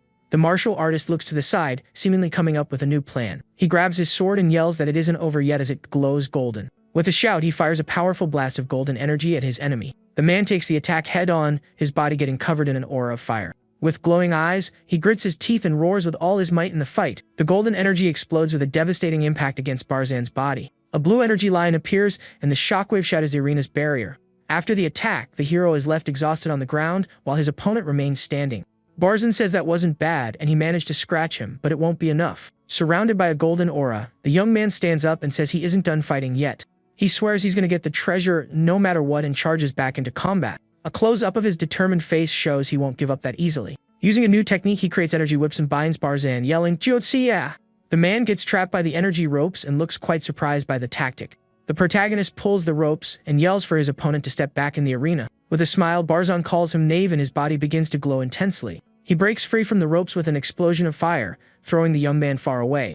At this, the young man hits the ground hard, leaving a small crater from the impact. The man says he is smart and brave, but tricks are useless against his power. With a furious look, he declares the fight ends now and readies a powerful punch. Fallen on the ground, the protagonist stares at his opponent with a look of despair. He closes his eyes, seemingly focusing to use a new technique. The young man remembers the martial god's vision and his mysterious technique in the tower. He focuses his mind and an intense golden glow appears in his left eye. A massive explosion of golden and orange energy occurs as the two clash. His eye shines with an intense light as he gets ready to use the martial god's technique. Barzan is surprised, realizing the young man had been hiding a powerful move. With that, a massive explosion of golden light violently knocks them both backward. Their fists clash with a devastating impact inside the battle arena. With a face full of strain, the man tries to resist the power of the young man's strike. But the martial artist doesn't yield, continuing to push him back with all his might. The clash of power is so intense that the arena's magic barrier shatters into pieces. With that, Barzan is forced to take a step back, taking damage to his chest from the attack. Worried, his sister Julia screams desperately for her brother when she sees the scene. The man asks if the young man is a Tiny's disciple, but he looks exhausted. The young man replies he isn't, and Barzan asks why he held back on that final blow. With a smile, he says he didn't want to accidentally end him and lose the treasure. With a serious expression on his face, the man stays silent for a brief moment. With a laugh, he admits he was defeated and that the young martial artist won. Maya offers her potion, but the protagonist says he can't waste something so valuable. Barzan tosses him a healing potion, saying it's more than enough for injuries like that. With his hand over his mouth, the hero drinks the healing potion to recover from the fight. A green aura covers him, and he remarks that the potion is similar to the elixirs he makes. Barzan asks about the treasure but reveals the tests were really just to kill time. The robot bird yells at him to hand over the treasure, and he agrees not to be stingy. He hands over the treasure, which is a beautiful rabbit made of red and white crystal. The young man thinks it's just an ornament, and Barzan tells Julia to infuse it with magic. At this, the girl uses her pink magic to infuse power into the crystal rabbit. The rabbit's crystal eye then glows with an intense red and pink light. The rabbit comes to life and floats, leaving the young mage enchanted by how cute it is. The martial artist complains that the prize is just a toy and he feels cheated. Barzan tells him it's no toy and that it will be useful when he grows up a bit more. He then warns the young man not to use the martial god's technique recklessly. With a serious expression on his face, the protagonist says he understood the man's warning. Barzan mentions he fought a Tani and tells everyone to leave before it gets dark. Outside, Julia asks if she can really keep the magical rabbit for herself. Her friends agree, and the hero thinks about the warning regarding the martial god's technique. Suddenly, the young mage points forward and yells that a fight is breaking out. Awa warns that this is the black market, but Julia says they'll just take a look. Hiding, the girl is surprised to see who is at the center of all the commotion. A blonde young man yells that they sold him a fake item and demands his money back. A man grips the young man's arm tightly, looking very annoyed with the situation. With a smile, he claims the spell is genuine and the young man just lacks the talent to use it. The man turns to walk away, and the blonde boy shouts that he shouldn't lie. With a green magic circle, he says that all the spells in that book were fake. A wave of green energy then hits the seller squarely in the back with force. Surrounded by a purple aura, the blonde young man lunges to attack the seller again. The man calls him a dreamer and orders his thugs to grab the student. With red eyes, two thugs get ready to attack the young man, who is on the ground. Suddenly, a massive wave of purple lightning strikes the ground, scaring the seller. The young man turns around and recognizes the siblings Lucas and Julia, who just arrived. With her staff in hand, Julia feels pathetic, remembering her mother's request. The seller gets angry, and the patrol squad shows up, ordering everyone to stop right now. The patrol chief asks what's going on, and the man plays the victim. He claims the students tried to steal his products and points to a bag. The chief tells his men to arrest everyone, saying the students are out of control. Awa says she's from the Miranda family, but the chief says he doesn't care, and he is the law. The protagonist realizes they will have to intervene in this situation. With a shout, he tells everyone to stop, and the crowd clears a path for him. The patrol chief turns around, surprised to see who just arrived on the scene. A man and a woman appear, telling the chief he's got nerve trying to arrest the Mirandas. The man reveals they are selling stolen items and orders the patrol cleaned out. The seller begs for mercy, and the man angrily tells him to shut up. With a serious look, the man is revealed to be the protagonist's father on the scene. Awa asks why he doesn't just put an end to the city's black market once and for all. The protagonist's father clenches his fist, seemingly thinking about something serious. He explains the slums have their own rules, and it's hard to stop the corruption. His mother tells him not to worry and that while they are there, nothing will touch them. The young mage runs happily toward her mother to reunite with her after so long. Her mother hugs her and praises her spell, saying she is a true Ryan child. With an embarrassed smile, the girl thanks her while her rival watches from a distance. The protagonist's mother then looks at the young man with a worried expression on her face. She approaches and asks if he got hurt anywhere during the commotion. Holding his arm, he replies he's fine, but his mother doesn't seem to believe him. She yells, asking if he's sure he is completely fine after all that fighting. Awa remarks that his head doesn't seem fine, and he tells her to shut up. His father scolds him for losing to a bunch of small fries like those. He continues, saying he even had to be protected by little Julia. Angrily, the young man yells that it was a surprise attack and he didn't expect it. Awa grabs his arm and says even a child would see the book was fake. He asks her to stop and May offers to heal his wounds, but he refuses. The young man screams he doesn't need her pity and runs away furiously from the scene. With hatred, he thinks even the protagonist must be laughing at him right now. He turns back, glares at the hero, and says he stole everything that was rightfully his. Their father says to let him go, as he needs some time alone to think. He then invites everyone to celebrate at a hidden restaurant in the city. As they walk, Awa notices something strange and looks back suspiciously. Alone on the street, she wonders what that was that she felt a moment ago. In a forest, a beautiful sunset illuminates the mountains and trees of the area. The blonde young man punches a tree in anger, screaming Lucas's name. Full of hate, he complains that everyone is laughing at him, and he had to be protected by Julia. Suddenly, a dark figure appears, calling him a pitiful child for his anger. Startled, he asks who's there, and the being says his mother sent her with something. A fiend woman appears and says she came because he is having a hard time at school. She says that with her gift, he will become stronger and regain his dignity. In a room, a woman knocks a vase to the floor, screaming Lucas's name in rage. With a furious look, she screams, asking how he dares to bully her dear Jeremy. Suddenly, a dark being appears and says her anger is truly delicious. The woman gets scared, and the figure reveals itself as the fiend who spoke to her son. Terrified, the woman screams for her not to come in and to stay away immediately. She falls to the floor and asks the fiend what she can do for her lady. The fiend says she is there today to grant her heart's deepest desire. She mentions she has already found the perfect child to help with her plan. Holding a green snake, she says she will grant the child's power to her son. She explains the child will become a wall for the detestable brat to overcome. The fiend then reveals the treasure, which is a necklace with a green snake inside the jewel. Wearing the necklace, Jeremy thinks he can defeat Lucas with that power. His eyes glow green, and he thinks even Julia will acknowledge him as the best. In a dark room, a man hands an item to the protagonist's rival teacher. He reveals the item is a golden snail shell, and the teacher praises it. With an evil smile, he says that with the snail he can turn everyone into vegetables. He laughs and says he can't wait to see Sigard's face when it happens. From afar, the protagonist observes his rival wearing the necklace and a dark green aura. A few days later, a group of students talk about the results of Alan's tower. One of them is outraged because the martial artists are ahead of the mages by 2 stars. Another says his dad told him not to lose to them and wonders how this happened. With a hand on her face, a student seems quite embarrassed by the whole situation. She complains that the festival will be at their school and wonders what the others will say. The others comment that martial artists are trash and they want to run away.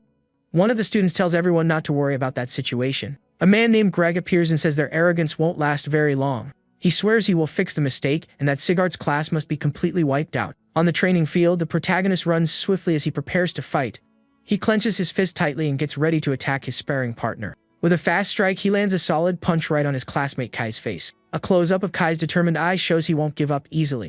He then lands a powerful punch on his friend's face during training. With a smile and a bruised face, he uses his incarnation of heroism skill. The protagonist says that wasn't bad and praises his teammate's skill. Elsewhere, we see other students fighting and training with great determination. Surrounded by a golden aura, one of the young men prepares to attack with a powerful punch. He hits his opponent, throwing him far away with the force of the impact. Some students comment that not just Lucas, but everyone has gotten stronger. A girl watches from the window, impressed that everyone is training on their own. While cleaning the room, the young girl remarks that it's a very good thing to see. Suddenly, she notices something strange in the classroom while she continues cleaning. She finds a golden object and realizes it doesn't belong to Professor Sigurd. With that, the girl decides to place the object in the classroom's lost and found box. The object is then revealed to be the golden snail the rival teacher had bought. The scene then takes us to the day of the goddess festival, filled with grand celebrations. A crowd gathers in front of the academy to celebrate the huge event. A happy family enjoys the festival and the celebrations taking place in the city. Some students complain about having to be the welcoming committee for the festival. One of them mentions they've been waiting for 30 minutes, and the guests haven't arrived. The protagonist tells him not to be impatient and that they are already on their way. A massive parade of carriages and knights then makes its way through the city streets. We see the symbols of the Empire's other two great magic academies on the scene. An old man wearing a mage's hat watches everything and welcomes the guests. He introduces himself as Jurika, the principal of the Air and Magic Academy. Suddenly, the weather gets cold, and it starts snowing out of season in the city. A girl notices the sudden cold and breathes out visible fog. A massive ice dragon appears in the sky, startling all the people on the street. Riding the dragon is Kyoto's top student, the ice mage Dian Azrin. The principal asks his companion what he thinks of the new student. With a small smile, he says the entrance was quite flashy, but there's a catch. The red-haired woman says that with that, he will easily draw attention. Suddenly, a girl from the Sacred Academy appears surrounded by an aura of fire. The ice dragon roars in fury upon seeing the new threat approaching. With a serious look, the ice mage stares at the powerful fire energy emerging. With that, a massive fire phoenix appears and clashes with the dragon's aura. The white-haired young man turns around, wondering who that person is. With her hand on her hip, she asks if he is the top freshman from Kyoto Academy. She is Aurora, the top freshman from the Sacred Academy, and asks if he likes showing off. The phoenix and the dragon clash, and the townspeople get frightened by the battle. With a smile, the fire mage says, "She are you Joe," and launches her creature to attack. A massive fire phoenix then flies through the skies with incredible power. People think it's a fireworks show and that it looks like a meteor shower. The flames of the phoenix then begin attacking the massive ice dragon in the sky. Angrily, the mage asks if she's trying to steal his introductory show. At this, the two creatures of fire and ice begin clashing with full force. The phoenix is hit dead on by its opponent's powerful ice attack. The ice mage uses magic, trapping the phoenix in a cage of ice. The attack is so strong that it even hits one of the carriages in the parade. On top of a building, the mage asks if he really wants to fight her right there. With an evil smile, she tells him not to regret it and throws a fireball. An explosion happens, and the people wonder if they are really fighting. The man next to the principal is impressed by the power of the two young geniuses. The fire phoenix then starts struggling to try and escape the ice cage. With all its might, the fire creature unleashes a massive wave of flames. The ice mage then protects himself with an armor of ice to defend against the attack. With a confident look, he asks if she can break through his ice defense. Suddenly, several purple lightning bolts fall from the sky, separating the two magic creatures. With a surprised look, the two turn to see where the mysterious attack came from. A pink-haired girl holding a staff appears, covered in an aura of lightning. Julia shows up annoyed by the situation and yells, "Gayo," as she gets ready to fight. With that, the young mage unleashes a powerful storm of purple lightning into the sky. People are amazed by the rainbow that appears after the storm. Others comment that the three are the true hope of the entire empire. On top of the building, the fire mage says, "Wuyel," while staring at the ice boy. With a smile, Julia says she'll also join in on their little game. The man says it was a magnificent display even before the festival started. With a smile on his face, this man is revealed to be Saiyan Miranda. The principal of the Sacred Academy says things will be very interesting this year. Theodore remarks that the young girl is a skilled opponent for someone her size. But suddenly, he is hit by a silent spell from someone mysterious. The mysterious figure says "Selen Sai" while using magic on the student. This is Atticus Rasa, the principal of the Kyoto Magic Academy, who just arrived. At that moment, several bright, golden feathers start falling from the sky. People look up, wondering what is going on. One of the feathers then lands on a plant, making it glow with golden light. Suddenly, a shower of golden feathers covers the entire city in light. A being with angel wings appears, and everyone wonders if it's sacred magic. This is a purple-haired woman wearing a mask and large angel wings. Dian wonders if he'll be allowed to challenge her if he manages to win the tournament. With a red face, Aurora says she'll do her best to get her to notice her. Very respectfully, Saiyan Miranda bows to the mysterious winged woman. The woman says that with the goddess's blessing, the festival will be magnificent. People wonder who the masked woman is, whispering that she is noble. A voice orders the students to head to the hall and the spectators to disperse. Kai asks Lucas what he thinks, and the hero says he wants to know her magic. The hero thinks things are going to get interesting with someone else so powerful around. In the cafeteria, a grand banquet is served for all the festival guests. The ice mage enters the hall with a cold and indifferent expression. Students whisper that not even those from his own school come close to him. In contrast, the fire mage greets the students with a lot of friendliness. Aurora says she wants to be friends with Julia and asks what the young mage likes. The two boys get awkward and stutter, not knowing what to answer her. With a serious expression, one of them admits that he actually doesn't know what she likes. The fire mage gives up, and the boys thank her before walking away. With a serious look, she thinks they seem to be being controlled by someone. At this, she orders an investigation into Julia while the hero eats cake with his sister. The mage then watches the two students walking away across the cafeteria hall. Suddenly, Awa's eyes glow with red power and a magic symbol. The boys look back confused, wondering what just happened there. Principal Suwon asks if that girl is the daughter of the Miranda family. She praises mental magic, saying it's a waste to only use it to leak information. The principal notes the party was meant for relaxing, but the battle had already started. The Kyoto principal says they will win and the others should fight for second place. The principals argue, stating that Dean's determination is unmatched this year. The Aaron principal tells them not to worry about winning, since they came in last. Sillen asks where the finals will be, having heard about problems in the mountains. It's explained that the finals are in a forest with circles to repel monsters. The principal says the issue is resolved, and the finals will be in the magic forest.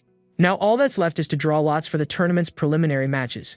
With that, the three principals raise a toast, wishing success for the festival. The next day, the Goddess Festival preliminaries begin in a grand arena. Each school has 10 participants, but Kodo has 11 as last year's champion. A student yawns, and her friend tells her not to sleep and watch the others' strength.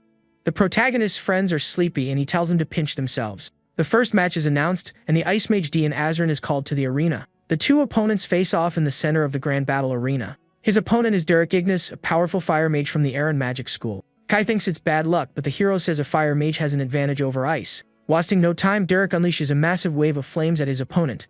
With eyes blazing, he thinks winning won't be that simple. Derek uses magic, summoning a massive fire statue to attack Dean. But Dean says natural advantage means nothing against absolute power. He then creates a wall of ice that completely stops the fire attack. With that, the flames from the powerful strike begin to extinguish rapidly. Derek is shocked, wondering how his fire vanished so suddenly. With his eyes glowing blue, Dean prepares to counterattack his opponent. He launches a powerful wave of ice that hits Derek squarely in the arena. With that, the fire mage falls defeated, and Dean is declared the winner of the match. Dean tells his opponent he is a disappointment and calls him weak. The protagonist's friends are shocked, wondering if the fight is already over. With a serious look, the hero thinks that with this kind of strength, not even Julia can win. Derek walks out of the arena and Julia runs over to see if he's okay.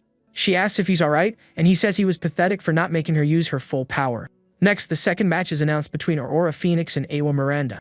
Julia is surprised it's another fight against one of the tournament's top students. With a smile, Awa says this isn't Alan's tower and she will restore her honor. The Sacred Academy crowd cheers excitedly for Aurora's name in the arena. She thanks everyone and promises to show another graceful victory today.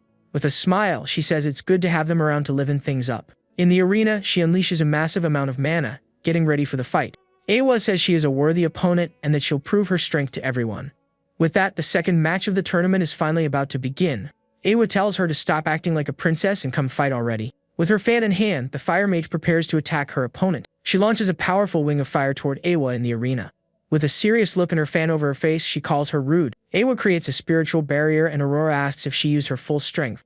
With a smile, she says the fight seems like a good way to pass the time. The fire mage uses the Phoenix eruption, launching an explosion of flames. The fire attack hits Awa's barrier head-on with full force. Aurora taunts that her rival is so busy defending she has no way to attack. At this, she gets ready to strike and shouts the name of her Phoenix magic loudly. Her burning prison magic then engulfs Awa's barrier in an explosion of flames. With that, the young mage screams in pain as she is completely consumed by the flames. With an arrogant smile, Aurora says the fight is already over and it was too easy for her. But Awa replies no, and that actually her opponent is the one who's done for. She uses her Phantom Forest magic, trapping Aurora in an illusion. The fire mage is then attacked by her own flames from within the illusion. With a shocked look, she wonders how this could possibly be happening.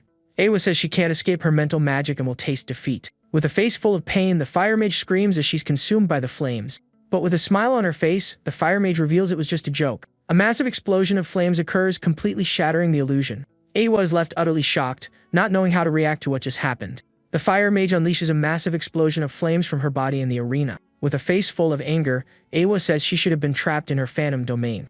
Two energy attacks clash with full force in the middle of the battle arena. The protagonist finds it strange and begins analyzing the battle situation. He realizes Aurora was caught in the mental magic and her senses were distorted. As a result, all her attacks ended up missing the target because of the illusion. Awa wanted to use the illusion to control her mind and turn the tide of the fight. With a smile, Aurora says she was just playing around with her opponent a bit.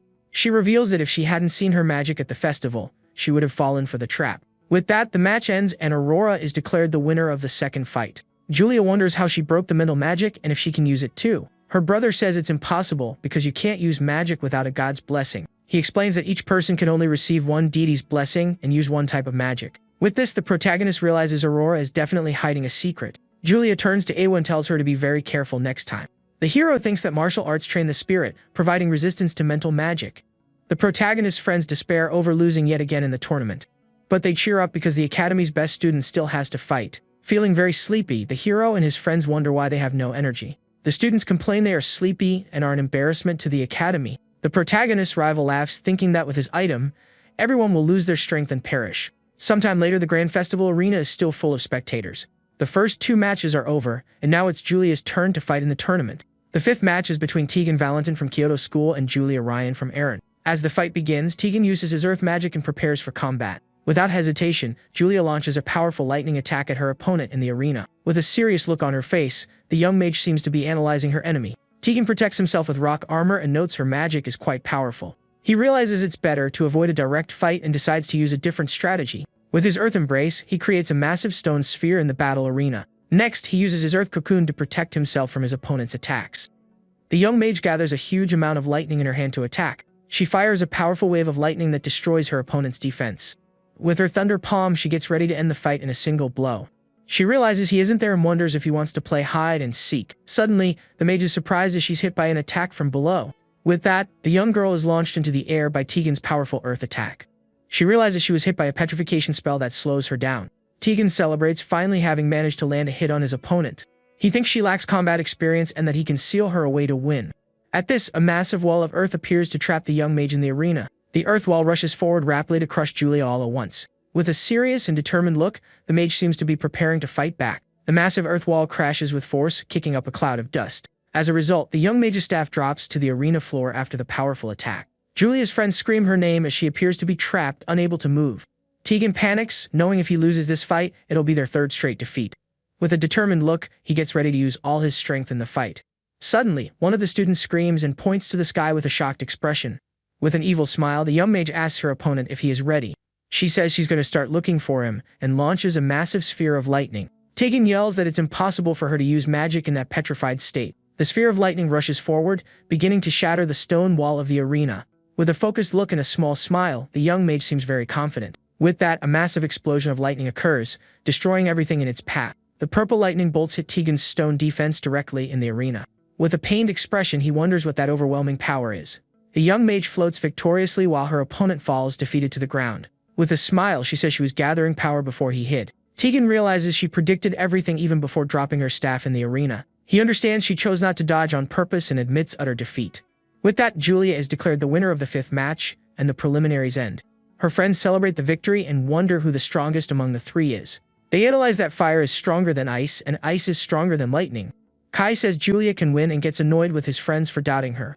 With a thoughtful look, the protagonist seems to be planning something. Julia's friends congratulate her, and she thanks everyone for their great support. Suddenly, a paper airplane lands in her hand, leaving her a bit confused.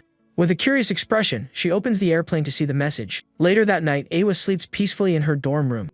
The protagonist waits for her and asks why she called him out so late. The young mage brags about winning the fight without needing to eat her candy. With a serious look on his face, the protagonist calls her by her name, Julia. He asks if she truly wants to win the finals of the grand tournament. Hit on her chest, the young mage answers yes, and that she wants to win very badly. With a smile, he rubs her head and says that's his little sister. But he tells her that if she fights the other 2 right now, she has no chance of winning at all. The young man explains that their magic level and experience are far greater than hers. He mentions Dian from Kyoto has high magic resistance and is Julia's natural enemy. Hopefully she asks if there's a way to win, and her brother says yes, but it's hard. With determination, she states she can endure any pain if it means winning. The martial artist gives a small smile and asks if she really means that. With a snap of his fingers, he tells him to start the hellish training immediately. Suddenly, a giant wolf bites the girl and throws her far away with great force. She falls and asks the creature named Ul what got into it to attack her. A close-up of her eye shows the girl is completely shocked by the situation. With that, the massive creature launches a powerful ice attack toward the mage. Her brother explains that like a lion, she'll grow stronger in a harsh environment. Riding the wolf, he says he won't hold back, and the creature glows brightly. Hand extended, the hero tells his sister to overcome this great trial. Next, the martial artist uses ice magic to attack his sister. She screams in surprise, asking why he can suddenly use magic. The young man explains it's because he has a contract with his wolf named Ul. By making a contract with a high-level beast, you gain a beast core. This way, by touching the beast's body, you can use its power freely in a fight. He reveals Ul is level 6 and controls fire and ice, boosting his power. A massive wave of ice rushes toward the girl with immense power.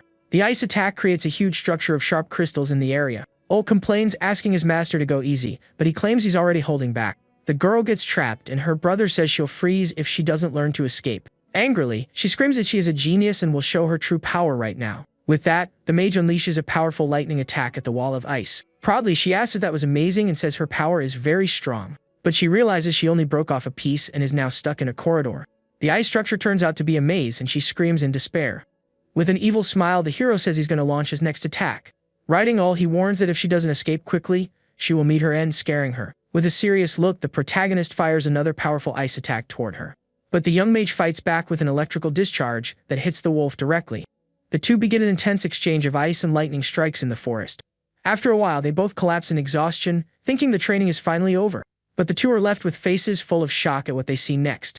The martial artist says the hellish training has only just begun and holds up a healing potion.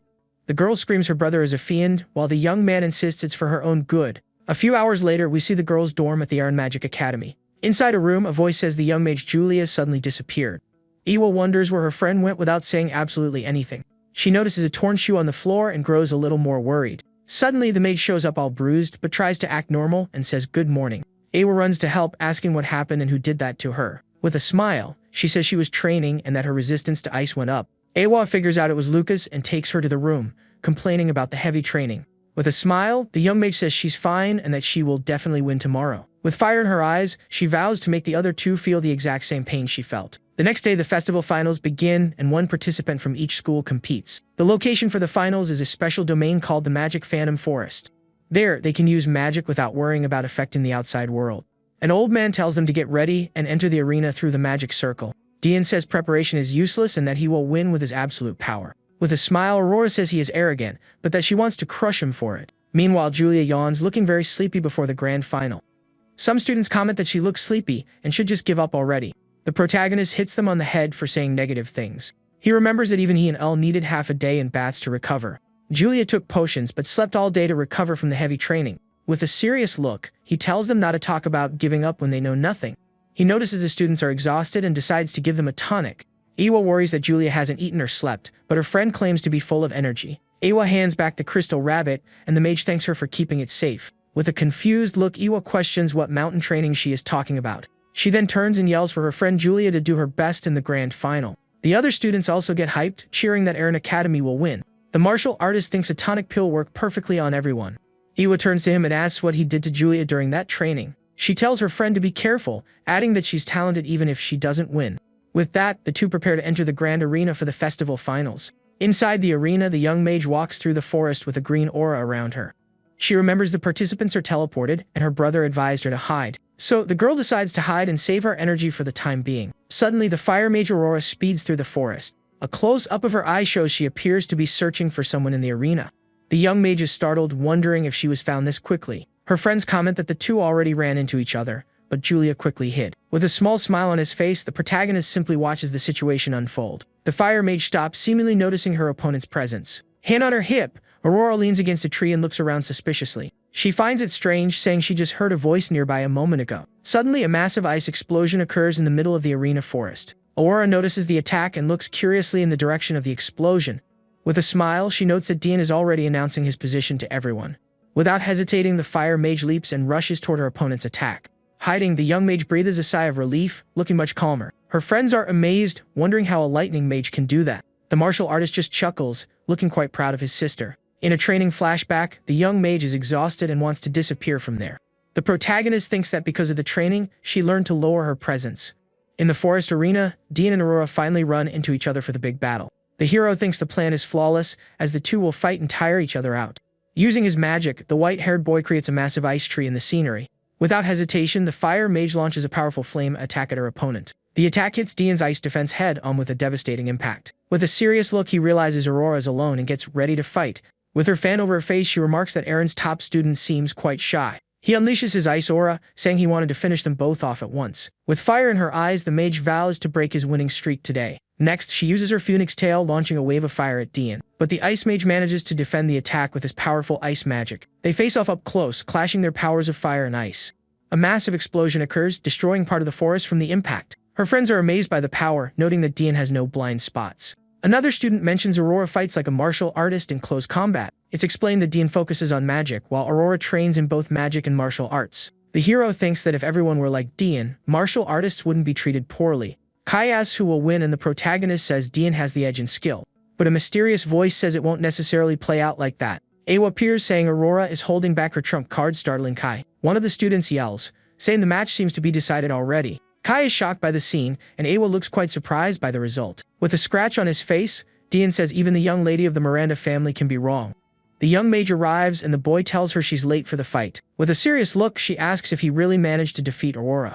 He claims his ice magic is the strongest and no one there can beat him. The mage prepares to attack, saying he will end it all right now. The young mage creates a thunder shield to defend against the attack. Without hesitation, the boy summons 2 massive ice dragons to attack his opponent. The ice dragons rush forward, destroying everything in their path with immense power. With great agility, the young mage dodges the dragon's attacks. She then faces a massive ice wall her opponent created. Wasting no time, the ice mage focuses his energy to strike again. The two start an intense exchange of ice and lightning attacks. The girl thinks that compared to her training, his movements are quite slow. She manages to escape, and he turns to try and catch her in the arena.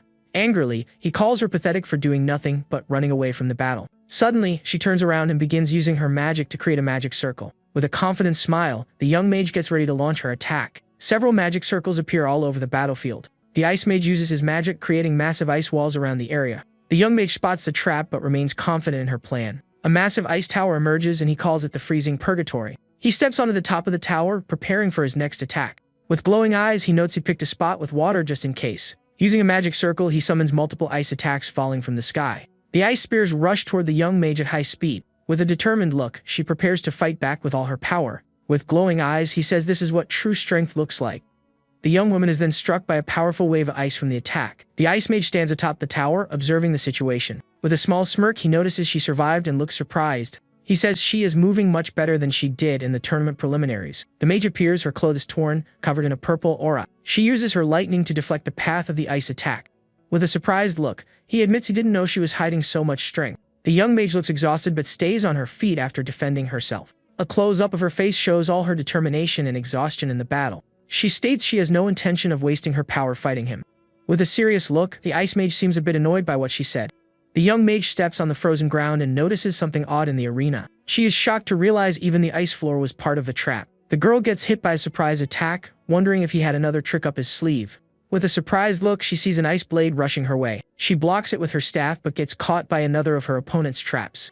Wide-eyed, the young mage is amazed by the speed of the ice attack. A massive ice explosion occurs, destroying part of the arena's scenery. The mage is thrown far back by the force of the explosion's impact. The ice mage prepares to strike, vowing to freeze her to her very soul. With a face full of pain and effort, the young mage tries to resist the ice attack. A huge wave of ice advances, freezing everything in its path in the arena. Her friends yell desperately for Julia, but the protagonist remains quite calm. He thinks that for Dean, controlling ice clones is no difficult task. But the hero notes that, luckily, he already boosted her resistance to ice magic.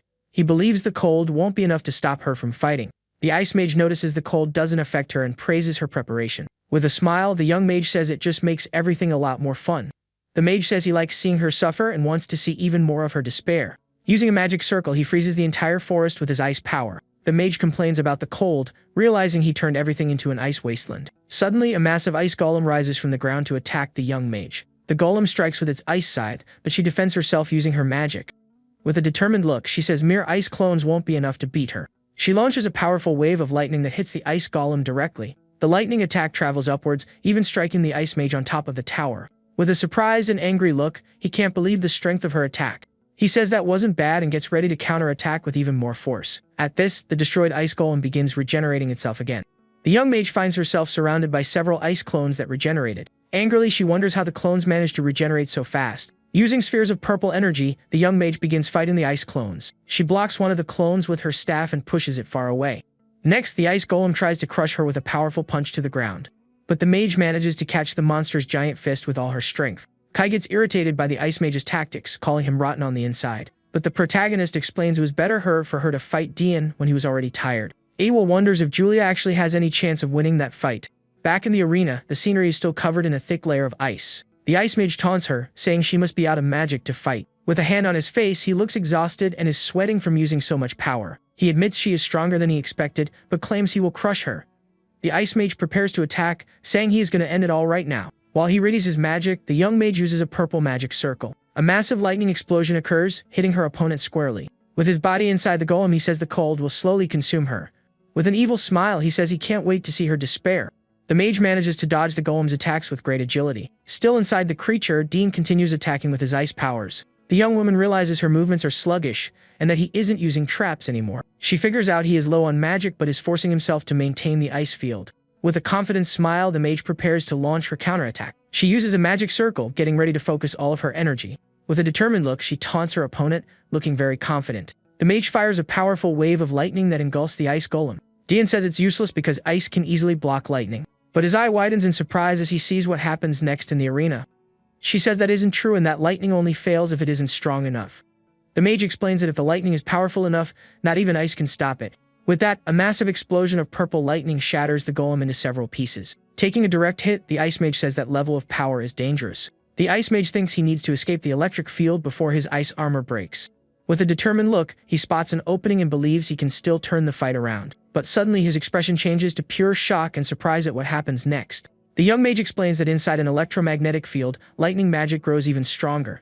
With a look full of determination, she yells for him to brace himself for the attack. A massive blast of purple lightning rushes forward, hitting the golem with full force. The ice mage screams in pain as he is completely electrocuted by the girl's magic. On the display screen, everyone watches in shock as the young Aaron mage unleashes her powerful attack.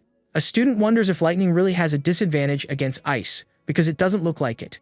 A classmate asks Jeremy if that's the kind of lightning Julie uses on him, leaving him speechless. The ice mage is thrown far away, crashing into the ground and creating a massive crater. The young mage is exhausted and panting, but she manages to stay on her feet after the intense fight. With a small smile on her face, she wonders if she finally managed to win the battle. Suddenly, a figure appears and asks the young mage if she's alright after the fight. With a bruised and dirty face, Dean still appears to be conscious on the ground. The fire mage shows up with her arms crossed, glaring at her opponent on the ground.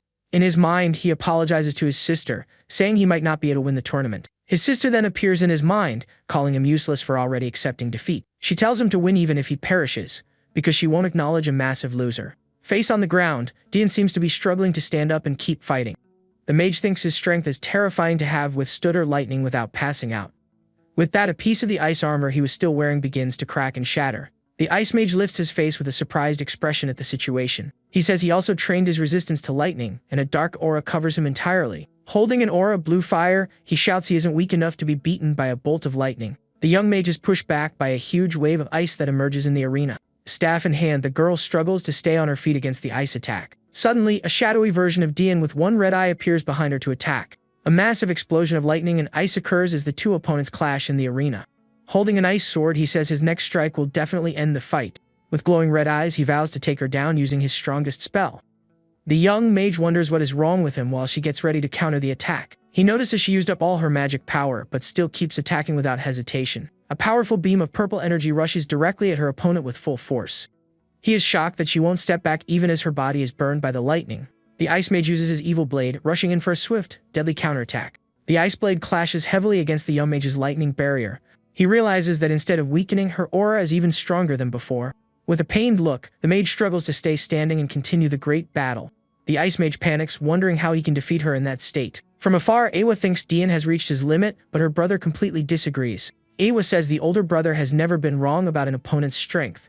In the arena, the ice mage charges with his ice blade to attack his opponent. With a scream, the young mage unleashes a massive wave of lightning from her body. He says he will definitely win, and the two brace themselves for the final clash. Holding his ice blade, he rushes quickly toward the young Aaron mage. With glowing red eyes, the fire mage gets ready for the final attack. The two collide with a devastating impact of ice and lightning in the tournament arena. With a surprised look, the ice mage feels his opponent's power in the attack. The young mage explains that this is condensed lightning, 10 times stronger than normal. With a confident smile, she says she will win and prepares for the final blow. The ice mage wonders how someone like her can use so much power all at once. A massive explosion of lightning and ice occurs, throwing both of them far away.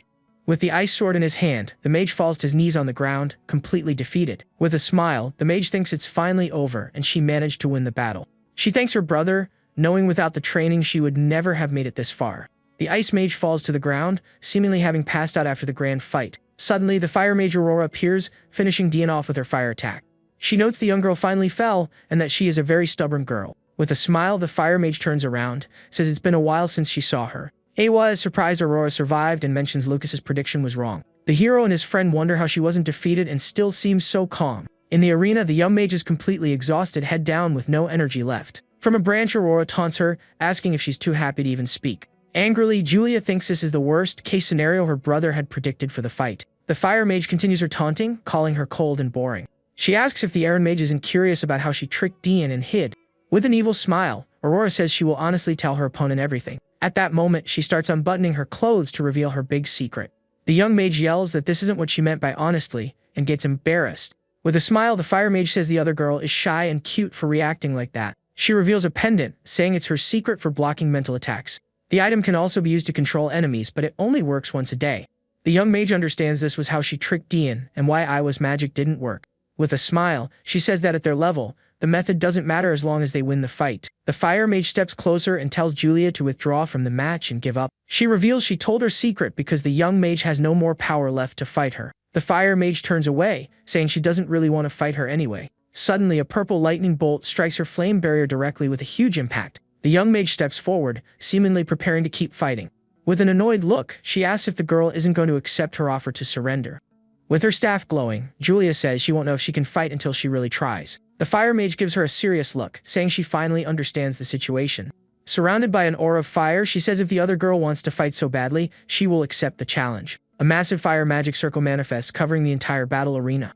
The Iron Mage is amazed by the power and decides to use her Thunder Escape magic. With a focused and determined look, the fire mage gets ready to attack with everything she has. A huge fire tornado appears, speeding toward the young mage. The girl gets caught by the tornado and is shocked her opponent reached her so fast.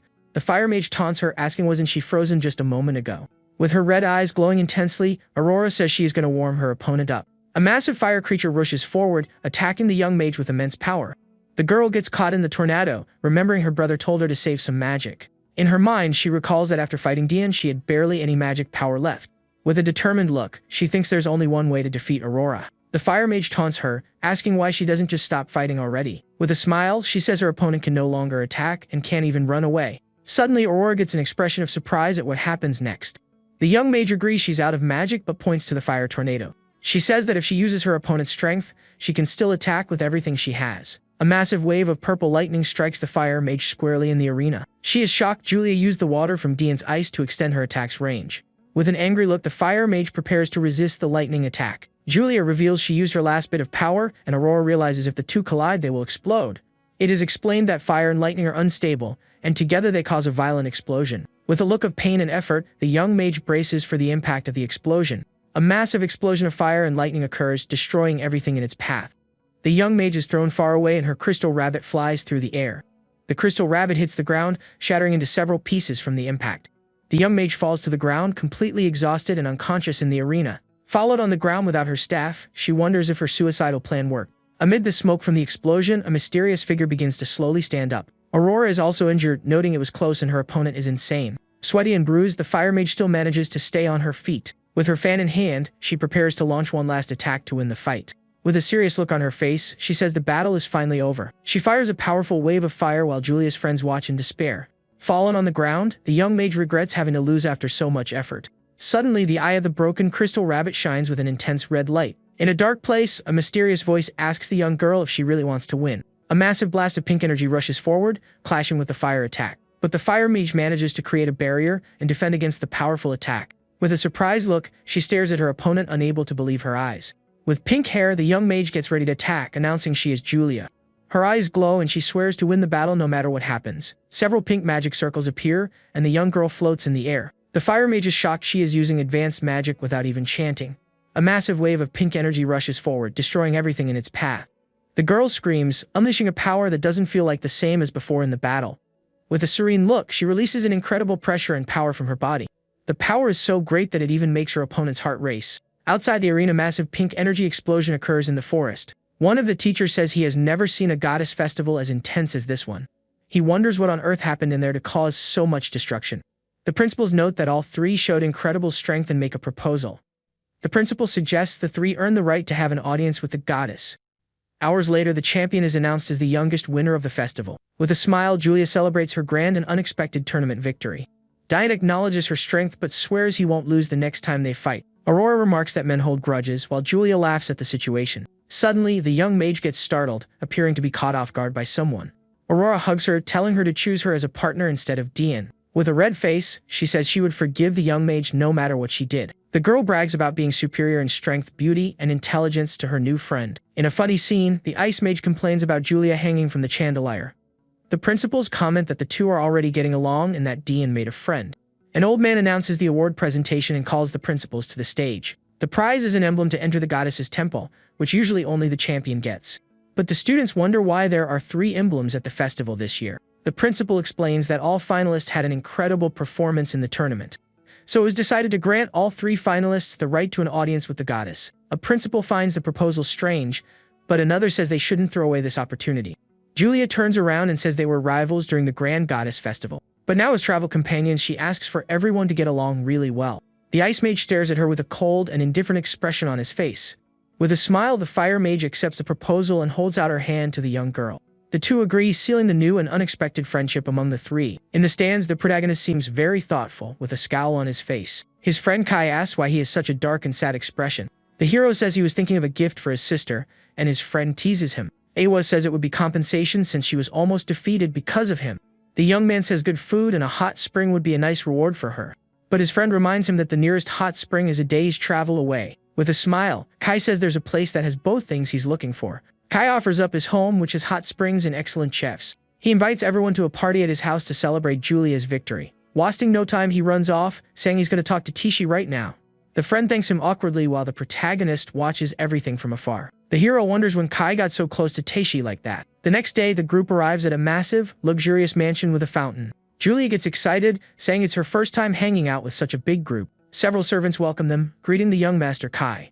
The young mage is impressed, saying the place looks like a real castle. Kai tells everyone to relax and enjoy the hot spring before dinner. The servants guide them inside the huge, luxurious mansion. Suddenly, the protagonist stops and looks to the side with a serious expression. He stares at one of the paintings on the wall, seemingly noticing something strange. The young man finds it odd because he felt like someone was watching him from afar. A maid informs Kai that his parents are calling him for a chat. Suddenly, a panicked scream echoes through the hall of the massive mansion. Julia plays at being a ghost and asks if she scared the maid with her prank. But the maid drops the robe, and the young girl complains about the staff's confusion. Iwa shows up embarrassed because the swapped robe is way too small for her. Meanwhile, Kai enters his father's office with a smile on his face. He notices the place is full of smoke and that something must have happened there. His father, Karen, warns him not to cause any trouble with his invited friends. The young man agrees and is relieved his dad doesn't know about the school's mess. He walks away thinking his parents worry too much, since no one will make a mess. Elsewhere, a maid thanks Julia and Awa for forgiving her. She thinks in relief that she would have been fired if the master found out. In the hot spring, the young mage tells her not to worry about the accident. With that, the girl turns to her friend and calls Awa over to the hot spring. She asks why her friend isn't getting into the hot spring with her. The mage explains she only gets in when the maid leaves because she doesn't like strangers around. Suddenly, Iwa hears a voice and is startled to recognize who is speaking. Other girls show up, saying they were in the hot spring the entire time. Surprised by her friend's arrival, Julia cheers excitedly for them. Shortly after, the young mage and her friend Awa relax together in the hot spring. The others wonder if the girls ran all the way just to be next to Julia. Next, a maid arrives and serves snacks to all the girls in the spring. One of the friends comments that the Taroi family is lucky and they benefit from it. The blonde mage says that's not it at all, as they are all friends with her brother. The maid comments in surprise that young Julia has an older brother. With a smile, she says he is the kindest brother in the whole world. Awa disagrees, mentioning he put her through hellish training the other day. The blonde girl asks Mia to say something to help defend him. With a red face, the white-haired young woman says Lucas is a wonderful person. Annoyed, Awa thinks she can't trust his ex-fiancé's word. Teishi says she doesn't think the protagonist is a bad person, but she adds that he is overprotective of his sister and she wanted to get closer to her. Awa says that with people like her around Julia, he should be even more overprotective. Teishi gets annoyed by the comment and asks if the girl wants to fight her. The maid just watches the argument with a small smile on her face. She offers to help Teishi get dressed, but the young woman says she doesn't need help. Already dressed, Teishi runs into Kai, who calls her name looking quite surprised. He asks if she enjoyed the spring and the girl confirms she feels refreshed. She approaches and asks him to take her to his training spot. He agrees, and she thinks she needs to take this chance to catch up with her other friends. Meanwhile, in the men's spring, Shuichi relaxes, saying nothing beats a bath. His friends tease him, and he yells embarrassedly for them to stop joking. One suggests getting out to play cards and inviting their friend Kai to the game. The friend asks if he's coming along, but the protagonist says he'll stay a bit longer. He thinks the situation with the spring and the cards is very similar to his past life. In a flashback, a bully complains that Shuichi is too slow to run with them. The guy threatens him, saying if he's last again, he'll break his legs. Angrily, the boy says slow legs are useless, and another tells him to buy new cards. Back in the present, the hero clenches his fist tightly, cracking the edge of the spring. With a dark look, he thinks, great, now he just remembered something awful. The maid hears the noise and asks with concern if the young man is okay. He says it was nothing and his hand just slipped on the edge by accident. The woman says she'll treat the wound and suddenly gets closer to the hot spring. With a serious face, the young man says he doesn't need it and that he really is fine. She insists because she might get fired, and he wonders if the family is really that strict. The young man gives in but is surprised to see the maid getting into the water with him. She approaches, asking where the injury is, and he thinks she's more careless than his sister. The woman slides her hand over his body and asks if the wound is lower down. She then praises incredible muscles expected of a martial artist. With a smile, she offers a massage, saying she is confident in her skills. The maid mentions Julia was also satisfied and a tear falls from her eye. With a dark look, he grabs her and asks what the hell she did to his sister. The maid screams in terror as a massive dark hand rushes forward to attack her. The woman is thrown hard into the hot spring, kicking up a wave of water. The protagonist glares at her with a serious look, recognizing her move from before. She realizes he is also a martial artist and looks quite surprised. A rapid exchange of strikes begins between the two opponents inside the hot spring. With an agile leap, the woman jumps out of the water, landing gracefully outside. The martial artist asks what her goal is by infiltrating that house. She denies it, claiming she's just a poor martial artist working for money. The young man says he heard about her greatness and respects her as a fellow fighter. With spiral glasses on, the woman starts talking in a strange way. Without hesitating, she charges, saying she came to see his strength with her own eyes. The protagonist is taken by surprise by the woman's sudden and aggressive attitude. He defends himself, stating he didn't feel any respect in her approach. With a serious look, the young man grabs her and asks what exactly she managed to see. A powerful clash of energy happens between the two, causing a massive impact. The maid gives a confident smile, getting ready to reveal what she found out. She says he is even stronger than she had heard before. She grabs a towel and uses it like a whip with great skill. She attacks the young man with the towel, which moves with surprising force. But the young man manages to stop the attack easily using just 2 fingers. His hand firmly grips the towel, completely stopping the woman's strike. Using the towel, he spins her in the air with impressive strength. With spiral eyes, she looks quite surprised by the young man's unexpected power. The martial artist then throws her hard against one of the hot spring pillars. With the woman defeated, he walks over and asks if she became interested in him. He stares at her, thinking her face looks strangely familiar to him. The woman says he is kind and asks who he is as if she didn't know him. Suddenly, a voice calls for Lucas, letting him know the food is ready. The young man ties her up, saying they'll continue later and he'll ask Kai about her. With a determined look, he runs off, swearing she absolutely won't escape. The mysterious maid breaks free from the ropes with a powerful golden energy. With an explosion of light, she vanishes in an instant, leaving the martial artist surprised. The young man wonders if she used a magic item or a cloning technique to escape. His friend Kai appears at the door, calling him for the celebration party. He pulls him, telling him to hurry before Julia eats all the party food. At the dining table, the young mage is pampered by all her new friends. Back in one of the rooms, the woman says children tell everything, and it's interesting. She grabs her mask, thinking Lucas is more interesting than she imagined. Suddenly, Kai's parents appear and are shocked, calling her Your Highness. With the mask on her face, she asks them to keep the day's events a secret. A few days later, a grand festival begins, and the crowd cheers for Aurora and Julia. Kai complains about the noise, noting students from Kyoto and the sacred school came too. The protagonist smiles and says there's nothing they can do, as it's an important event. Next, it's revealed that today the top 3 students will depart for the temple. An old man appears on a balcony and tells the entire crowd to be quiet. He explains that a long time ago, the goddess of wisdom gave a revelation to everyone. She would grant blessings to the young sage, and that is the origin of the grand festival. Because of this, many talents from the 3 schools have earned the right to meet the goddess. The old man says the 3 will leave soon, but there's a new decision for this year. He explains that the journey to the temple is full of dangers and monsters. Usually, teachers accompanied them, but this year they will have to go alone. The man creates a small blue energy being in his hand to help them. He hands the bean to Julia, saying it will guide them to the grand temple. The creature reveals itself to be a small blue bird that appears to be sleeping. The young girl thinks it looks delicious and asks if she can eat it in an emergency. A bell starts ringing in the academy tower, drawing everyone's attention. The old man says it is time and asks everyone to pray for the 3 who are leaving. The girls in the crowd pray for them to return safely from the journey. Mita also prays they bring back more achievements for the honor of the school. The 3 champions walk to the door while their friends say goodbye. In the young mage's hands, the small blue creature starts flapping its wings, waking up. The trio says their goodbyes and Julia yells that they are heading out now. The martial artist watches everything and thinks he needs to investigate some things. With a serious look on his face, he thinks that now something more important awaits him. After that, we see the trio walking through a town while Julia happily sings. Suddenly, the ice mage gets a serious look and stares at something ahead. He uses his magic, creating a massive ice spike that shoots through the air.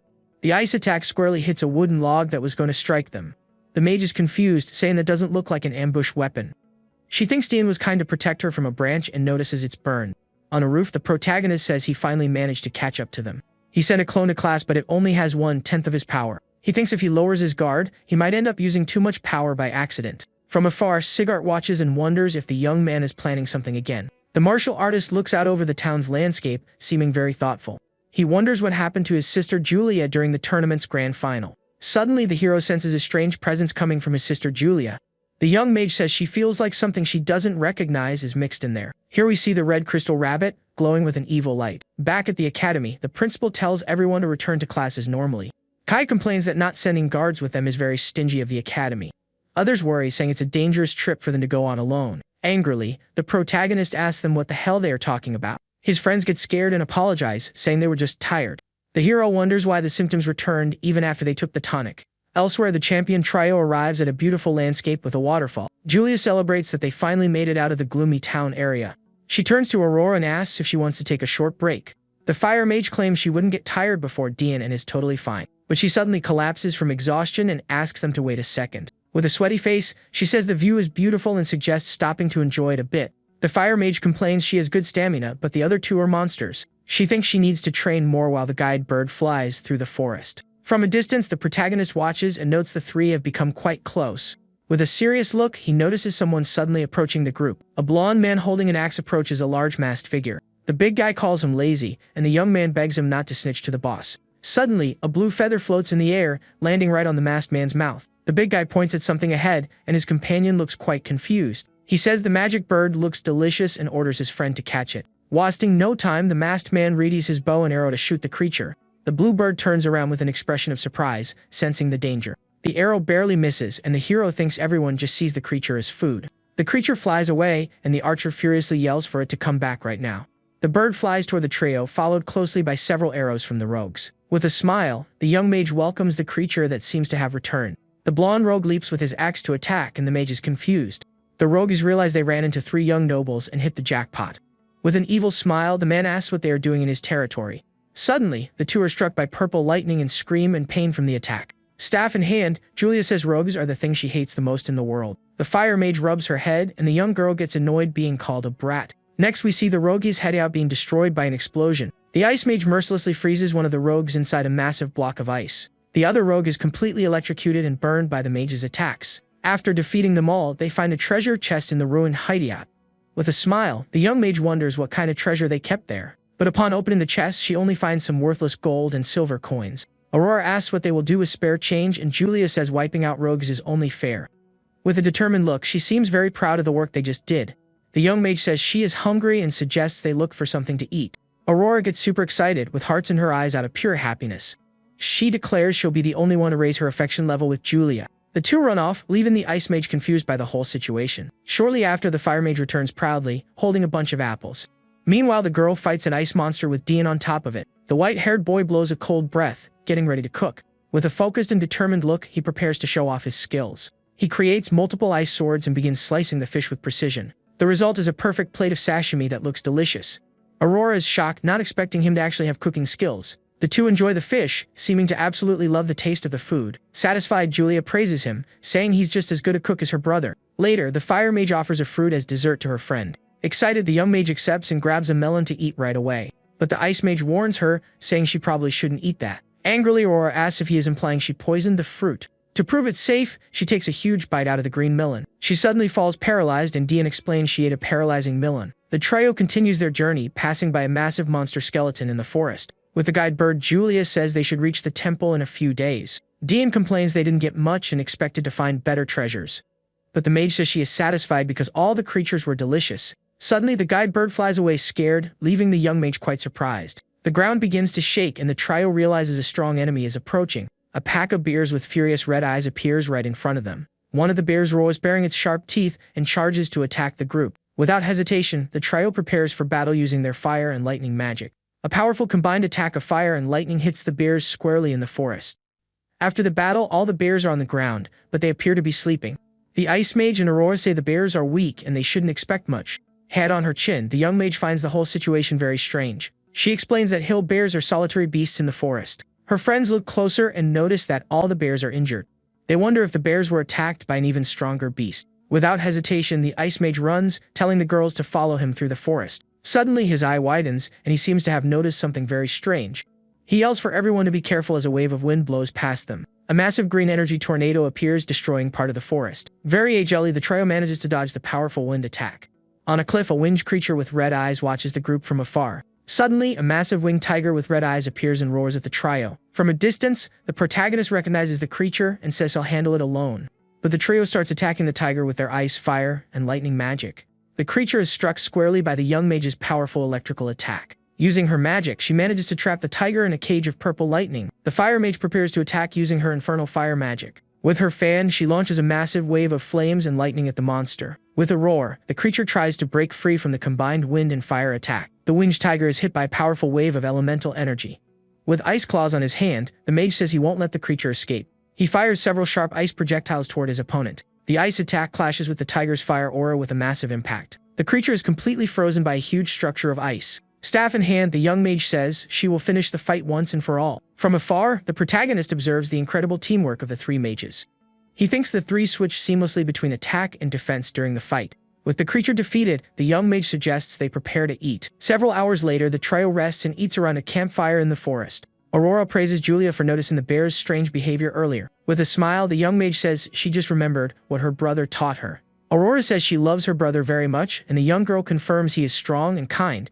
Holding the crystal rabbit, she says her brother fought to get it for her. The fire mage thinks it was the rabbit that made Julia transform during the finals. With a thoughtful look, she says she is jealous Julia has such a kind brother. The Aaron mage asks if she's an only child, and the other replies she has 20 siblings. But with an evil smile, she reveals that all of them were actually her enemies. She begins to explain that she was born into a count's family in the Southern Empire. Her father inherited everything, and as a result had more than 10 wives and dozens of children. In a world where mages are superior, her mother was chosen solely for her beauty. The other wives mocked them, saying the daughter of a martial artist would have no talent. Because of this, the two were looked down upon by her noble father's other wives.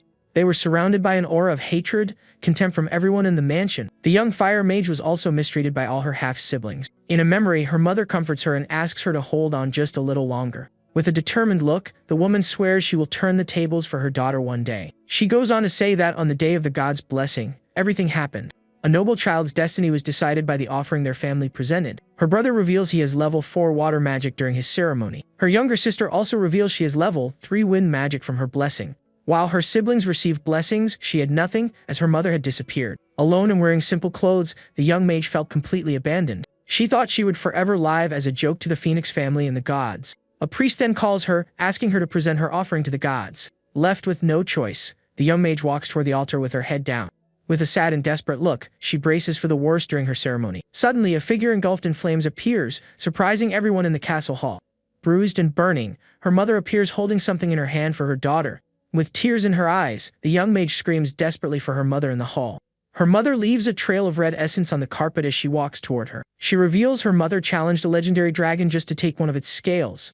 The woman hands this scale to her daughter, telling her to receive her blessing. With tears in her eyes, the young mage takes the scale, weeping in despair. The girl drops to her knees and cries while her mother watches from a distance. She then runs up to the altar with the dragon's scale in her hand, full of determination. The young girl places the scale on the altar, and a massive golden light erupts in the hall. A huge wave of flames spreads out, destroying part of the castle ceiling. The guests are terrified by the overwhelming magic manifesting in the room. With a shocked look, the priest yells that it is a level 7 fire blessing. A massive fire phoenix appears, flying through the hall with incredible power. Her father celebrates, announcing that a level 7 genius was born into his family.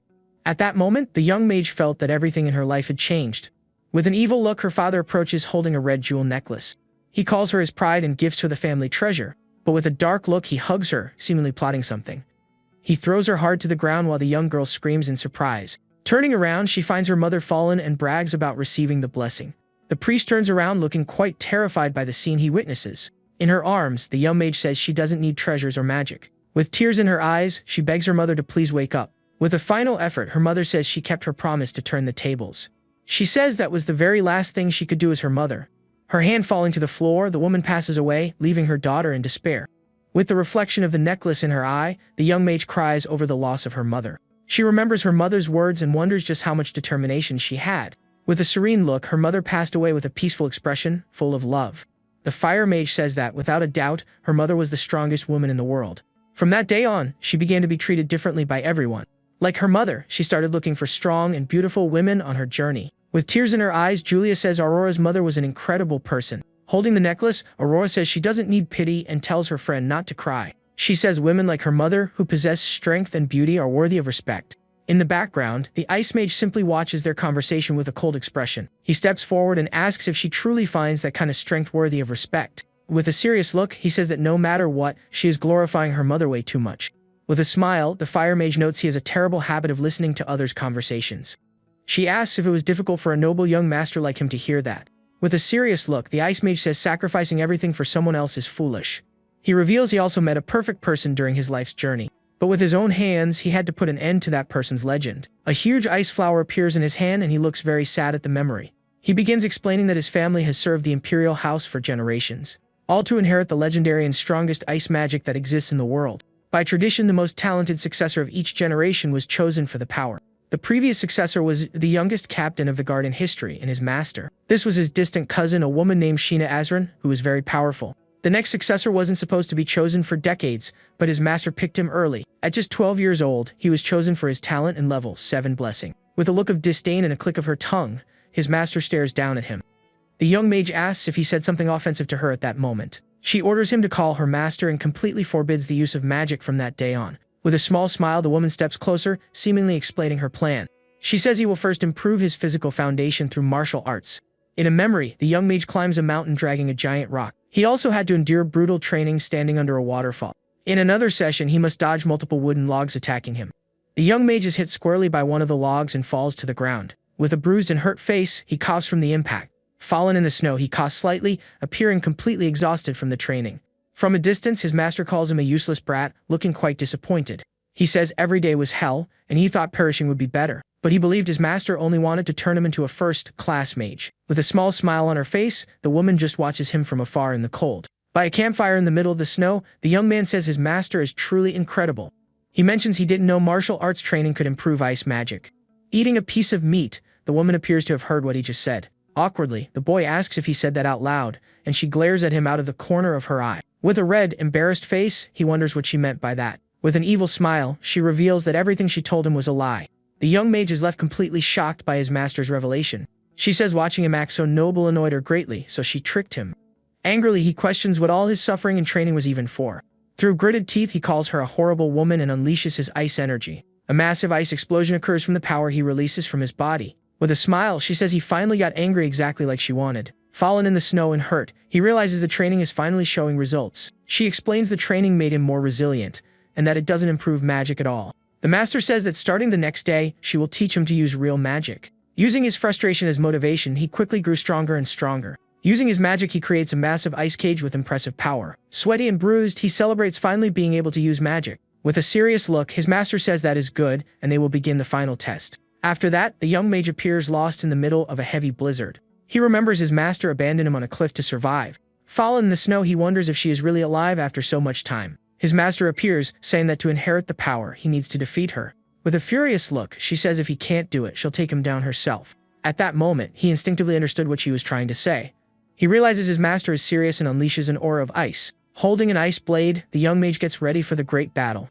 Out of fear for his life, his magic power suddenly surpassed all his limits. His eyes shine with an intense blue light as he unleashes his new strength. With a powerful ice attack, he finally manages to strike his master.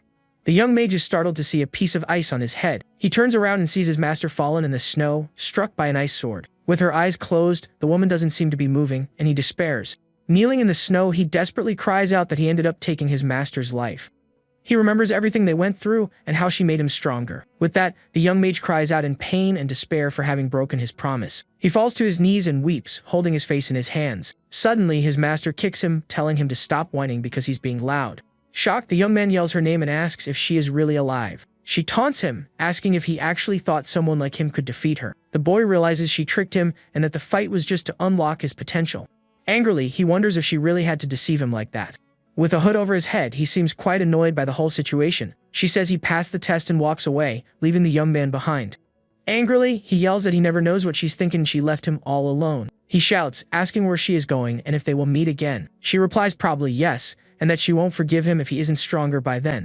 With a smile, she tells him not to disappoint her and continues on her way. He thinks a strong person doesn't become anyone's sacrifice or toy. Wearing the ring on his finger, he says his master and his sister are the perfect women. Aurora says that in the end, Dean is just a siscon, and her friend tells her to be quiet. She tells her to forget the siscon and asks about Julia's brother. With a serious look, the Ice Mage says martial artists are discriminated against. He goes on to say that in reality, magic is stronger than martial arts. Because of this, he says Julia will surpass her brother, and he will get jealous of her. The young mage realizes her other brother Jeremy acts that way out of jealousy.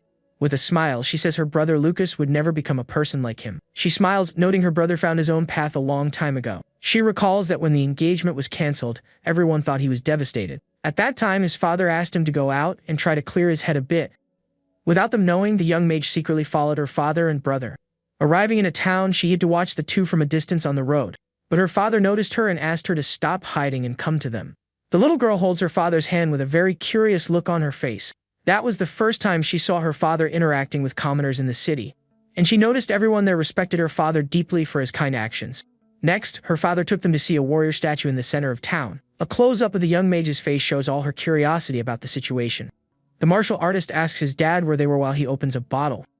Their dad explains that this is where he and their mother fought, and it is where their uncle rests.